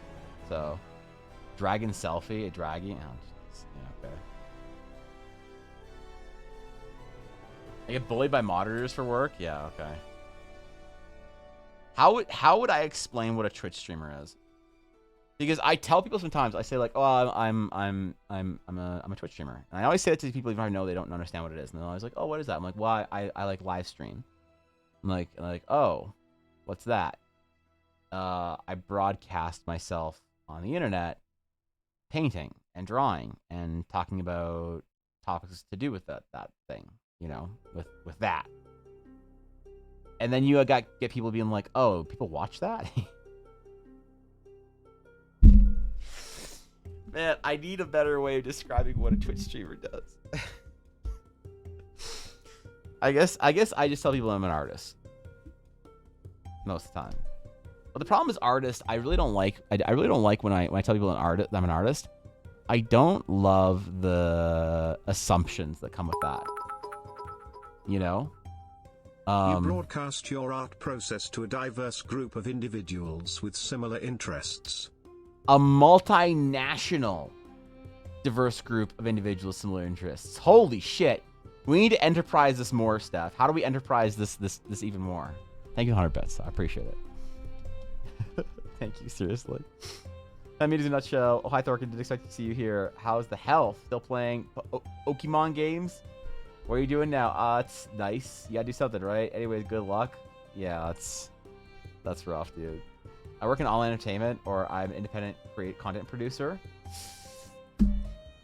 Independent content producer. Now that's pretty good. Independent content producer. Okay. Okay. That's pretty good. I like that. You treat both Thork and Vetus. You're basically mentoring them in art. And currently enlighten the rest of us with your 5-headed advice. So you're mentor of all of chat in life. Who's being mentored by me in life? Who the fuck is listening to my general advice in life? All right. I try and promote no ideals for life other than fundamentals in art. All right. I am not the model that anyone should follow for how to be a successful, well-rounded individual. All right. I'm a scuffed example of a boomer in his 30s trying to one last shot to be a professional dragon dweller. That's all I'm trying to do, man. There's one thing I can talk about in life and have some authority at. It's being married. That's the best thing. That's the thing I'm best at in life is being married. But the problem is that I'm best at the thing I'm best at in life is being married to a nerd. So I don't know how to do it if you're a normie. It's like, yeah, so Evan, well, what do you do if you and your spouse are having disagreements often? It's like, oh, play more games together and queue for less PvP together. Well, we don't play video games, Evan. It's like, oh, well, I don't fucking know. Your wife doesn't play video games? Well, no. Then why the fuck are you married to her? What do you mean, dude? What do you mean? Why are you married to someone who doesn't play video games? What are you gonna talk about? Oh, honey, how was your day? Oh, it was good. I saw this really cute squirrel outside. Hey, did you see the news? Yeah, I saw the news. Like, what the fuck kind of conversations do normies have? Yo, you want to go watch Stranger Things and get froyo later? What the fuck, bro? Imagine getting frozen yogurt and talking about TV with your spouse. Holy shit, dude. I can't imagine it. I can't, dude. I could not imagine. I got so lucky with Ella. I would just be a goblin if Ella didn't decide that she wanted to marry me. I would be a fucking goblin, an absolute a fiend. All right. I would just, holy shit. Cause I couldn't do it, man. I couldn't do it. If I found a really nice girl that I talk about normie shit too, I don't know if I could do it, dude. If she was like, hey, dude, like imagine. I feel so bad for my friend. He was like, we were playing games one night, and he was like, so what do you and Ella do for fun and shit when you're And I was like, oh, I don't know, we just play video games and stuff and hang out and play Magic and card games and stuff and watch Star Wars. I don't know. And he's like, oh, so my wife wants me to watch The Bachelorette with her. And I asked if it'd be okay if she maybe if she wanted to try a video game with me, and she said no. How do you think I should get her to try? How did you get Ella to play video games? What did you do? What's the secret? He's asking me for a secret. And I was like, I don't know, bro. I asked, what do you mean? How do I get? I didn't get Ella to start playing. Some of my normie friends think I turned Ella into a nerd, which I kind of did. All right, I kind of fucked up. Ella was a golf scholarship, engineering student, modeling career, whatever. And I'm like, would you like to play Dungeons and Dragons and Warcraft? And that was it. And she was screwed. But it's not like I had to negotiate. I'm like, all right, I'll watch 1 hour of The Bachelorette with you if you watch 1 hour of Mandalorian with me. I didn't have to do that shit, man. So I don't know. I don't know how spouses navigate that when your interests aren't both video games. So maybe I'm actually not good at being married. I'm only good at being married to Ella. But you know what? I am the best person in the world at being married to Ella. That's right. I'm the most knowledgeable, most capable. All right, that's what I can brag as, that I'm the best at in the world. I'm the best person at being married to Ella. Yeah, I don't know. That Evan has mentored me in life on the topic of changing capitalization usernames so it's more readable. Actually true though. Started finding a game that Verona and I can play together. Everything gives me motion sickness. That's rough, dude. That is really rough stuff. Why don't you just lean into it and just pop 8 gravel and play some VR, brute force it or something. You thought convinced me to play Final Fantasy 14 again. I feel like that's life advice. No, that's not life advice, Vass. It just caused you to eventually make a DeviantArt account. This is my partner, Evan. He's an independent professional content producer for an international audience. That's fun. Yo, that sounds so good. Holy shit. Too many buzzwords sound sus? No, you have to enterprise it even further. You got to understand how corporate some people are. All right, that's actually perfect. So, of all things, The Bachelorette. Yeah, I don't know. Yeah, Viddy's actual 5-head. All right, Steph. Do you have any specific dragon? Like if I pick one of these thumbnails and develop it out, and we like make a painting for your dragon character, the dragon that's inspired based on you. Do you have like any specifics? I didn't see if you answered in chat. I'm sorry. Maybe I'll scroll up in your chat messages. Why do the mods have so many mod comments? Why do the mod... Wait, what are the mod comments? Stop having conversations with your Cobalt. Or with yourself, Cobalt. Alright? Jesus Christ. Okay. These fucking mods, man. My head, 6 foot tall, swollen, can answer any random trivia on Star Wars. Oh, sick, actually. Scrolling up. Okay, I don't see if you... Yeah, well, if there's any specific stuff you want me to add, please don't read those. I read all mod comments on all viewers. So I'm gonna just click on a random viewer to see if there's mod comments on it. Let's see, mod comments. Nodders. That's... Mod comments are supposed to be useful. Okay. All right, there we go. But yeah, I don't know, Steph. We talked about certain features like that you didn't like, but I don't know if there's any dragon features that you were like giddy for. You know, you're like freaked out when you saw. You're like, oh shit! When I see dragons with like, I don't know, narwhal horns, man, that's the kind of dragon that I like. You must design one, then see what you like at the end of it, and then send you a giant print of it. So you have to put it up in your office because it's your dragon. Let me scroll here. Okay. Someone check random people for their mod comments too. Yeah, it's yeah. I'm in and out of freaking. Oh wait, in and out all freaking day. I'm rather partial to Fire Emblem style dragons. I love large wings, spine spikes. Fire Emblem dragons. That's a great direction. Fire Emblem dragons. Ooh. You haven't been paying attention if you don't think this is going directly on my wall. Okay. Alright. That's not a dragon, Steph. That's a dragon girl. Okay? Please, can you give me productive direction here? Not your weeb shit. Alright? Listen. I will agree to do research on this character by searching for her name on DeviantArt and maybe a couple of extra hashtags, but it'll be difficult research. I want you to know that I'm, you know. What about bonus wings? Hold on, are arm wings a thing? Are these cool or not? I can't tell if these are cool or not. Like Mega Evolution Charizard. Not the DeviantArt search. What's this character's name? Hold on. Shadow Dragon Fire Emblem. Fire Emblem Awakening Shadow Tika. The Divine Dragon. Tika. Okay, hold on.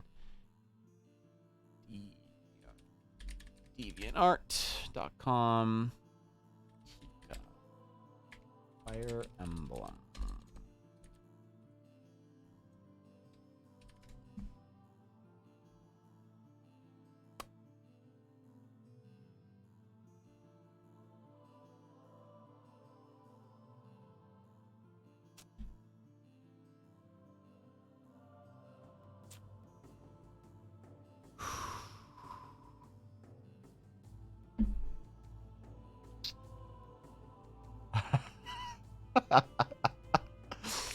Thank you, DeviantArt, for living up to the expectations.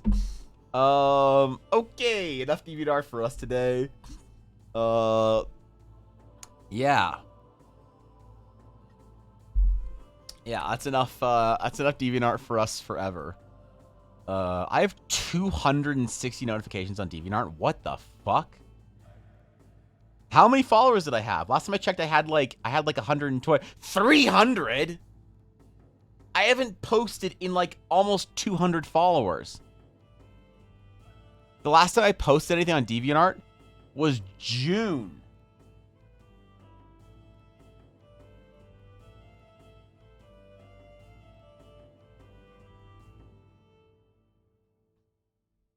Jesus Christ. All right, that's enough DeviantArt for us today. I'm closing that out. Yeah, it's oof. I can't open anything on stream. I can't open DeviantArt. I can't open Instagram. I can't open any of this shit on stream. What the fuck? We learned, glean upon us the wisdom of DeviantArt. I'd rather not. Like, the wisdom of DeviantArt is don't search anything on DeviantArt. Yeah. The one question I have, Steph, that I need to ask is how ridiculous are you partial to with dragon horns? All right, like and I'm just gonna use an example here.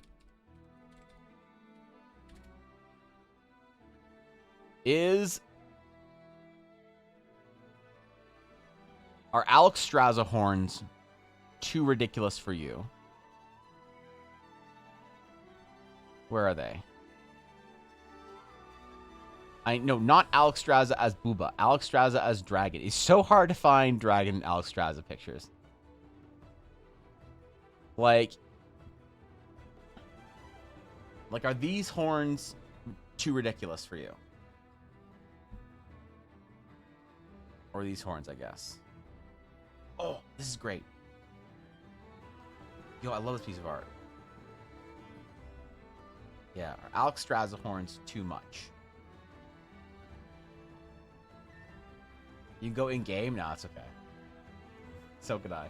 When I never actually deviate from your style, it's what I love the most. And two, those horns are not too much at all? Okay. What about...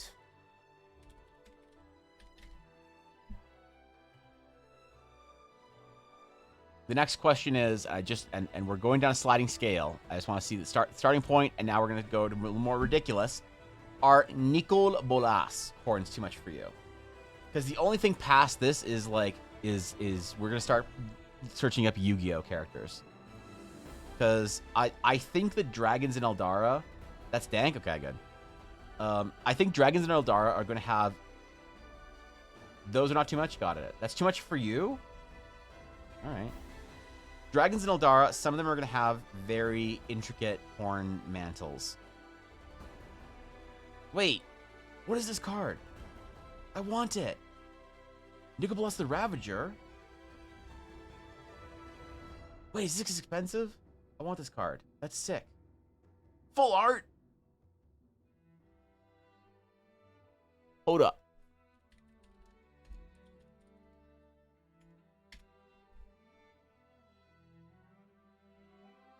Hold on. Interlude.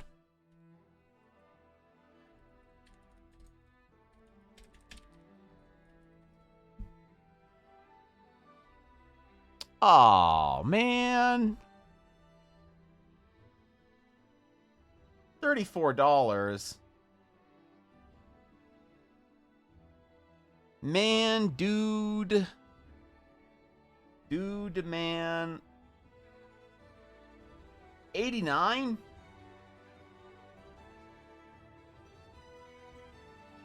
Dragon God?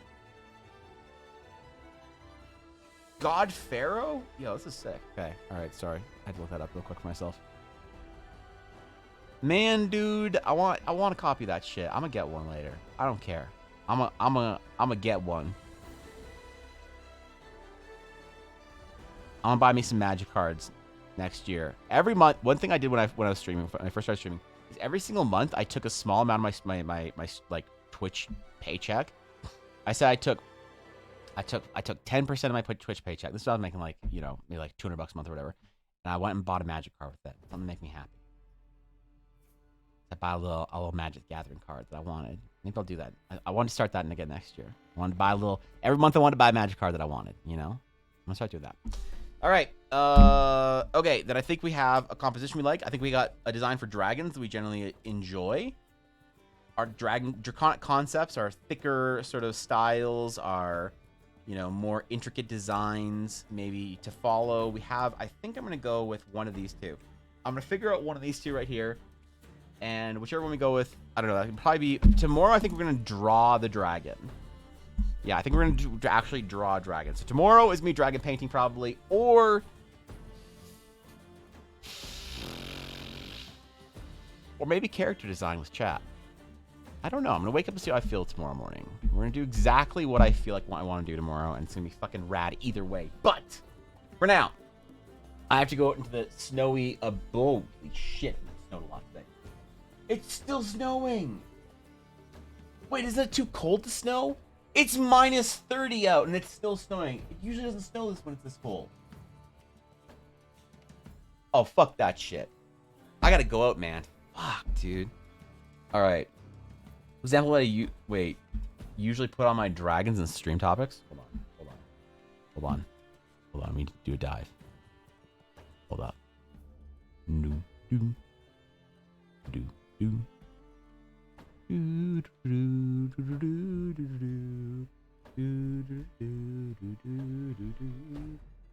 right. Let's see. That's a good boy. It's holding the rock. That's pretty good. What the fuck? Why are you guys trying so hard?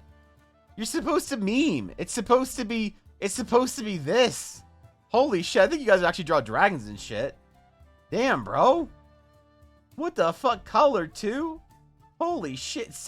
Damn. All right. We got to do a... All right. Hold on. I'm impressed, guys. What the fuck? That's your... Okay. That's your go-to? All right. That's pretty sick. All right. Okay. So you're traditionalist. Got it. I like it. Damn, man. All right. Yeah, I feel like I lost my art contest. All right, cool. So, outro, Pog. Thank you guys for hanging out today. I appreciate it. Thanks for chilling with me. Today, you could have chilled with any streamer all day. You chose to waste your day here with me. So I appreciate you. You made my day better. If that makes anyone else feel better. I'll be live tomorrow. And then Thursday, we're doing requests because I want to do requests again this week. Because I think I'm on a roll with something. And I'm really close to doing something. I'm really having fun. I want to end the year on a good note. Because on Friday, I will not be here. Because Friday is the birthday. My beloved, ancient at this point, Valkyrie of a wife. The tall, strong, adorned in the furs and day pelts. Ella a happy That early day, what do you mean day. day what? Jesus. Striding through the winter cold like a warrior. Spear in hand, blonde, golden hair flying in the wind. That's right. That's right. Zella's birthday on Friday. So I am going to do my best to give her a great day and go out and have some fun with her. I don't know, man. So tomorrow's gonna be really fun, I think. Thanks for being here, Sam. I appreciate it. Thanks for chilling, Steph. Thank you 100 bits. Thanks, Viddy. I appreciate everything. Blaze, thank you. Thorkin, Vicmon, Cobalt, Gabby. Thanks, guys. Thanks for being here. Have a wonderful rest of your day.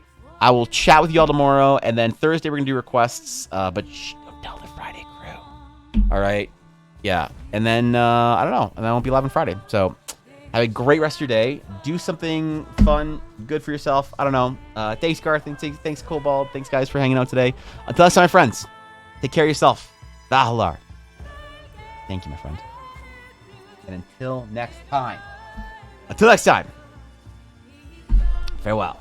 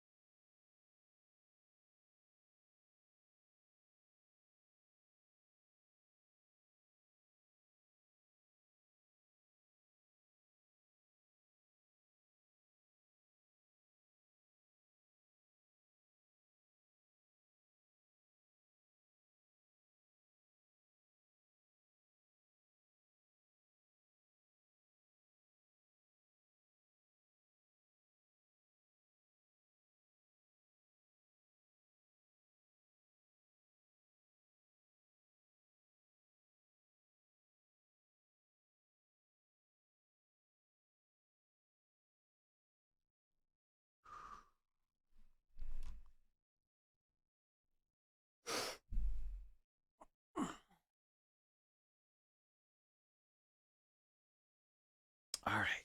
Good stream, Evan. Good stream. Time to do some actual dragon research.